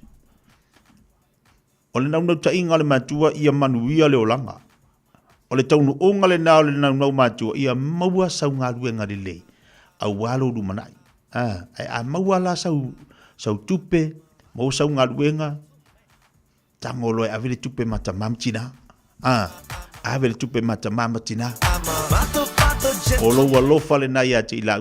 Mase mea o se taui o ke kaua uia o se taui fo ila la ngofo ko e pei aku to e avatu ya te ila ua le la tau ti ngā ma le la lofa fal matua le wa e mawai a fa pe wa sa fa le computer wa go fe wa yo ka mai lima i lunga le o ka mai masingi ngai manga ia mafua mai sia mafua mai matua yoi a fo tatu no tatu fa so ni vai taimi ile ni vai taimi lo tatu ia ile tonga tau se fuanga male fainga tau le we tatu fa nau awa ni ngalo le lofa awa ni ngalo le lofa tatu matua pe ona iai ya mari tau singo tatu ainga te bele wati to se baltasi mi talo le tulas folu tali tulas folu to e fasala wina tau tu blanga salva masmino to wolongo fo ile la tau tu mo tatu le nei tai hao ya bale fo yaso patalo fati ya pik mama le fautele jasi le yo fo mai ele se tusi fa fo mai al tasi ne fo mai lo fa ngai na pela na tusi tau la sea waya si chain malo se fo mondial ni tai hao fo patalo fatu ya linwa wi ese su'a kisa sol fai patalo fatu nei tai pena fo ia fo Tino Grady patalo fatu fo ia ile nei tai au ia so pa angale te pro budi talo balo se fua to ilolo sapati saipani balo fatel maftamai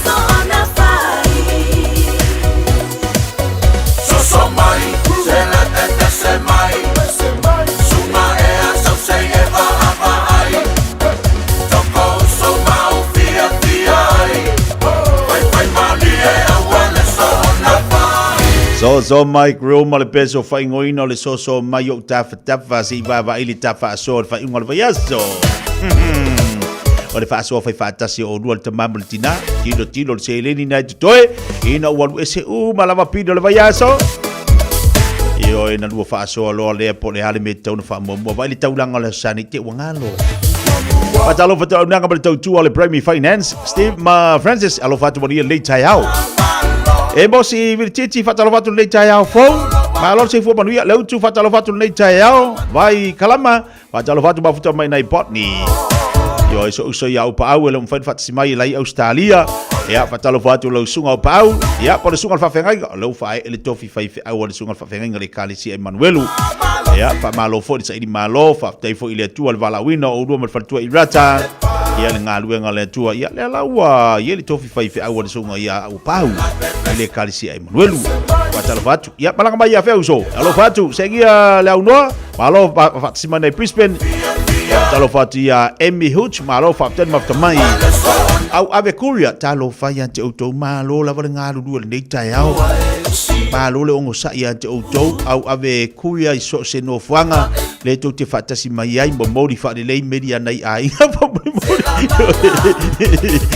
ya ko lo fai mala ave upa ku le o ka ngai ai ngai fai ko ko afa mo le mole lava please ia la ku foi se fa pe wangalo Patalo fatu soa setu mua mau, malo se fomoni le tai au.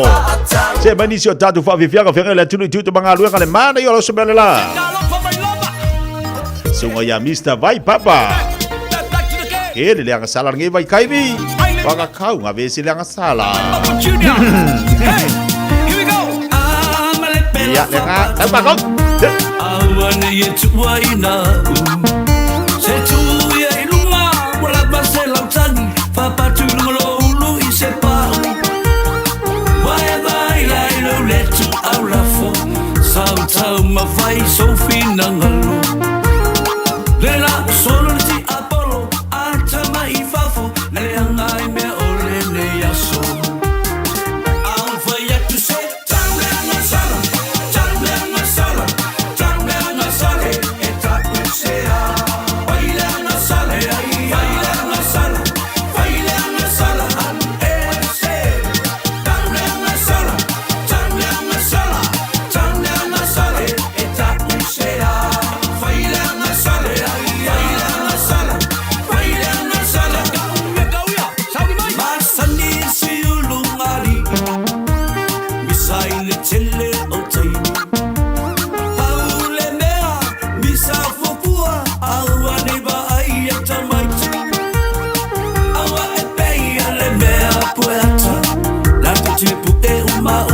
Matala Dei tuai olua malua ngai au fai ta metle na sala au fai tu se tamle na sala tamle na sala tamle na sala eta kusea baila na sala baila na sala baila na sala al ese tamle na sala tamle na sala tamle na sala eta kusea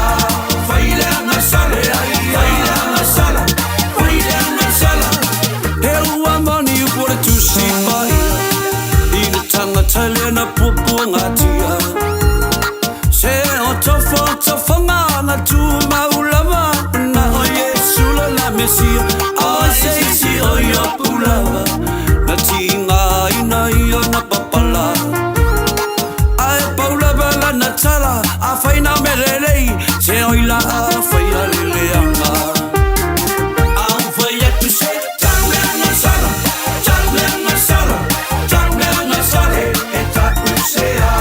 baila na sala, baila na sala, baila na sala, ese, tamle na sala, tamle na sala, tamle na sala, eta usera, baila na sala, baila na sala, baila na sala. Hey, te o ile ba bongo puro sambo ai lang falo musu mai lo manganga sei ba ko te ba kuang o ke kakalo mo ka mga o sei ba ben mayo se aso ia ka falo fina ngalo ke kau ya ora me sa ba e lo fa ya samo o ai mo sa ile fa ma o ye ngao le ku e fa mangalo fa am singo mai se aso mai mo angel fluwe re tau te ya e ma asia ka ma ko e ina fa ya ava o fe sa ngao le ngana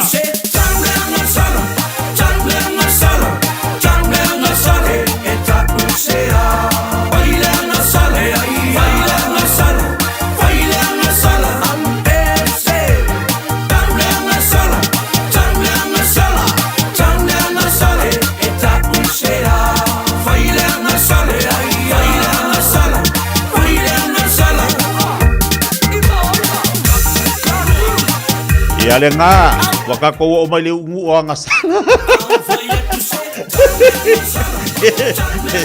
Le ya te bela el fa basingo le ngasala les. Aluar ka nga kai ka ulang ia me sei du more. Le ai se be la ko su wala ngasala les. Aluar ka nga kai ka udeli. Kwa ni mele ia ngati se fa mai o ka fe. Le aluar fa basingo ia. Walai do po fela. Ia se kali se mama mai ala makamai ki o ingai fa nga fu mai ngali ya afua ngali mama ya ko makamai. O anga ko ngame. E fa ye le sila nga sala ka we fu nga awa. Na ka we fu ka mai. O sia o ya mio. Sia o ya mentinga sa fai. Ya la se mio le aka fu eles. Alua o ya ka udu modeli mai kangi dia ko e wa ka nga sala. Ya wa fu nga sala le ikang ka kuspa ya la fu nga sala ai ngai loe kanga ko fa maulalo ai nga sala wala ki wala fa malolo fa malolo lo ko nga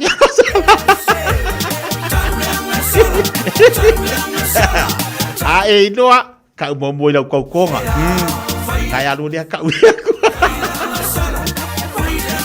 ai do lo wala ka dia ko ani do lo ko ya Pawala me ole ako pa uamo Mai pawanga me mo le nga sala ole ako pa uamo Ngale amo la warkele male fusi de uru male fadia di ofori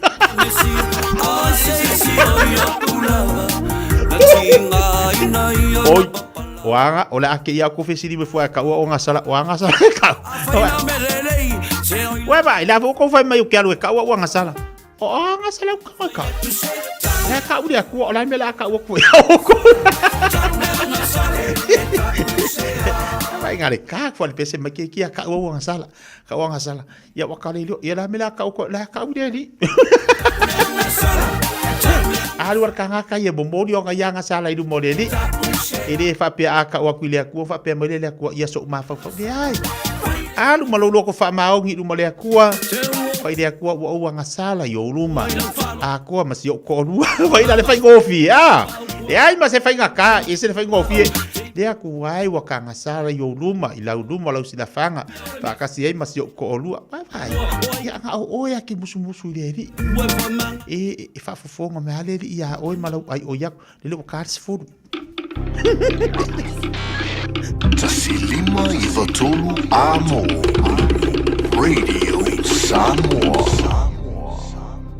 O te whaatala whātu i lau whaafonga angai le nei fo i tae au malo le soifua manuia, alo mai o Talala Radio Samoa. To mua atu le nei tae au, ua poloa ia le poloa ingo whaalavilavi whaafua se i more than Eden, a o ti ngā ina i lo longa ma pala solo. La tai leitu lai sfurma le lua na po le ana whafonga mai ai le poloa ingo whaalavilavi whaafua se i, ma e o mai le tae au nei. E tu sa male fitu se fulu tangata Dunedin wa ave e sea whaamalosi mai o lato fale. O le vave au fo i ana leila pe tu sa le afo le tasi le ana ripotia mai ai pala solo ua whaalea ngai nai o ngā paipalo o sa waile suawai maua mō tangata o Tago Peninsula ma e o mai le taimi o telefon. O lo o whaia pēr so e suenga e maise o ngā luenga toe fe tu unai ina ia toe maua le suawai. O tangata i sauti o Dunedin no nofo lata Hillside, Masari Street le o lo o fautuaina. Le tatau ono e se vave ai a ngai i nofoanga maululunga. A o whaawa wai pēo na ave e se mai tangata mai o lātou whale o na ua le saunga le mū. Ta ua mai fo i le motu si o le ele tise i le tele o vaengo Dunedin ma o lo o whaau popo fo i ma le lisi o au wala tapuni. Wa whaamaunia mai ai fo i le Minister o Emergency Management Mark Mitchell e le o mauti noa le foi numero sao o whale ua whaalea ngaina e lo longa pau o lea wa manino e te le se ngā luenga e mo o mia o na tui whaia. Ua ofo mai se tasi o kamu panitu to atasi o lo o ia fausia fale mai, e mawhaiona ia fisoa soani le fausia o le fale mai Dunedin. O le vaiaso tālu ai le ana sa wele tāla mai le malo o toe va ai whaia suinga le fale mai fō. Ma o suinga nei e le maua o mai le ata o le fale mai na mua whai mai ai o na ua le lava le paketi. E le i whai ngōwhia i le toʻatele o tangata o loo no nofo i le South Island le nei whaasilasilanga. Ma o le toʻatele le ana whaali lo lātou whaanoa noa i le solo te e na whaia. A o whaatali ai pēr la se tala aloa ia po o le ale isi si te po o le au o iai. Ua whai mai le Vital Healthcare Property Trust lea o loo ia toe lisi ina nisi o whale o loo wha o ngā. Mō au nanga tau le soifua mālolo ina a ngā i le mālo i le taimi nei. O loo ia au ngō fie e fe soa soani le nei ngā luenga tele. O se ofo e wha apea ma whaiona ia whaia, muli a ia toe lisi na atu i le mālo i totonu o se periota umi. A o tatala mai ei le awanoa i le vai aso nei i a inga ngā vaa e whaatalo sanga i le peimeni o le Family Boost, wa to a tele mātua wa umona le si tala mō lea wha mama avenga. Wha mauninga nei mai le Minista o Tupe Nicola Willis e wha apea tusa ma le tolu se fulu wafe mātua, wa umona le si tala i le Inland Revenue ina i o lātou mauaina le neife soa soani. O whaino mera nei na whaelo mai ana nafi po le aso lona tolu, talu ona tatala mai le awanoa mo le Family Boost, ma o a inga ngā vaa nei e o atu le se lau walu se fulu wafe tupe maua i le tausanga. Wha asolo so e ngā leo i le mataa upu wa manu ati ngā ina i le tangata i tu atasi ana nafi mai si sifo o au kilani. La taile tulai lima i le afiafi le ana wala awai leo ma e le o tele se tala i le mea na tupu, pau o lea na tali atu i aisui o le ofisa wha apea mata avale al falimai. O le mata upu fo ile nei na tāpuni ai ma le Newland Community Corrections Facility e tusa ma wha amauninga a le matanga luengo fale pui o na o lea na tupu i se tasi o na tua oi. E o mai le tau nei o lo o wha awau peso isu e ngā leo i le atoanga o le nei mata upu. A tala wha ai o le nei tai au, a o whai mai eile ea ni usila o le a wha au popo whai ngā malanga wa le whio wa i tutono o le atu nu e wha ai titia, e le o whai ngofie le pule nu o Queenstown. O suinga nei o whai mai ele kamupani wa alele wa wa ai e suia e wa alele la iti nisi o whai ngā malanga na wha moe e wha au ngai wa alele la popoa. O whai ngā malanga fo inea a fio Queenstown ma Dunedin, ma o lono winga e tusa ma le se launo fo e wha aititi ai le malanga e tasi, o na o suinga o waa. E se mai i leo lea fo iwa wha ailo mai o le a le to iei ni whai ngā malanga tu usa o mai Invercargill langa i atu i Wellington e amata mai le masino Januari o le tausanga a sau. Wa whai mai ele pole nu o Queenstown, wa wha ate ia to e wha anoa le nei tala wa whai mai ele e New Zealand. O le sila mamau o le pole nu o le a fia i tupe o lo to e wha ate amilo mo le tamau a ingo a ai nei, ma i lona tali tonunga e fōlinga mai e le o mamau le wa ai ale kamupani wa lele. O Talafonala Radio Samoa, manuia le nei tai au.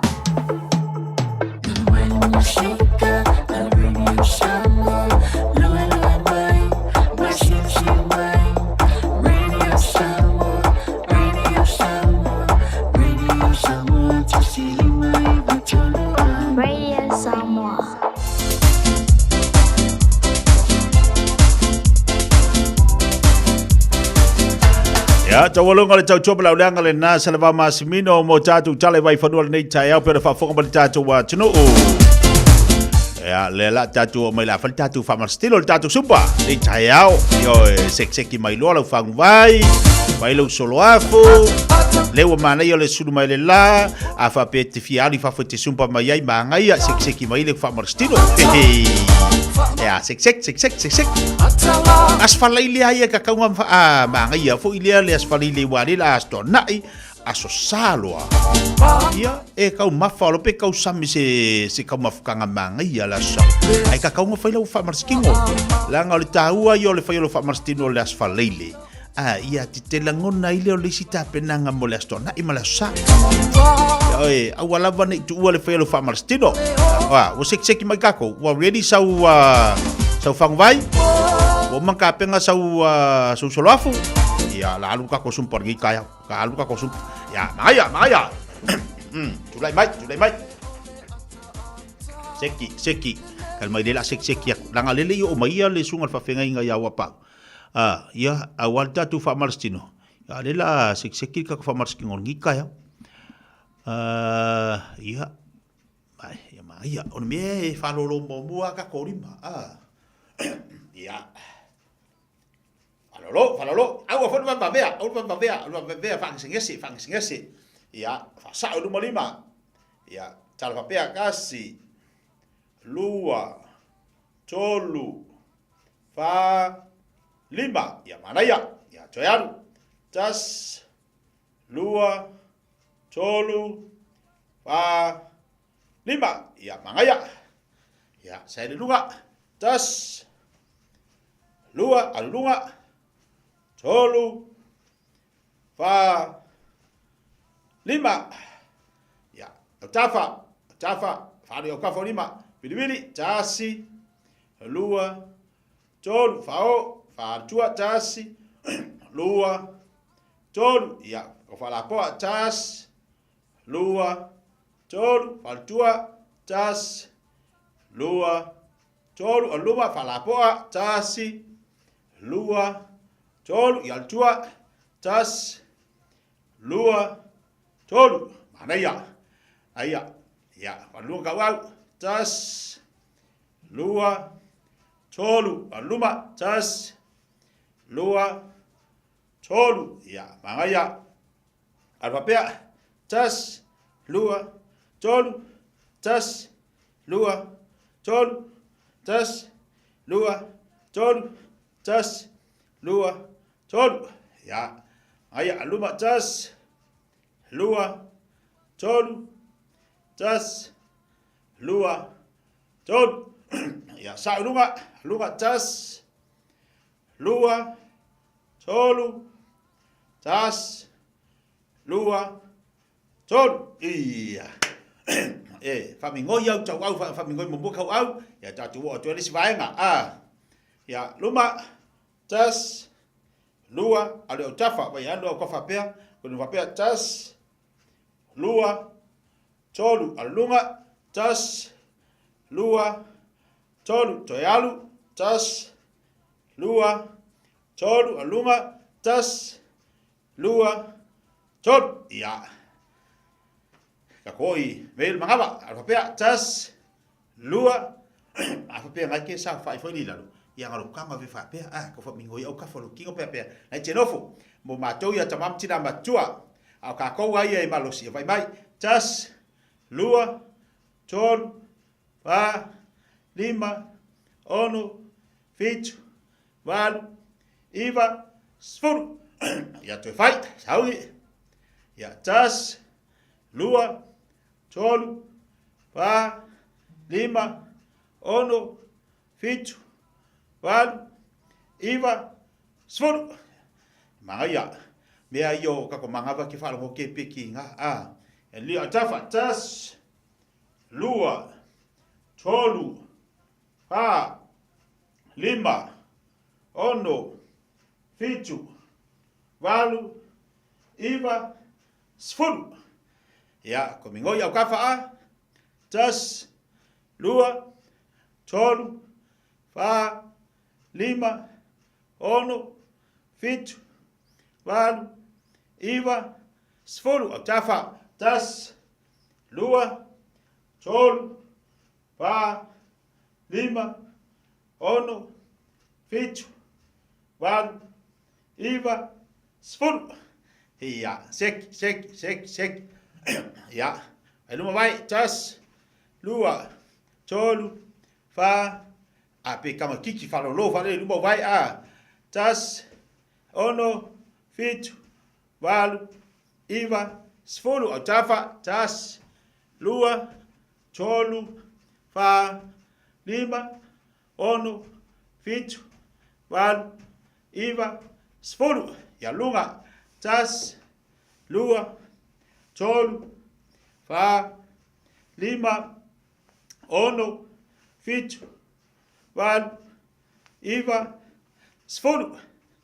Ko alu vai tas, lua, tolu, fa, lima, ono, fitu, walu, iwa, sfulu. Tafa tas, lua, tolu, fa, lima, ono, fitu, walu, iwa, sfulu. Lunga tas, lua, tolu, fa, lima, ono, fitu, walu, iwa, sfulu.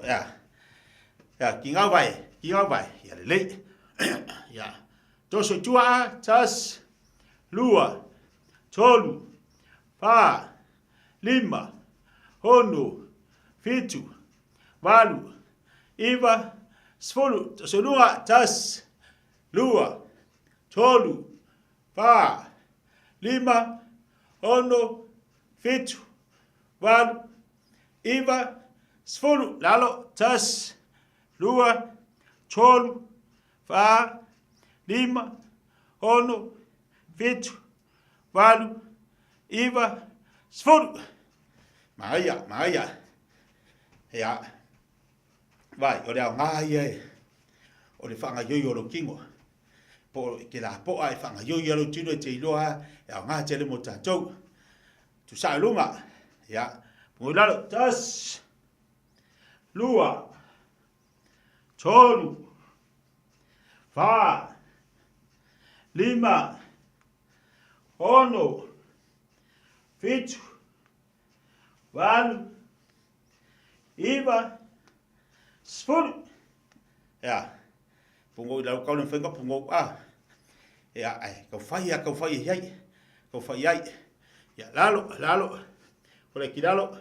Liu tas. Lua. Tolu. Fa. Lima. Ono. Fitu. Valu. Iwa. Sfulu. Aia. Ya, sao. Ya, lila ko sus ko ko si kako exercise lea.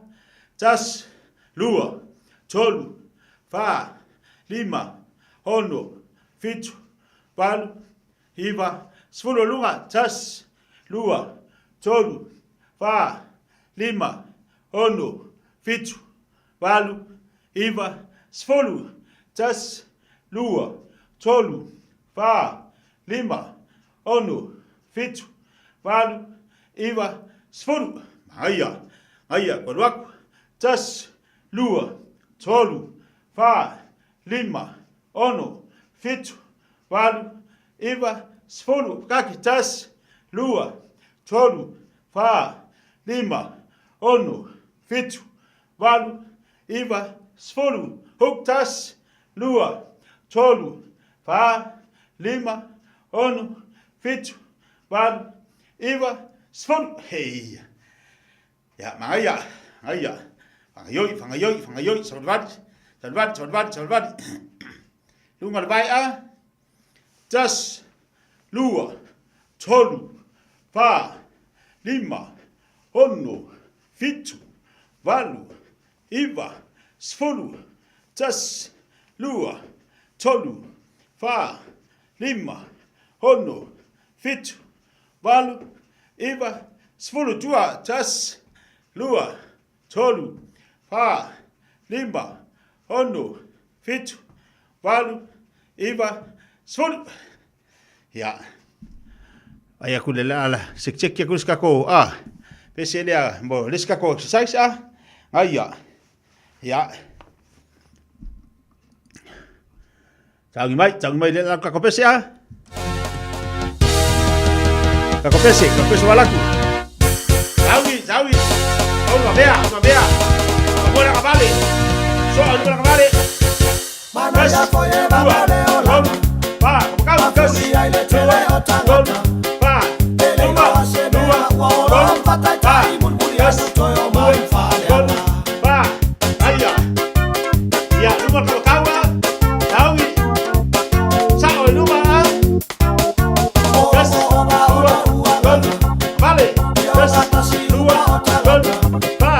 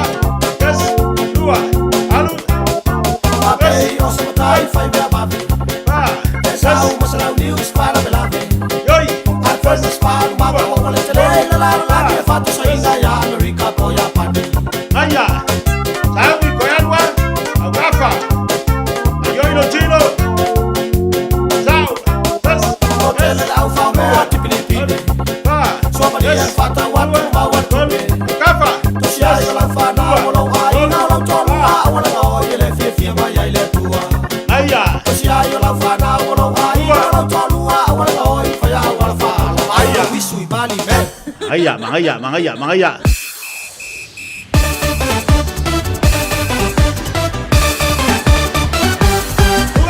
Shake my love, see vai fai shake.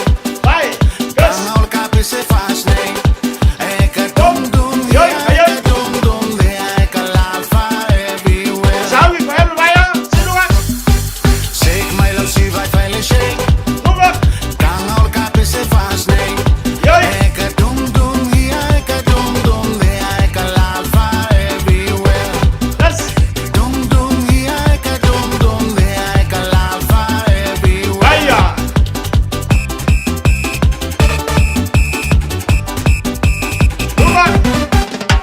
Tole musica e fa che si va il cacca salme. Awa e pum pum, awa e pum pum, there e ka pum fa everywhere. Sabe vai. Tole musica e fa che si va il cacca salme.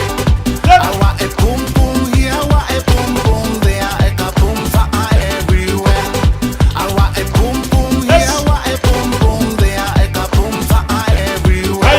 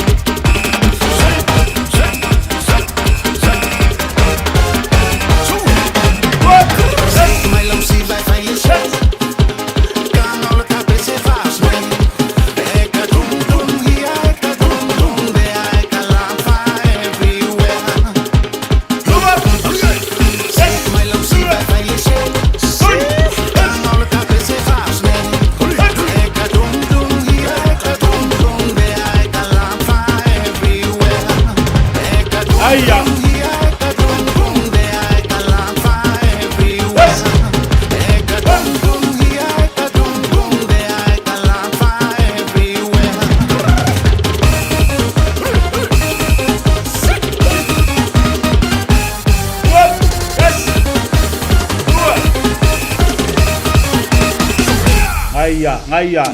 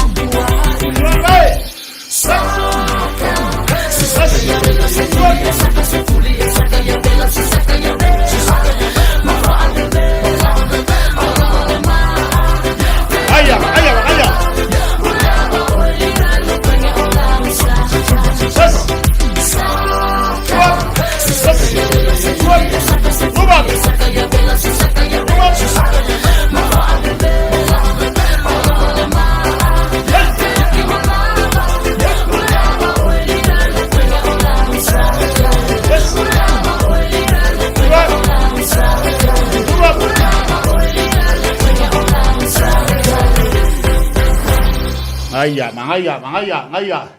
Ya.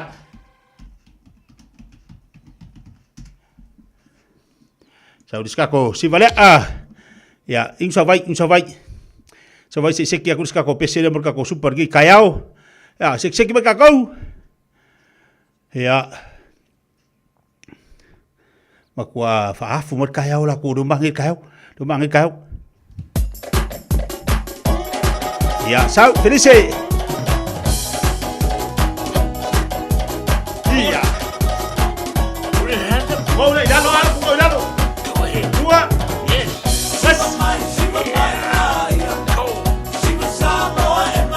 Aya.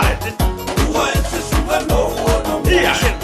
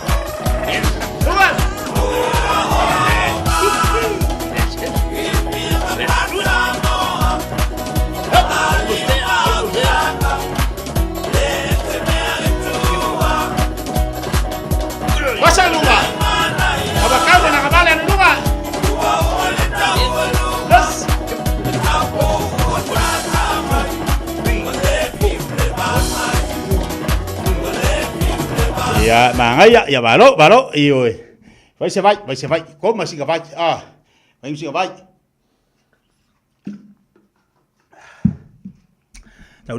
Saudes. Ayya.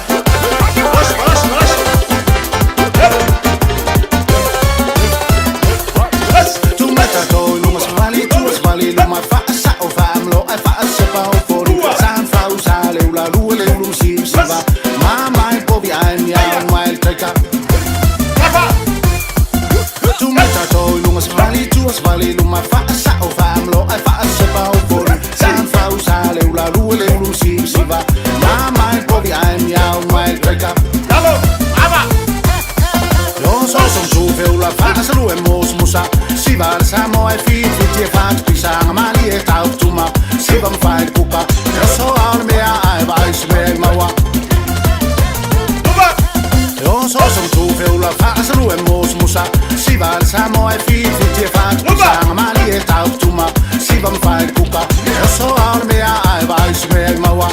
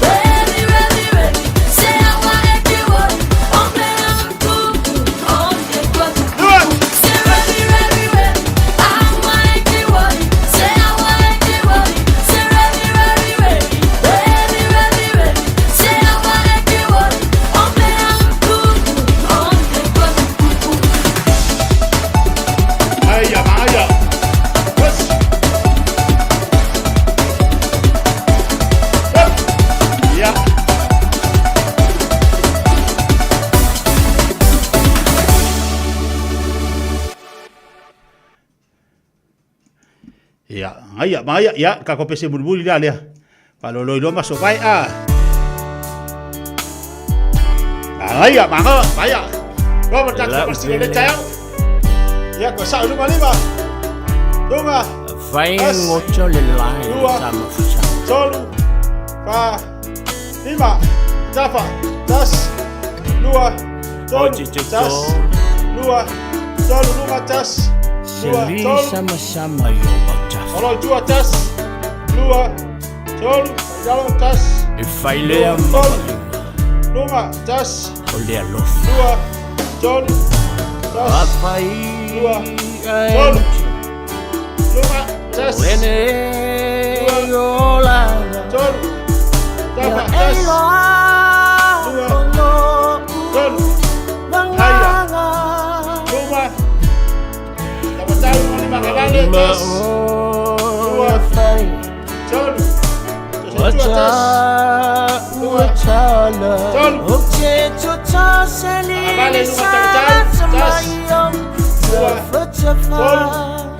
Tas. Dua.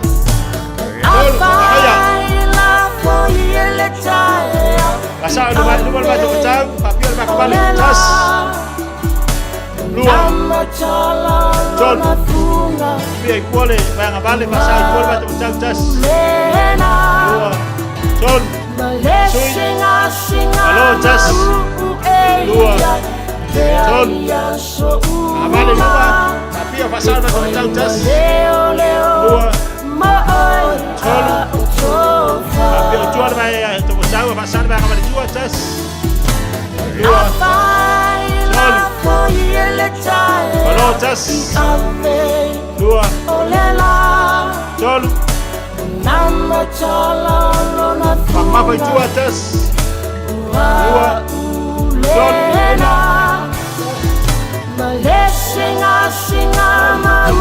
Ayah. Tas. Dua. John. Dapat tas. Dua. John. Baju atas. Dua. John. Dua tas ya wow. Baik. Bila Johnny tas. Dua. John wangat jauh tas. Dua. John. Jauh tas. Dua. John. Tas. Dua. John. Dua. Tas. Dua. John. Lalu. Tas. Dua. John. Camilo. Camilo.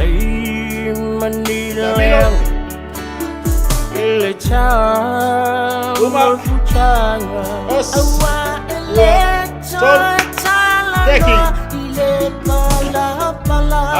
Ayah, heya.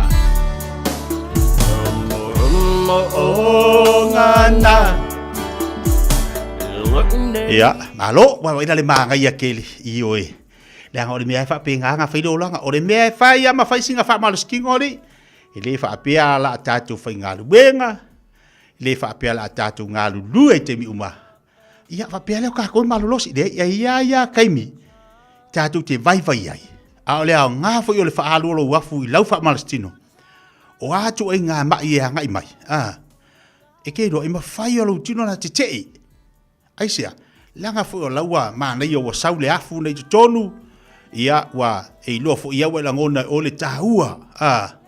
Wa e langona e o e ale maa nei a momole swing o lau tino.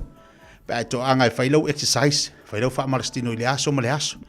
Awalani e wha palapala. Awa te wha palapala i le whai o le wha malastino le me tauana e whai aso uma. O le si vanga taua. E ia swimming pool fo i tato pitoru. Al mea lai tau na wha tau mo tato. Alu lau fitu tala pe, alu lau ono tala i lau swimming pool. Mana ia tele. Taua i olo walu i le vai vela. Taua lo walu te au. Whanga yoilo tino. Pe afa pe whinga tāna te savali. Nai mana ia. Alu lala wono tala. O se i la tōna e whaangama mō kārs fo i ale mālo te alu i o. Pe te membai fo i se. Alu whaanga. Tu alalo na tātu pokalame mō tātu. Alu whaanga. Alu le swimming pool e au. Alu e asa le mamafa le vaila iai. A vaila pe e lima le ono tomisanga. Ma koe whalonga kuama ngai ia. Ai alu tonu le sauna, alu i kongo le vaivela, ese le whaalongo i whaafuru tino, te la ngona le tāua. Tu alalo lana le tātou pokalame mo tātou le leitai au mo, e a bese fwoi tātou whanau, a e si da fia, na e te ilua e ngā whatia le to, ina malo matua no e au le pūru. Ave hoi whaanga e oi au, o le si tāua le nau ese mai la tau ma le fale, ai oi e au e whaanga yo la tau tino. Ia mas, e se swinga la, le titi la tau, ia ti la tau, ia a o, nofo, ai nairo le nofo le fale, ia mawhai leo mana ia le tātou tau, pei ona e savali, ia tātou whaamastina nei tai au, a tōna te ua o le vas fau le songa fua, ia wala mai ia le sunga le whawhengangia o pau, to e whaua fui lo le tātou mawhtanga pi ona iai, ai whaamalo atu le tātou atunu, whaaftai tamam tina matua, mai se le tātou atunu lena supa ma le leitai au lunga tātou Facebook, ma lunga tātou YouTube, whaataua, po le ale me le tāua ia te oe, a e loa e tāua mao ngā ia te oe, tango e whaataua, a e le tango e whaataua, e te lei lua fwoi ma ila ngona ina lona maana ia malona le lei. Iai, whamalo whaaftei mo lei tai au, tātou whaamalsteno le tātou atunu, tātou tue whilo i vas fau de lofa o le tua, tue whaawau whilo le tātou sumpa, ai manu te leina fua whanga lei tai au.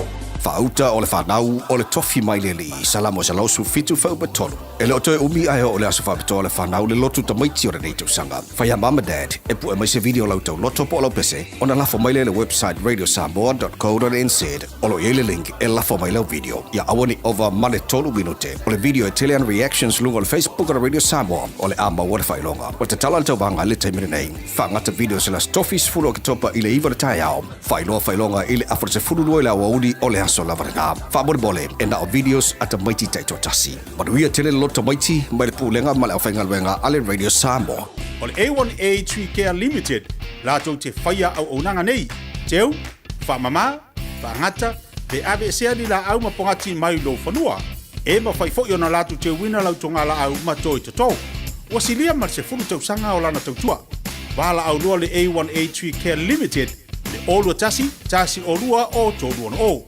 Olua tasi olua o tolu ono.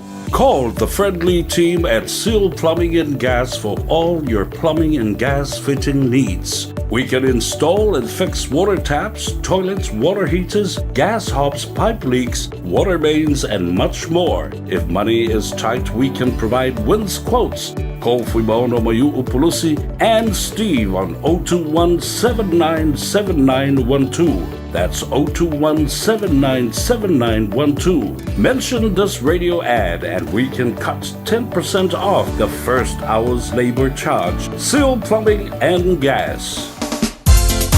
Jadi mo ito ating pagkalaman late tayo lo sa mari maltay malawati to is furu 5 minuto tali o late to la sumaltasi talan tato lay na maltato furi marketi tayo nei tolu fit tasili mabtolu tolu fit tasili mabtolu tato telefoni le o vanuatu maltato lay na maltato furi marketi late tayo maftu maltato watunu tato wal vala mo furi marketi talofa Malole se fu manguia e sunga lewa se fu maria le sunga late tayo alola wal famalos ya ola u Karas makeki ola u TV ole ongo lima size o TV e vakuse kau pau lima selau ele fo TV ole troa fo ko selau mo ko se kau fa ma ba venga pia dia e fai ala u karasei o kaiau ile pues dos polo Black Road i mangele e kala de valu se ia pa ia le kubla e koru ia ola o mela ole olu lua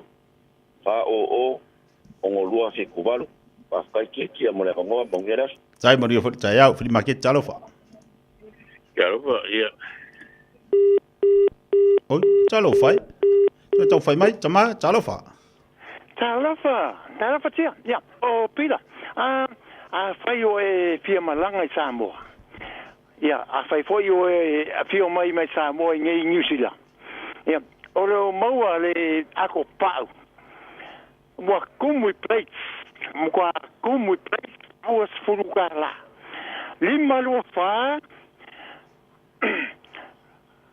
Swanson Road Ranui lima lo fa Swanson Road Ranui ole makwa kere o prankeke e maua fa li o fa fo mai o i Korea ia Mea, fio mai lima lua fa, Swansea Road, Ranui, o Pira.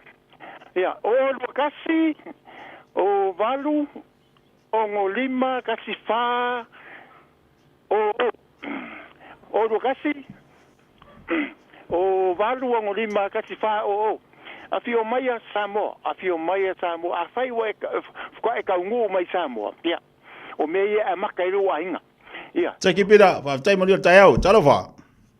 Ia wa, o le whima kiki o le kange vai o le Honda Odyssey 2000. Ki whakau aku e vili mai le o lua, o iwa o Ngolima Kolukasi. O le Honda Odyssey 2000, kausang. Kange vai whamulmuri. Talofa tatu leida, talofa. Papaya, ke tia molo wa wanoa. El masini ta mea e iwa ke ti le tele nearly new. Wek le a kokoa e iwa ke ti microwave e tele microwave nearly new foi fa so tai mai ya inu mela ye lua o fa tasi o tasi fa iwa lua o lua o fa tasi o tasi fa iwa lua o ia por o lua tasi o lua tolu iwa fitu o li mo o lua tasi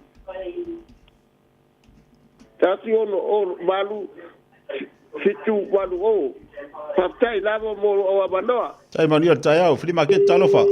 Tau tatu leina, talofa. Ano se fua, i ro mo e ke un mesisi, i se si o mga whaponga maso i o ke le mesisi ne e kiau.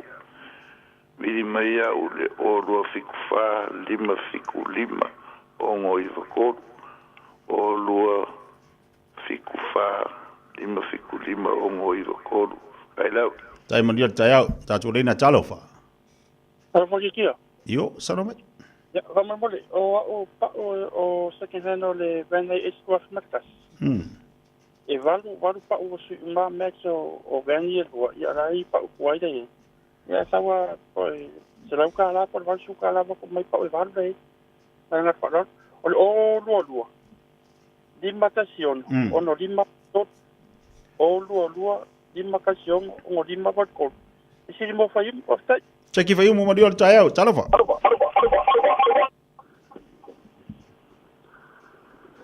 Talofa?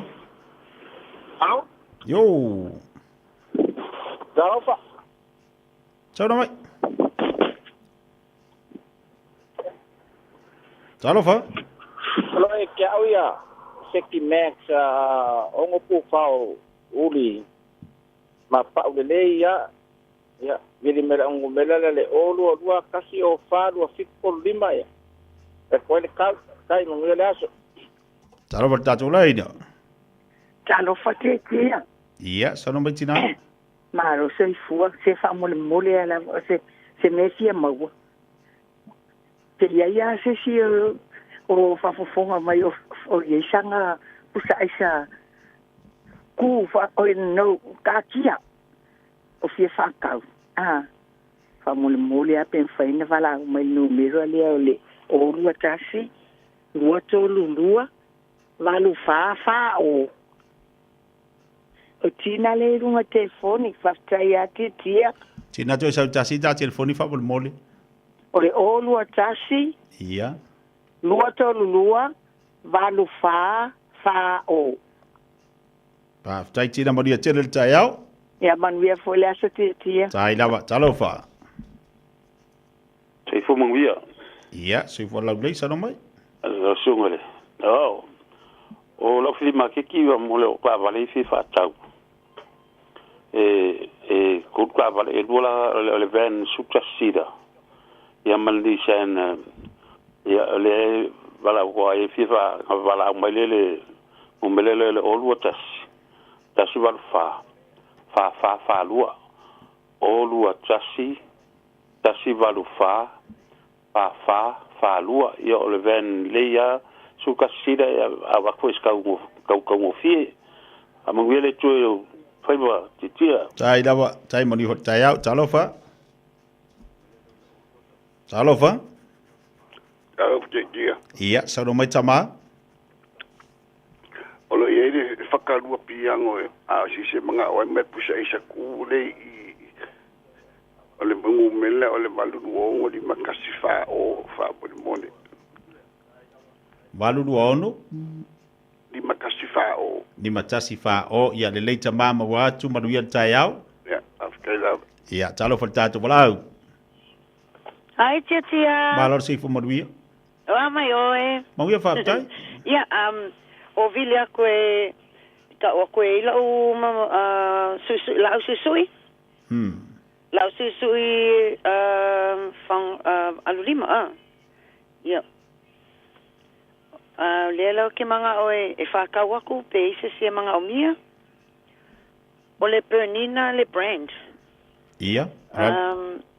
Ia, e sawe amalonga case ma le food pero foi pe whaia manga oe whaunga. Ia, e lua se lau lo ke manga oe whamolmole. Ia ola ungu mela lea o lua kasi se lau valus fulu kous fulu. Ia, fotino lea. Ia, le fotino whaapte manuia taiao. Lima ke talofa. Talofa maloso kwa tiela whamolmole asi usole o pai umulenga vidi mai pa upe mawhainga vidi mai la ungu mela lea. Wale walang mela olua kasi o faru fiku ko lima fa mole lama olua kasi o faru fiku ko lima tai malia taiao lima ke talofa ala tia ia se fu ala lei ka ikafia mawanya ka ulo ala mingi le lei bente se ke fa taunya la ulo paso tai mitaika dan telefoni tina fa mole olua fitu Valua tolu valua valu o. Ia lelei, ia mawatu manuia taiao. Apatai. Kini maketi talofa. Hello? Ia. Ia, whamole o nga wakula u ia la ma ke kia au misile e ngu mela le e vini merkanga ka pusa e iwa ke tima mai ko fo. O le olua tasi lua ono, tasi fitu valu o. Olua tasi lua ono, tasi fitu walu o, pole olua, tasi olua o faa, tasi faa iwaru o, pole olua o faa, tasi faa iwaru o, ia vidi maya inu merata mana ole, le masini lia li liu ma microwave fau, faftai lava. Tai manuia taiao, talofa. Ia, so fua manuia. Ola u flima ke kifa mole, ola u hai ace man. O le lua fesfuru valu kausanga la uvene la ave Samoa ia le kua kuinga pese se manga whakamu ngai ai na Samoa ka ngu Samoa next week ia vala au mai la ngu mele le pe uma vako le petrol le van le ia lua fesfuru valu le kausanga ia me kuio le umo manka ke umai ke uma mai le van au mai le ke wa ka le van ia la ngu mele le o lua tasi o lua fitu fa fitu lua valu o lua tasi o lua fitu, fa fitu lua vonono, wala au mai pea kalkal morkau, ia faftai mala unoso. Tai manuia taiao. Pili makia tina pea na fafonga tatu watu nu tala pea tatu laina tolu fit taslima tolu fit taslima tolu. Tatu laina pea ona talatu mo tatu oloa pea ona iai talofa. Sunga le li fasalau. Malor si fo manuia? So fo o le fie mongia o Yesesio yang fai ko vala fa fol fale ma skivi di dozal fale fa mole fie moa fai ko ngo mela o lo tasi o valu limanima fitu valu o lo tasi o valu limanima fitu valu o manuia lo waso tai manuia fo taiao sai fo ia to tolu bilita chalo le tula subantasi na milito lo toi lunga tatu pakala le taiao tu na pe mo tatu wa tu bo tatu loina tatu free market tatu wol valau talofa ia saro matina ia ole ono fia ma wa fama mo le po yesi o fa tan yang salu tu fama mo le pala au mai le o lua tasi fa lua valu ono dina fa sai lava to sautas o ia o kele vave kele o ai la akusia lo kele fongi o fes kele vave ka fa sida ula ki mai fa bol o ka ngi o fa de ko fo mer fa longo yo wa ka fa de ko fo mala ka fa longo o va velo telefoni a o mai lo fili market fa ngese o la to telefoni la to ia po la le me mo war ko su mala ke fongi anga wa ko pe fa ngese o le fa ko asfala di fiera sapa pa ngai ka mai ki talofa Claro, porque tio le numero le o dua tasi. Ala. Balu. Ia. Ono lima fa mole te pidi mo mau fa sai lava. Koe sau kasi? Ono tasi. Palu avalu ono lima fa. Fa sai manuela wa. Ala foi o loia na mitina. O ile ai ole olofia mau saluku fa Saluku ia wa vai. Ia o ai o keringa ka saluku nga ia sa mai sa mo ngale salu ia pongale vele ko fari. Amai ia maka ika foi makasaka saluku. Ia va vitai. Sia mai ka ko saluku fa mo le mori. Talofa. Ia dele. Talofa. Maro se fo ki kia. Se fo boni le taiao. O se o me fia va. E ula langa ai. Ia. Ko se furu le ko i. Ai se skinga manga i lo fai fu so ai fai e con kere. Me fai no fai e con kere. A vi mai ule o lo fiku fa. Lima fiku lima. O ngoi o lo fiku fa. Lima fiku lima. O ngoi o fa tai lava. Tai Manuel taiao. A fa peo ye si e ni na fo ye. Kama fo ye le idi vai ke mo sa. A o ye lani au fo inga fa mole ina ilo mauta po lo lawa na vala wile telefoni lo o lo tasi o lo fa fitu fa lo ivotolu o lo sa ili fo pe fa tau fo ina vala wile ta telefoni na o le telefoni na tu o lo tasi o lo fa fitu fa lo ivotolu pe a fa pe na fa tau ni au fo po fo ye le idi pe a kai mi sai ka ko ta tu nu isambo ia ngai vala wile telefoni na ia e polasi tau e tau mai ai ia o lo fia mana o mia to e fia vaso fo manga mia ia ka fo nga fa mo se lua se ko fa manga ko ila kaili fa mo le talofa ia se va mo le ole maua le telefone tamale fa tawana e tonga fo e fa ko tina e ma fa yang ka ko fo la ki la lo le la ula ngale o ka se lo ke e lo ki dia ila telefone la vala mo tina fa mo o le tamare fa kau ianga I konga fa mole le kwa umakneia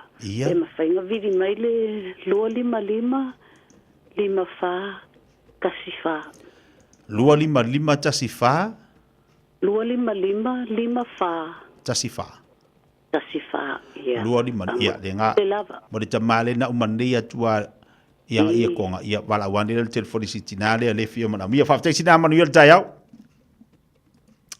o le tatu funi baketi mal tatu pokalame na de taya o maftu mal tatu wa tinu o tatu o lotu na mai tele tatu o loi on fai ona a mai nunga tatu pokalame le taya o maftu mal tatu wa tinu ya la mana e foi na so sanite mo tatu ainga tau foi ona fa ngana o loi tau amata matai le vai time ali e sa oha e po wa ia le ainga fa mo le vanga ngi usila e manga mia ka ku kamai ele o ka ko kilo le ka ka si fonga o ka se ka ka sori o fela tatou te tuai o kamai ka ko ke o iai fe so swani le si ainga fe so swani le tasi o tau fo na tatou pokalame tatou fo market ina ia mafai ona avatu ini o lo fa mama avenga ia oe I lau fa soa e ko kusa me fo me ko pe ke alo e mai le TV ongo se lau pe afe mon kupu ile pan ile fele ile I fa lo I fa ko TV da popo e ko kusale le malau TV do se la o le akala sa o le afe mon kupunga sa wi fo le lima se la nga ki amo yi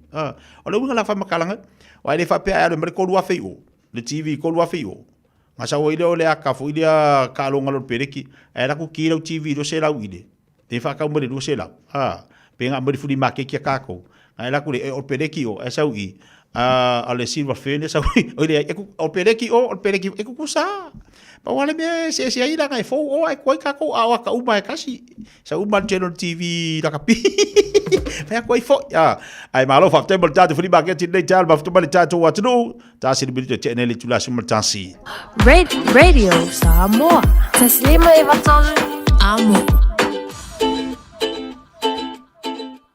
24 hours a day, 7 days a week. Radio Samoa streaming live on www.radiosamoa.co.nz.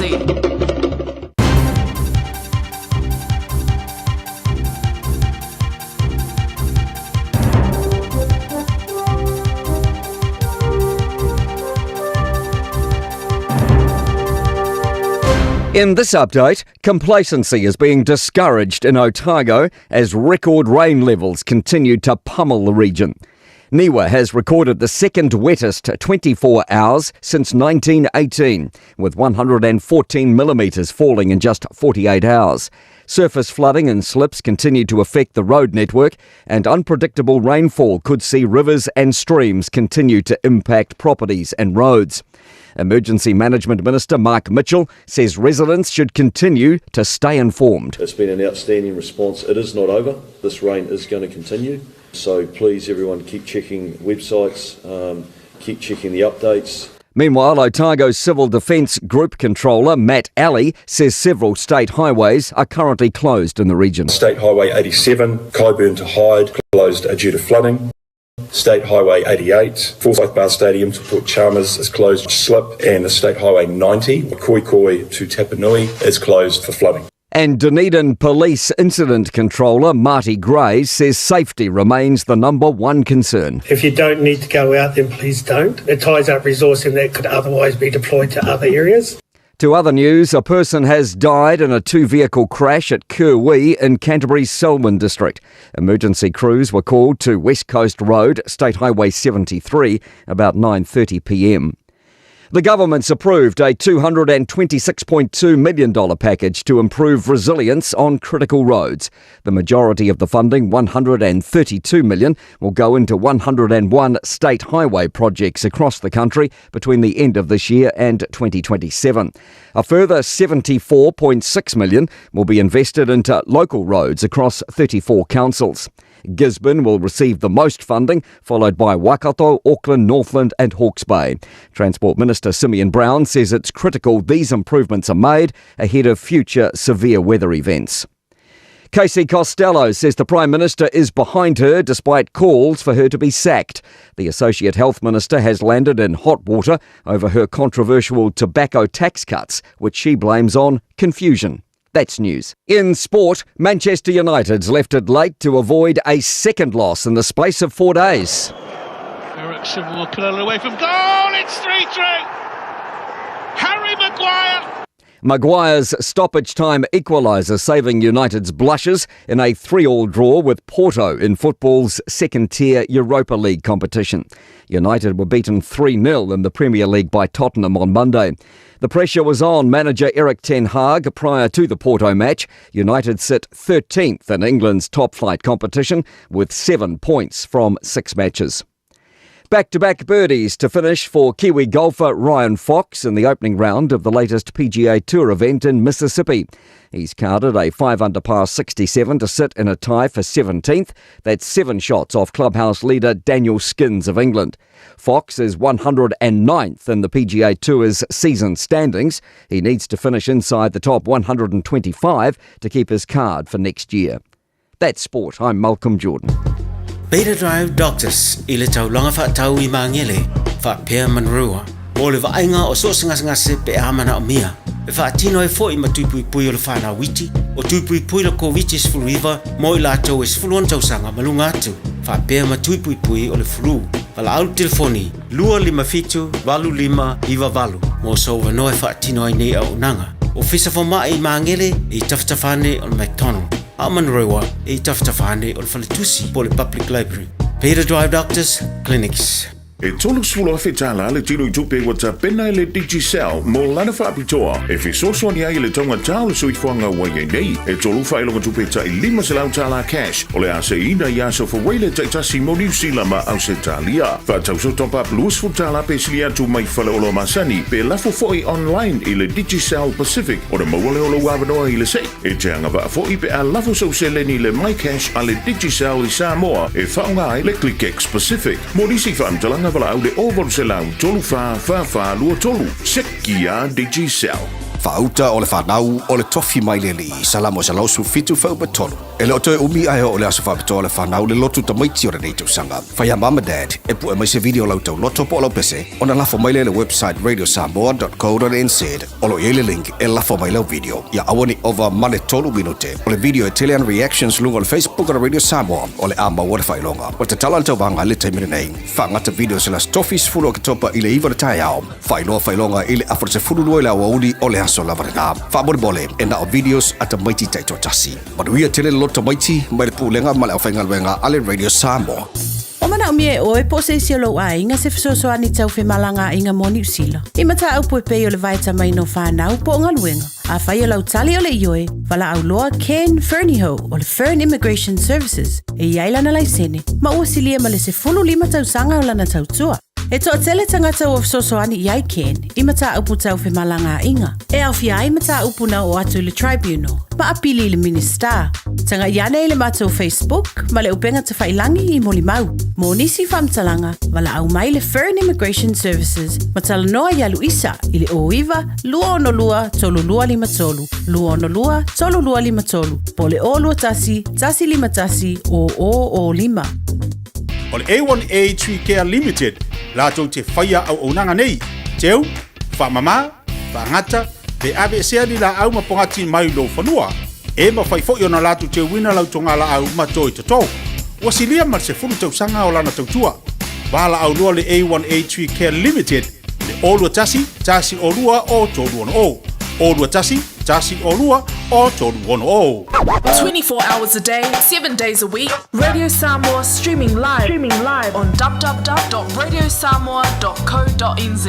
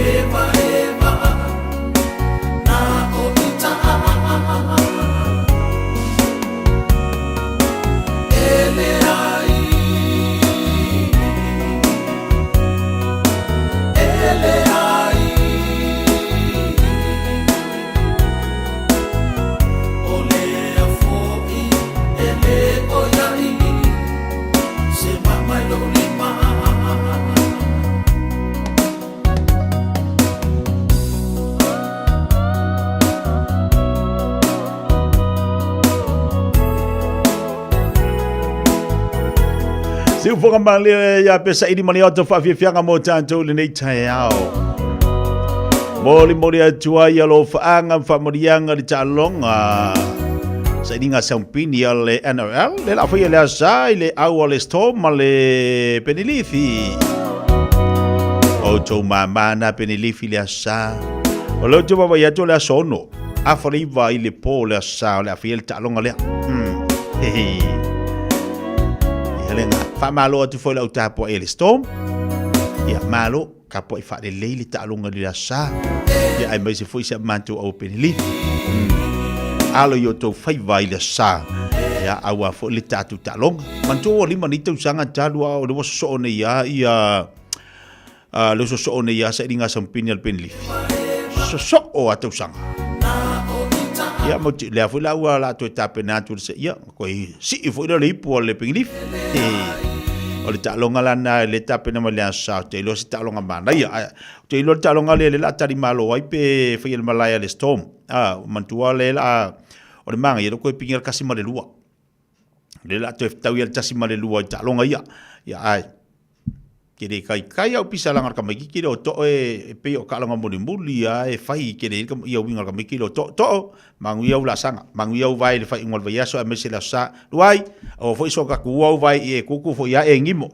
me le ke vai ia e kuku fo ia e ngimo ka kope ko fai ia ia manuel tapo inga la tapo e le stop leo vat si bai la unang bertau tua fo le tau sala le tatu pokalame lu le to finga ai so hu mo tatu le tayao o tatu ni so tatu tala melo tupu tolo tatu o tulu Samoa ai me se fo le nia tulu tala fa le to finga malo le usu le ia sfalaile angi matafi la fitala nga tia I le nei tai au le asfaraile ia malo lava le tawatai mo lord folau ia patalo fatu fo le mamalo se tatu watu nuu ia o tamatina ia o foi lava nai fanau ia I lato umalava ia lo maua ma le tatou po kalame le nei tai au ia o le fia mai ia tatou o le fia lava ia me sili le o foi wala ta foi na fai o le nei vai asa ali titia to walunga foi fe mangalu nga nei vai yaso yo le tatou ia las falele le las fal ni fu masines folu pisi fo tatou watu no I loto al fanau pe ona iai wale o le sala sa o ini so e kalesia le foi la tu lo tomiti la sala la sa ani so la sa lua ma nei tele na o te lola pise fo to tele tatou ia sa o le tia ia o tatou ia fai lava fai le leile fa atau mama taala ia ua foi ia le so ona faia ia wa ia stanga ta wa ke ia le wa foi ia ke mi wa ngai o manga ia le fai ngos fa ka nga ia nga ole masepo la va se mes ka mai kiki ia wa ke ia le wa koe ava wo ole aso e fai ai e fai ai tau loto nei whanau. A tau mua o tamaiti. A tau mua o nei tamaiti. Ia, whatau ilo o fortina, ia waipe umalo o tamaiti, so umalo o fortina. O fortina. Ia, e tau mawhau o tamape mose o pe mose o. Longa winga, e pui ata, e pui e tātou tama, e pui atina. Ia pea ona uma fatau ia fai fatau al fanau on pisina mo tato nei vai aso tau tuana ia saunga le mu feo nei tamaiti ma tau tuana ia lau ato pea na batu tu ala po kalame kwa ifa anga peleleila wa la wa ko pe la lo au kwa fa ango fo le ia o ka ko ese le makwa lau ki keli ango fo la ko kupe ke fa ko fiu wa vai ele se be lua ai dei ma se me ko ia pole atole aso le ua yo ia faile le ia ua ho ia wa ia tato e te ia ngo fo ai la lo se polease se penchi o polease no fo anga la ia nga mala ia tu ia au tafa kala ngo ala e lesiku ia o le tua e alunga la vla o fa to fa la alu lesiku ai nga lo ila le ato le au tafa ole aso le ua ole aso le so le ua ku la au yo ngalo kai le sidima ia le ako asa le sidima ai vai le mai ia asa le lima kasi ale fa pe ai fa le kongu le sidima le lo nga pe le lo ako mo sa ngale mu ia me se foi ia awon ia ni me tupu le fa ngol va ia so me se foi va so foi au ta pinanga au tanto walo atu lo to fa na fit sumo no ta le fo le wa ola le tise ia vai fa ngar ka ko ia ka ko ia ka banga o ka le fa fanga ia o electrical vehicle ia e pelana wa ia esa lele lava o le tasi lea o a poloketi ia po se tasi foi lea o vaenga lena fapena ona patipatia foi le nei vai aso titia Ia e tu sai fo I ma le ia I nisio tā penanga si tātou atu nuu ia le osi la fia fo ia le mamalo si tātou atu nuu. O vaenga la nei ia o lea vaenga e pena I tā e fitus fulu ono tā vale. Ia o tā vale fau lava ia e alu le elitisi pe ola le elitisi. Ia o lea ua whamawina o le a whapena ona whaonga ina I le taimi o le whanatanga lea o malo o tau pulenga. Lea la ua whapena ona whamautu mai. Ia ai meise lava. E le ngata la o vaenga I le whanatanga lea. Ai o se vaenga, o se tasi lea o vaenga ua whamautu I ai le tau lai ia male lango fo ia Samoa ia I tau mawhainga tali atu le I suinga tele o le tau po le climate change le peona whiangai e pe ia le tātou atu no ia ma atu no uma ai meise lava le Pasifika ia ma suinga ongo le tau ia lea la ua iai ia le tasi leo vaenga ia mwhaiona fisosani atu matali atu inisio vaenga pe o le whaititi ai o le kasa ona ia pe o le carbon dioxide ia po le kaponi ia inle ia whaititi ai fo le whaleanga ina ai o le ozone po le ozone layer le I le tātou lalulangi lea la ua iai ia le tasi leo vaenga e whamawina I tātou reporti ia ua whapena ona tau nuu mai ei nei ta vale fitus fulu ono ia o se nea na whaatupe se poloketi le malo ia pani ia e langolango ia le whala putuputonga o le o ati na e malo au whaatasi po le United Nations Development Program UNDP ia lea lai ta ua o ia ta avale ia na whaalawi ai fo ilai I le nofuanga leo lo o iai le au nanga nei ia le malo au whaatasi I tōna I matu ia o se tasi leo o matati a fo I ua tilo iai ia leo wasaini ai la le se whea ngainga ia mai la tau fo iai tūlanga o iai I nisio vaenga nei titia Anda ia lei ua wawai at fo ia leo fo ia Australia ni me whinga luanga fo le whaonga le tatu official duty Sa lei mai tau fo ia o nisi au vaenga nei o lea lava ta pena iai ia le tātou malo ia mo le talinga malo lea o le tau pulenga lea na o nisi o poloketi nei ma foai nei pena iai fo ia le ia ta avale pena tātala noa iai I le ulutala momo o vaenga o mai nei o tāpene penanga mo le puipuinga ai meise lava ia o le tali malo ai I le whanutanga lea malo o le tau pulenga lea la pe o nei ai ia le tasi leo vaenga ia o leo wa whamawina ai le foa ia Australia I le mo le mtanga luengo o le official duty ia o ni masini ia o le ta ua e mawhaiona whamaunia ai ia nisio vaenga pe o le whala au whasaina ia manipauta po o methamphetamine ia o alava ni drugs leo wa masalo mia o lo o tamwhai nisio tangata ia e malanga atu tono le atu nu e tamwhai wha whale atu whaasoro tu la fono ia o vaenga la na leo wata ua o leo wa mawhai o na watoi masini nei ina ia mawhai o na so swani malango foi I le official duty po le customs ia walava le au ili ina whapena fo le sa ili ai o lato e anga ia tu ia malato foi o alava ni o loa ia ai mese lava o lato ato I taimile anga ia tuai ia to tele malanga atu tonu whamawina o masini nei au fia I foi mese tasi o vaenga wata o le cabinet x-rays ia e ta ua tele I le whaatino ai o le iloilonga nei ia po sa ilinga foi ale official tite I le taimi whaatino ala tunga luenga titia o vaenga foi le sorry whamalolu atu I tu sai foi ma le ta lutala mua sa o le memorandum of of understanding le na se atuai le ni tangata ia o I le mtangalwenga nei ale tiute ia matupe maua po le customs and revenue le na whapena na saini ai le memorandum of understanding le vao le Australian border ia whapena fo le mtangalwenga o tiute ina ia puipuia ia tulanga nei o I tutua o le tato watu nuu ia manisi fo le Pasifika Mana ia, o leo wawa ia tūla ia le whono whatau sanga le tātou lakpi Samoa, po le uni lakpi a Samoa. Ia, ta uai le ta utala lea tia o le masina fau,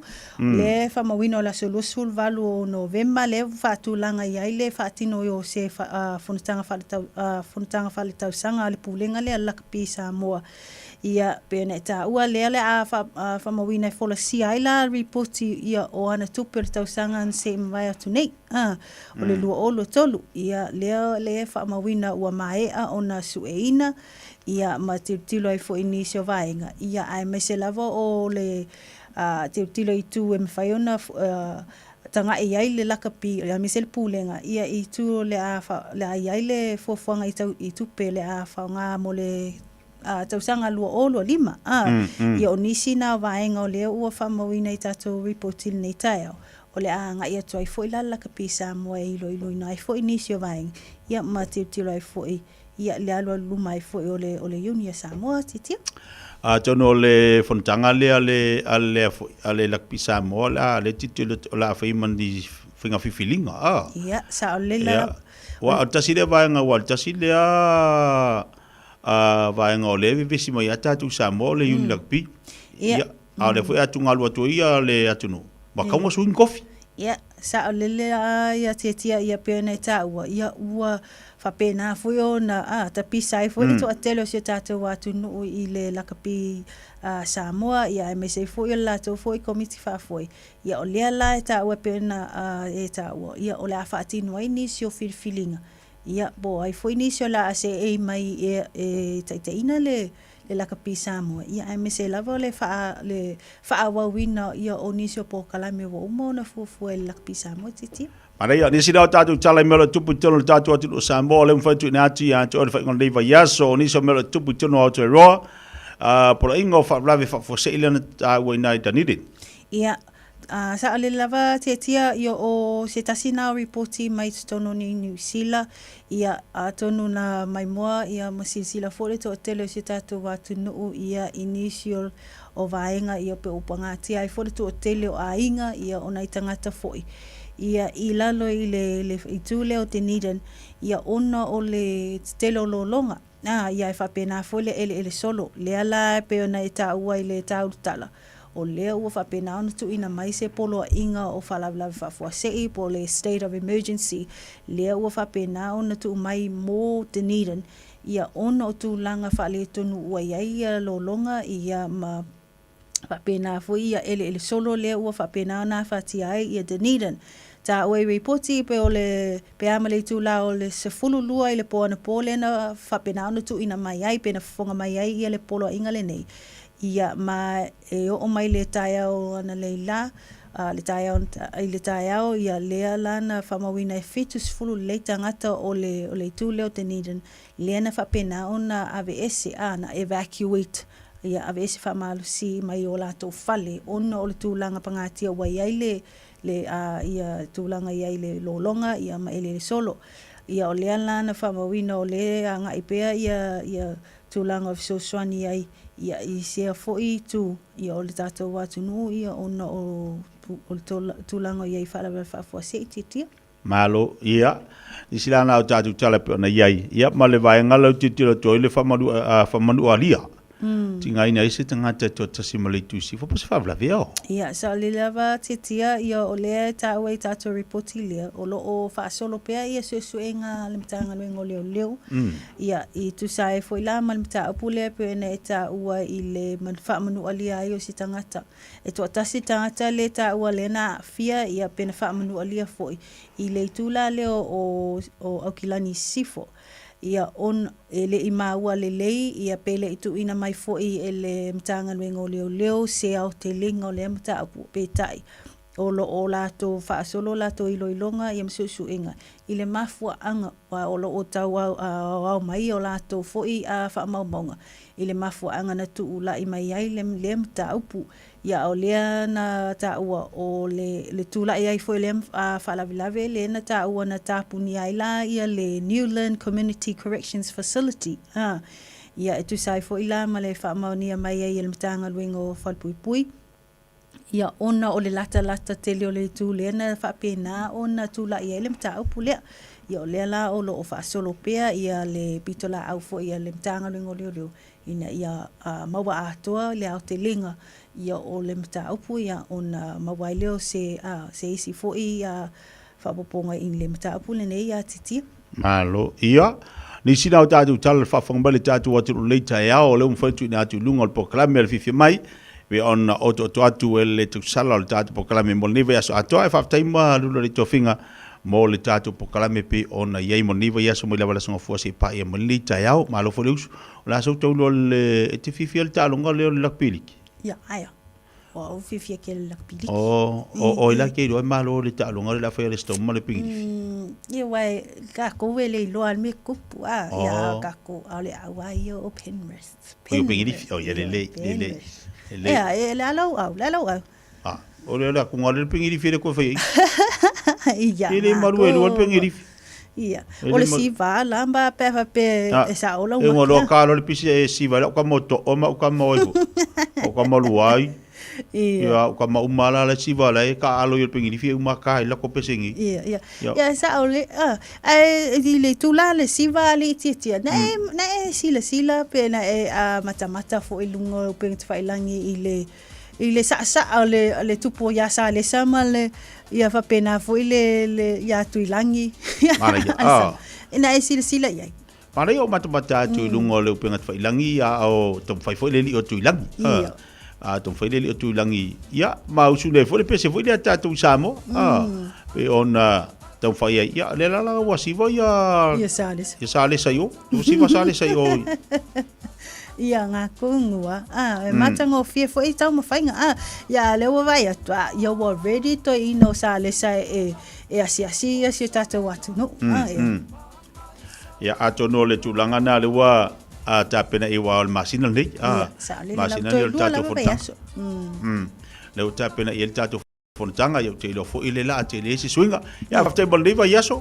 Mani fo ia fufuanga i tituanga le whainga le aso la tau le tofi. Ia, whaftai lava tia la molo a wanoa. Ia, mo le tātou, le mamalo se tātou atu no mai tau mai. E o lo o maua o mole au te lingo tātou reporti lungo le tātou website. Ia pa upenga te whailangi o le Radio Samoa. Ia ai mese fo i lungo le tātou Facebook page. Si le to ai fo i whai tau manino. Ia tu sai fo i ma reporti o mwhaina tu whaatasia wa lava le whafonga. Ia ma sisi la ia le tātou atu. No, ia ai whaftai lava tia mola o awanoa. Manu ia tele whaivore ne aso. Manu tele ina fo i ia ne aso i se tātou atu. No, ia mua nei. So i fua mai monu ia. Ma lo whaftai, ia le o to tonga nao tātou tala mele tupu le fo i tai au man liwa ia so atoa i lunga tau tupu unanga fifia mai se ebal te bale wati a whaton nei ia leitu la e se formaltasi pokala masari e lewa se mai i la unanga mal tau tua a le fono wa fo la unanga mal tau tua mo tātou nisio vaenga o lo o iei fo i lato unanga pera masani ai whapalo atu la tunu ia a o anga i mele sa o le awhionga ia Salome tua i vau i le tau tua le fono le tai au.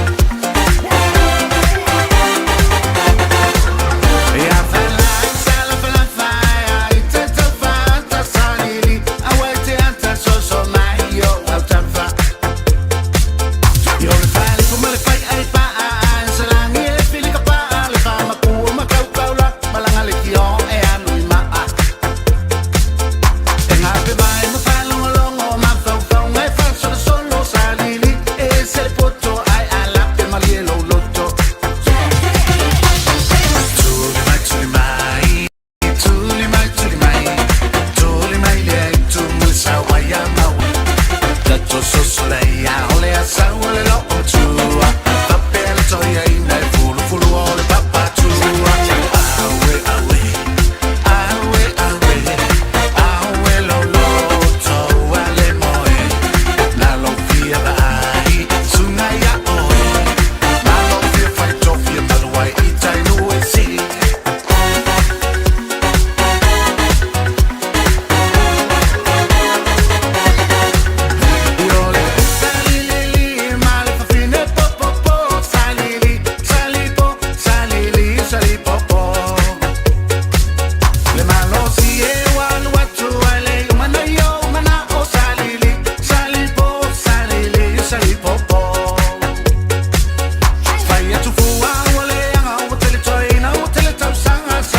Malulu atu le whaafonga ma le tātou wā tino talo ai ona lewa se mai le sā o le whalitu i an Salome tua i vā o le auranga ma le tautua a le whono mo tātou le nei tai au manatu le tātou se ati ai o le a whailo mai niso vaenga o le tautua ma unanga le whono mo tātou a tūne au ngā te le mo tātou a iei sau peni ma sau api nei tango le wha mau ane inei vaenga i o le a whaasoa mai ele po kalame mo tātou ina i ma whai ona manino i lau whaafonga ia nisi o whaavaenga o lo i ele tautua ma unanga ale whono ia ngā tele le mo oe mau, a ngā tele mo tātou umalawa, ina i mwhai ona whaasoa mai e lātou fo i au ngā tautua.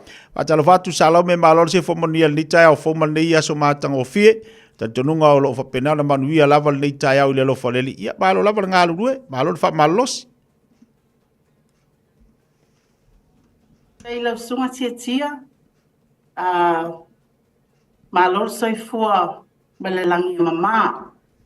Ai e fatalo fatu e lau fafonga anga Samoa i le nei maenga le tae ao mai tupu mai o tamali i ma fai launga o faletua matausi o saoa ma tamai tai o lava i whanawiti e moai fatalo fafoi i le tapuai mai sunga i whawhiangainga o le au whainga luenga pa ia le atua i so se tō vine o ngā lulue mapuna wa iai a wale se manuia mo Samoa.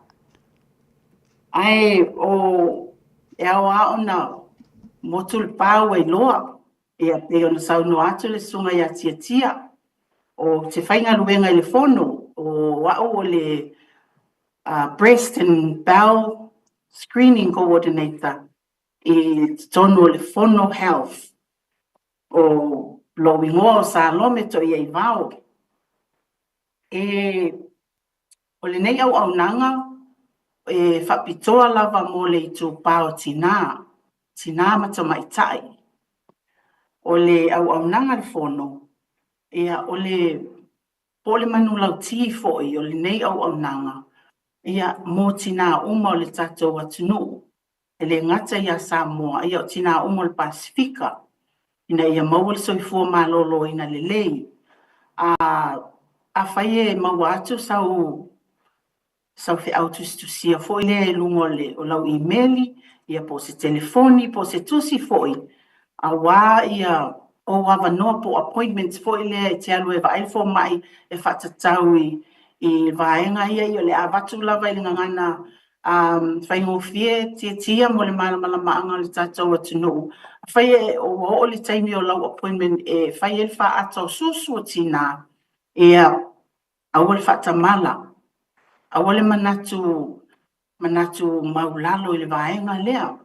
E atu lai masavali e whaatino lau appointment e te le tāua o lau whenga iai pia mau appointments nei e ta ilua tau sanga e a malafo atu le tusi ma watu le whamanatu e te alu e whailau lau appointments lea o le whaata. O le isi vaenga e fia whaasoa atu ai. O le tau sanga e mawhai ai ona e alu e whai whaata lea mo le tūpau tina. O le whaasfu 5 tau sanga i le ono sfulu iwa tau sanga. Faso 5 tau sanga le ono sfulu iwa tau sanga. Fato ama whaile ona whai o lau whaata lea. Ai a whai o oi o se tina fo ilea e te sau mai se ainga fo ilea o lo ainga ua o tele ua fola watu ona o ngase o susu o le breast cancer ia e talo sanga ina ia whaasoa ma tau whamatala i lau GP ina ia iai ne isi a sanga e te tau ona e malama iai. O le tele foi o nisi o whaafita oli e whianga i pia ma lea vaenga o le whai o le whaata o susu. Ia tele lava o tatou tina foi ele na o tinga Samoa au isi foi tina o le Pasifika e tele a whaafita oli e whapea mai ia ele mawhai ona o walo e whai ona o aue e wa aia lau whanau la iti. Ia pe whapea mai foi e le mawhai ona o walu leanga wa o te whainga luenga mai le asonga fua i le asfareile. Ia pe whape mai foi o e te le alu e whaile le nafa ata leanga o no whalongo i tala i isia o wo mati mai si tina o le matu e kale isia whape mai e ti ngā tele. Ti ngā le whatino ino le wha ata lea. Ia o nisi lava whawhitauli o nisi whawhitauli fo i le whape mai. Ia o tatou tino le malu o le atua. Ia a whailo le mea le nao le wha atana. Ia o tatou whaaleanga i o tatou tino. Ia e tele lava fo i le se tala fo i le whaasoa i o tatou tina. E tau mawhaina ia educate. Ia na ia whaamalamala ina o lato ma whau. Ia ina ia whaawhaingo fia i ona lato e whai wha ata nei. Ia o le sosoani o tatou tina. Ia po se tua lalo fo.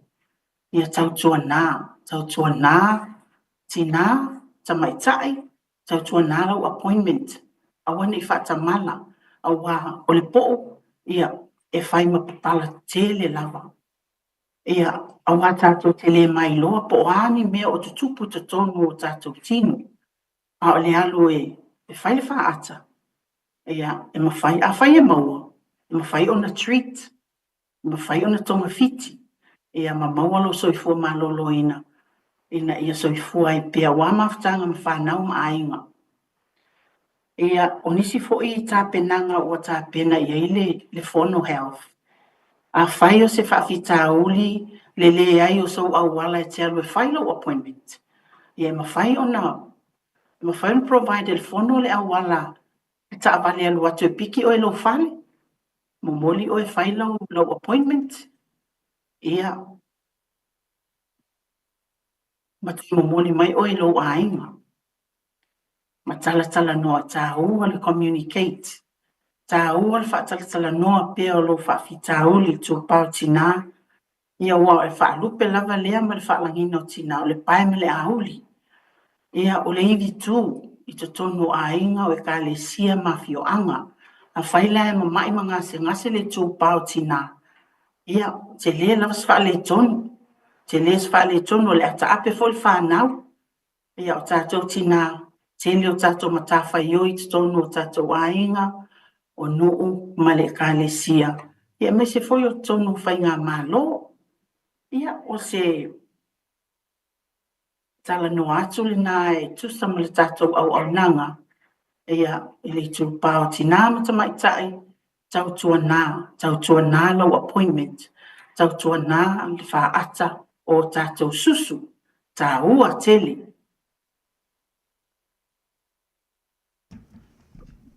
Malo whaftai tele lava salome o isi a vaenga tāu o leo mo whai ona o to mai ia ai me se whai o le tau vaenga pi ona o mai ia nei vaenga ia mo le tu pao tina.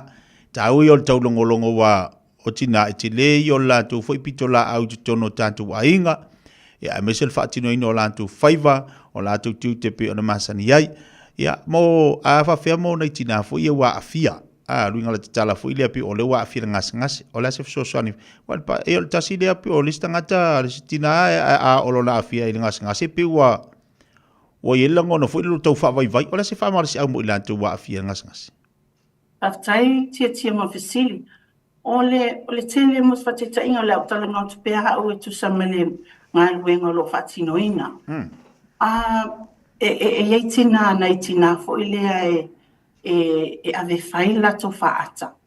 Maua mai le result, ia whapea e toia ruatu fo ile mo le assessment.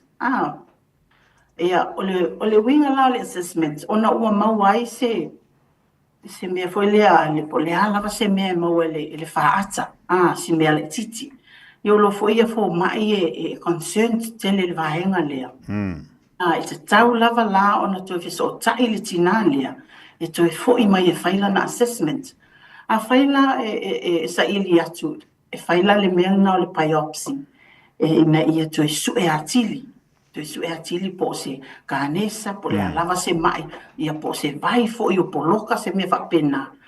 Ia e tele e fiololo ale procedure go through. Ia nai fo mai.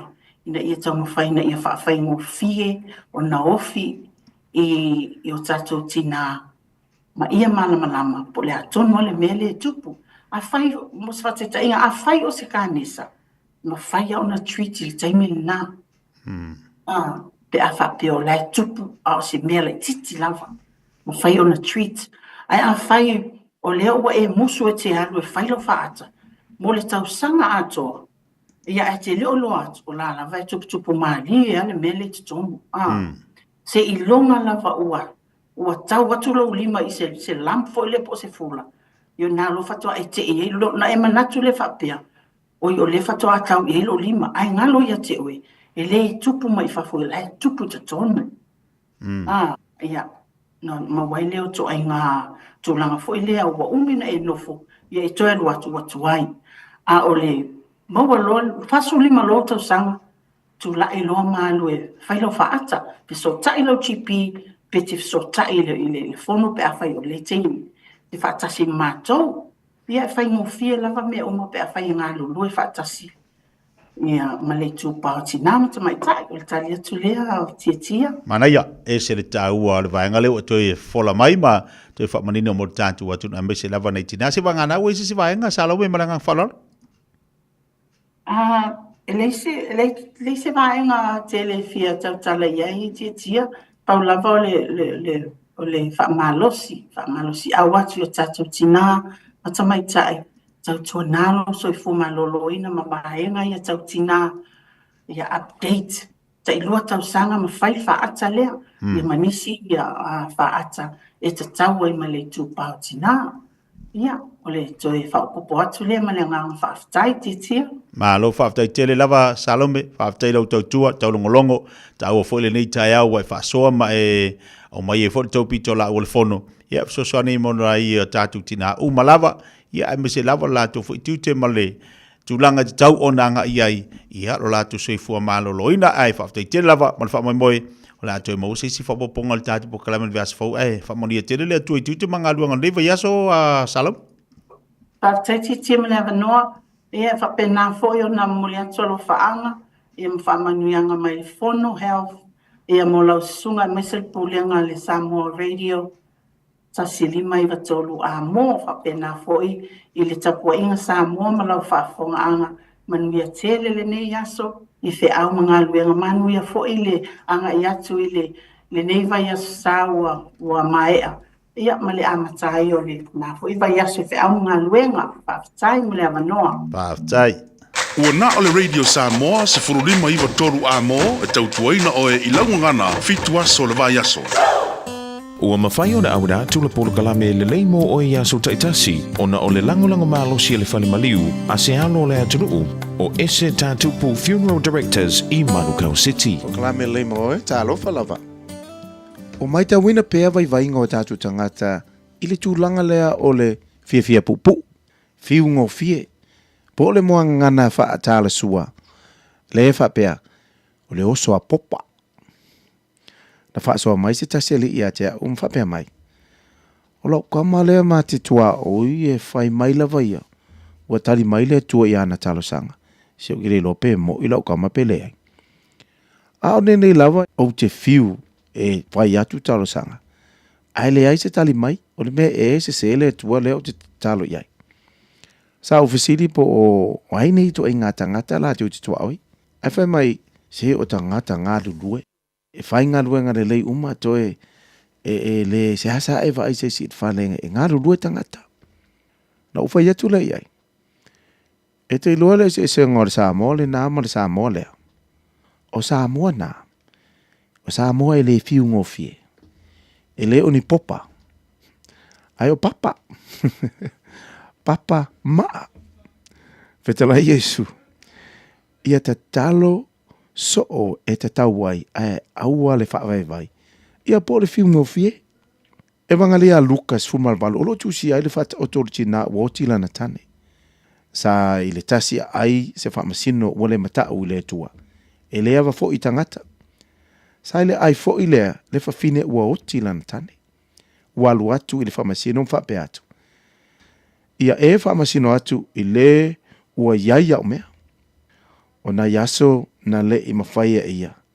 Ai muli ane, o whapea I fwoi lono loto. E ui lava ina o le mata ui le tua, ma o le ava I tangata. Ai ona o le whaaso e sa mai o le whawhine nei, bua oti lana tane. O le a whaatau nu ulana manao. Ma le whaaso e sa mai, I le sauso. Ioe, le ai se fiu ngō fia o le whawhine le nei. Ua fiu le whamasino e alo ai le mawhai o na sola ese, mai le whawhine lea.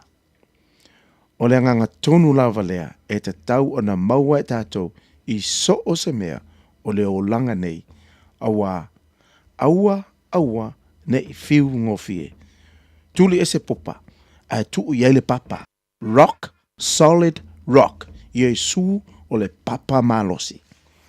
E te nofo mawai, e te maluai, I tua atu o le papa malosi le na lua te whaafesangai. E te le tauvilia se pue puna mai ai le vai o le manuia, ai e te tala noa iai. O na puna mai ai leo le vai e te olai oe malou ainga. Ia awane I fiu e tala noa I le atua. I aso uma, I po uma, I so se taimi o lo wolanga. O le atua e afua mai ai le mea lofa le ona sai. O le loto mau, o le ola tawivu, male le fiu ngofie. O le tangata fiu ngofie, e le o se tangata whaatu o tuaina I so o se ngaluenga na te whaia. O lou le fiu ngofie, e whaatau no uinai mea umalo e fia mana o iai. A mata nei se lu I fou, ma tū mawai, se I longa o tino mai, ma tau no o ilona whaai unga. Ia avea Yesu ma papa, e te maluai ma e malosi ai. Manatua, e le lei mo oe. O le ese tatu pu funeral directors o se fale maliu Samoa o le tali foilea o taimi whaingata o na o le malanga al maliu maleoti e mawhaifoi o na latu awinatu ma awina mai tino maliu o e pele mai so se atu nuo lalolangi wala auno le ese tatu pu funeral directors i le lua no lua tolu fitu o pea fiuane ele se fulu manebalu Norman Spencer Drive Manuka City.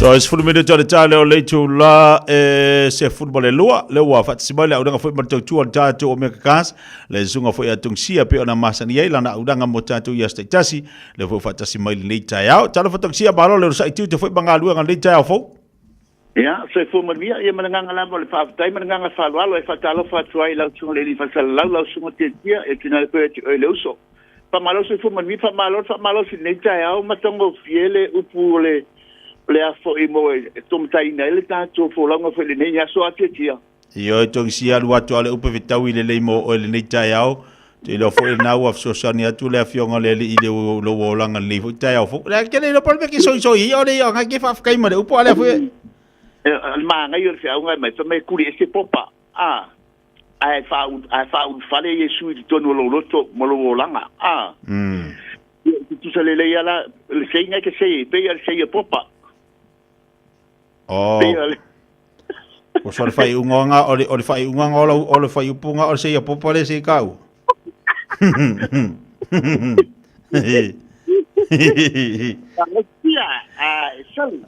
ia malo lava ia ai fa te o le o ta o marisi u le fai unga le yaso tu te fai banga luanga pe o le fenga ia ia to do fo le nawa mo se fasilinga malo se le ta o le upu fo le li ia wa ave se to ini se avenga mafa o fenga tu te manga luanga ya me se foi lo wolanga sala moma e to liwa deli ya ai la fatu eu ama fana le tai o atenção ya ai le se lo leva alo me ka casa ne tu la de aso ya le ai ele que sala mo e tongsia wai ele se me se tongsia faia ale me pito sine na tau fo ile do ngai tanga le ne yaso ona le upu fola e tau lava on fa ul fale Yesu I te tono on tato loto te tono tato nganga on tato faile ni fai unga le leima ni fai un sao mal mea moni ia alo sira lo tato to pa le lang ia pe lava le sola I fo ia yonga sola yonga le li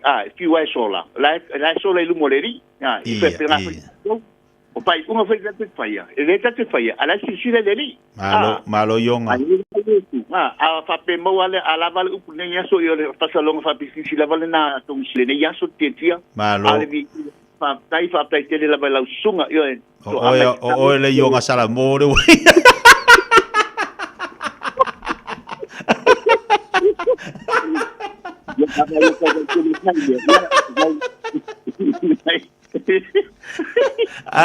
wai la lo ngai le nga ko so la sa mo ayo yo sai nga ngai le nga tenu sai ko le sa mo yo le yo sai yo ka su pero quiere le ngai oe que va ku e a o nga sala mo e di yonga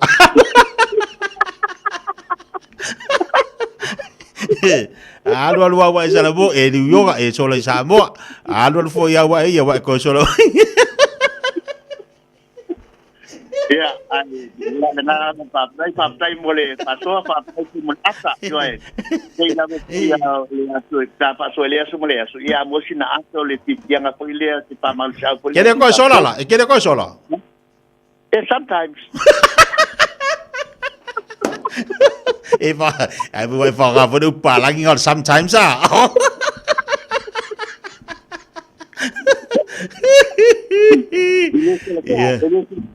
sometimes love is same thing pai mo sola ya le ai le ya ai fa malo atu le sai tu foi manga lu nga diva ya so toksia ya fa plekte la bala sunga te tia la le te le so mantala ngai fo ya tungsia ya fa talo fa tulo fa pong anga Samoa ya oli bi inga la ma fa fo ya te ia e te ina mele soifua fo le pulenga le radio Samoa po le soifonga Samoa tu slima i le tonu amo pa peso matola bai ia le wata to fela e manua mala ai fa malo soifu manuia fa malo fa lau Samoa ia la le te tele tala tongsia ngal fa matu tongsia a fa tam se tavale tu su mai tala mai au il omega cas il lu salau ke ministry man ka lu salau ke ministry man ka mana tua le mauta abel tatu fa tavale o le one stop ila o le one stop tila e tasi lawe de tila e te FBI ta pena uma tato fata vale me uma mo fa mama benga mo refer fee mo sisto enga lava fa mama benga ta skrifet ta pila longa mai pea matato wa tutu nai pea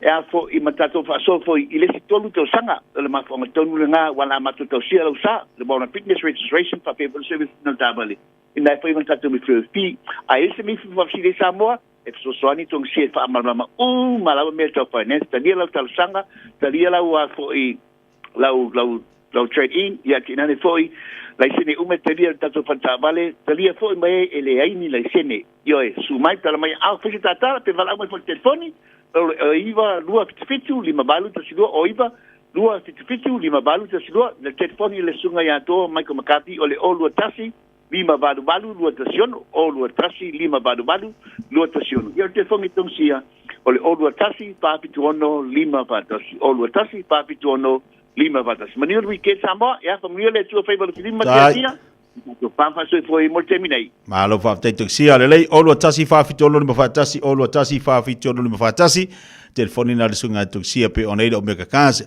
o lungo se tau tu masa unanga titia nei vai aso fa te sa mole atu pele le tatu maftanga ya pe ona yele aso fu se pa email nei ya sfarele la fu se tau tu masa ngana titia o le tau to mari le fa fonga mo tatu po kala me le vai aso atoa malu abi fale lu ngalo fa mangalo se le vai vai to ona ya le ya se ato to se ngana titia sa tau tu ai le tatu wa no ya ai fa moi sa fa mo le ina lu ngalo inisio tatu po kala me fa ngasolo pe ona yele nei vai yaso atoa alo fangia le tu al fa ingon leva yaso fo fanga tatu atu a mesi fo tiu te mafai var flima pa tai tapo inga nei tamam tina matua a mesi la finga luanga tofi le tua ma le fa moi la tatu to fe lo fo de verso fo de lo fo le li manuia tele le fa ingon va yaso alo fo tele atu te manuia to baftanga ma le to fa ya fonga mua le tape na mai a wali tatu ina tatu wa tunu manuia tele le yaso so I fu ma manuia alo fa tele atu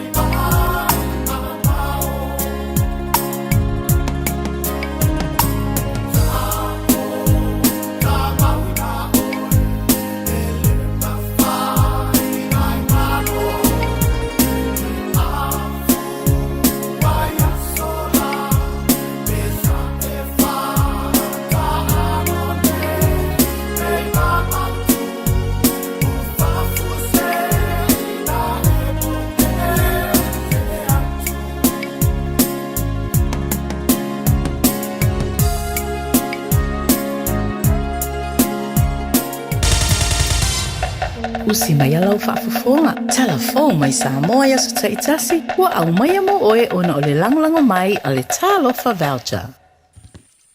O tātou mafuta le whaaiunga o le nei vā yaso, whaatalofa ro tātou utano, tala taulongo mai Samoa. O le uwha mautu le lango Samoa i tau mo whainga e tali atua i suinga te tere o le tau. E pei o le wha i titia o kasa kaponi e wha le angainai le o sone le lorangi. I le wha o ngao ta vale ole le tise. E fitu sfuru ono ta vale ole le tise o tau nuu, ma ua wha tupe se polo keti le malo i Apani. Ai lango i ai le wha laptonga o atina e o malo au whatasi i le UNDP. O ia ta vale na wha lawi loa le no fuanga utu, o au nanga ese a malo au whatasi wa i tuana i mato, le One UN House, i le afiafi o le stofi o le vai o sanei. O se polo keti o wha tupe i Apani, ma ua o fia i Samoa ma isi atunu e tolu, o Timor-Leste, Vanuatu ma Papua New Guinea. O le mtanga aluenga o ngā aluenga te tele le malo, o lo tolo toi nei i tonu o lea polo keti, ia ma o le minsta fo i o lea mtanga aluenga, o le saunuanga utu lea o le sauninga, na wha lawi lo a ia ta vale o le tise, o le amua mua wha o ngai le teimi o le fono, a malo o le taupulenga. O le so o tātou poto, ona o le whapa e ina ma le tala ina lo ia o ta vale e tise fitu sifunu ma le ono. E whapea fo i ma masini i whawhanga maa o ta vale e tise. Ai le ngata fo i lea. O nisi o ripoti ua ta pena ina i lano le poloketi ua whaingo ina o le Climate Action Pathways for Island Transport. Po o le ngalue ina o ala fua, mo le whaititi o a fianga o whila ua inga i atu motu laiti. E mafua mai i suinga o le tau. O le nei poloketi o lo ua whaatupeina i malo i Apani. Ai o lo awala mai le nei soaswani le ofisa o le atina e o malo au whaatasi po le UNDP ua lau sila fia i ai. O lo na whaatino inga. O lo o tau la mua ai le UNDP ma le mta ngā ruenga whila wa inga ma tina e tele. Whapea i fo i ma le soaswani mai anisi o ofisa o le malo e peo mta ngā ruenga o tupe. Whalaptonga o le malosi whaele tise. Pulenga o whila ua inga i le lau ele. Ma le ofisa o le pule whaatoni. E torsfulu tesi 5 miliona tala Amerika. Na wha mea lofa i le malo i Apani mo nei poloketi. Ini atu motu se wha e au fi ai ma Samoa. Mai le se lengi. E se 10 miliona tala Amerika ua whaamatu mai mo le whaatupeina o le poloketi Samoa. Mana a matalo ia i aiuni le lua afe luosfun matolo. Ma le whaamoe whaamae a ia Februari i le tausanga e lua afe luosfun malima. O le sini autu, ina ia whaanatinati whaititia o le pua ina o kasaka poni mai whena ua inga i le lau ele marsani. O nisi la nei o atina e o lo whaatino ina i lalo le nei poloketi mua. Te pena ina o si o manga i langolango ai le whaititia o le pua ina o kasaka poni i whela ua inga i le ele marsani. O awala e whaarele i aipu lenga puna o ata tupe, tula fono, whainga whaavae ma le atina e ina o anga vaa o tangata ma mea whaingalwen. Lua, o le whaunga ina leo ta avale e tise nei e fictus furono ato ai ma le whausia ino no fuanga, mo masini whawhanga maa o nei ta avale. Tolu, whaaufi ina mai tonu o vaa e le tise se furu. Ma le whausia ino no fuanga mo le whanga ino maa o nei lava vaa. Wha, ta pena ni a oa onga mo le wha le leo le to mai o tama whanau o tātua tino. E wha atino ina ngā ruenga le lei mo nei atina e i le taimi e mana o mi hai. O nei atina e uma. O le afso soani inisi o malilienga wha vaa i fafo. O loo a fia isa mo e turi loa ina ai sini mo atina e ngawhatau lima ina. O le awha pe fo'i o na avea ma se tasi o sao tau o le nei vaenga ma oti. E langolango ina ai nisi o manu lauti o loo whaata atia mai le ta ianga mo lumana i manuia o Samoa. Lua fe lua sultasi e le lua fe lua spuruono. Ai le ngata fo'i lea. O le ta iala mo whela ua inga ma tina i te tele. E le lua fe lua spurutolunga e le lua fe lua spuruvalu. E mamole tuai le whaafitai tele i le malo i Japani. Mo le whaatupeina o le nei ngā ruenga tele.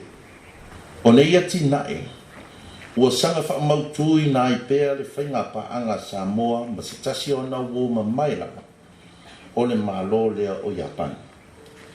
E fia whaafitai atu fo i whaatonga o le ati nae o malo au whaatasi. Malana paanga o le Kolone Vai and Associates. Mo la o lua pito la au ta ua i le whaatino ina o le nei ngā ruenga. Ai le ngata fo i lea. O le company al Ford Hyundai Samoa. Sa manu malo i tau fonga i la toti ta pena ina. Ma au mai nei ta vale whaapitua whape fo i company al Vangana Electrical. Mo le whaapi ino masini whangamaa. Ma isi ngā ruenga tau eletisi. O roi e le whamoe moe on malo e whaonga ina nei ta vale. E le fono ta i o malo o tau pulenga ia Oktopa po masina. Ma i le mai ai o le fono, o le awha pena loa, o na wha safua i mata ngā ruenga ma wha apatonga tūma o tia le malo. Mō le wha o ngā ina i ngā ruenga masai. Le tō whaolo a fōa fiti wā ai o le minstau ngā ruenga te tele le malo. E iei le tele tonunga o le isi se furu tau sanga o mua, o le a te le se suinga o le a iei lo tātu o tunu, i le si tia o le numela o ia i tu a inga o ta vale, o le a whao ngā e a inga matanga te taito tasi. O le masini sa idi ai le wha mao ninga o ni whala au mani pauta wha saina, wa masalo mia ua wha auru whale mai lo tātu o tunu ui se awala sori tū la fono. Stasi leo mea whai ngā ruenga tāua, wa au fia le fōa i le malo Australia wa tu inatu, i le matanga ruenga o le tiute ma tupe maua. O se masini e le fisiringia le mana o mia mo ngā ruenga, o le leo ina o tātou tua oi, e peo na whea ngai ma le au whai ngā ruenga le official, tiute.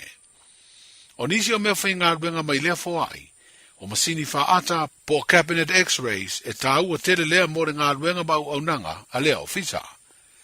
O le komisina ma walunga o staria lo tātou tunu na whai masuia lo na malo. E tau au e le sui pāle mia o le minsta leo le mta ngā ruenga o tiute ma tupe maua, le fio ngā tuala te vanga i o sefo poni fasio, ia masini ma mea whai ngā ruenga e whaatino ai, le tau tua ali i matama itai o le official tiute. O Australia o stasio malo o lo tu mai pea lona tau au e lango ai, i so se ngā ruenga o le ati na e o Samoa, ai mai se o le tu i le pui nga ma le leo ina o tātou tua oi, mai ngā i o inga sori tu la fono. O le tu inatu o le soaswani o le malo Australia, o sainia i fo i mase whea ngainga po se Memorandum of Understanding, i le vā leo le Australia Border Force, na wala mai ei le fo ai, ma le matanga ruenga o tiute ma tupe maua. O leo o whautua ina nei le matanga ruenga o leo fa le pui ma le toi fuata ina lo tātou utunu o atoa. Ina ia whao ngā na o le numera telefoni masani o le lua. Ile ofisa autu ia pia pe afia bau o se fesoa swani, ili mata upu e mana o mi aile au nanga leo. O ia mata upu e au fia i fo i ma le longo ina i leo ni soli tu la fono, ma ni whala venabe. O se suinga le nei wa ave ai fo i le whao tuanga i lea tunu o atoa, ia aua nei toi whao ngā ina numela o telefoni, a ofisa o leo i te tonu i tu malo o iei lea au nanga le mtanga aluenga. Mai leo whairo ina le mtanga aluenga i le latu whaasitilanga pe aisea, ai o a fo i mafuanga. Na paude whaalinga le mtanga aluenga, o se suinga le ama whai o le wawe tali atua iso o se mta upu, e longo ina ai le mtanga aluenga. E manino i lea suinga fau e pe o na whairo ai leo au nanga leo, o mta upu uma ma wha velave te tupu e mana o mi ai le latu tautua i se teimi wawe, i so se vaenga o motu o sa vai ma upodu. Tasile numero le telefoni e vala uwai, wana o le lua, o na mauai leo le so swani. Po siria nei le lua masina talu na o mai de whaai unga le wha masinonga maua lunga. Wa wha lea o ngā ai de tangi o se su. A le sa avea malo i a sili. Le fio ngā savale noa ma River Beef and Annandale. Pei tai o le vai aso nei de wala uai le wha masinonga sili le talo sa ngā savale noa ma River. Wana to e lui pe a pidi ai lea whaai unga. Na poloa ina ina te tutongi atu le 5 awheta la. I le tama i te ipale mia. Le fio ngā fia mena o mi mata afa. Sa ia mo lia ila na su. Ona o le whaamuta ina o lona teimi ngalue le tuwhinga lo ia sidi le malo. O le asonga fua asau e toe fonga ina i le talo sanga apili. Ona e ei vaenga lo o fia whaamautu mai le lo ia sidi o lo whaasanga iai. Le asu mo le toe ilo ina o le whaai unga. Na fonga ina i le masino i ulai o le tausanga nei. O le masina fau novema le aso luas furuvalu wa whaatulanga i whaiai le isi fono wha le tausanga. A le pulenga le lakapi Samoa, le a fola si ai li poti o na tupe, o le tausanga na te nei lua o lua tolu, ua whapenao na mai asu eina, whapea le whailo ai o le fuafuanga tau tupe mo ngā ruenga o le tausanga fau, lua o lua 5. Mo whailo lau tele le lakapi Samoa lea fono tanga, o le a whiriwhiri ai masui o komiti, ma tala noa ai fo inisi o mata upu taua, o le atu ina atu ilumo o le teitei fono, ma le komiti whaatonu. Ia, manuia le whae ungo le vai aso, talo so i fua le nā vai aso fau tātou whero ai, ia e mōle nei temi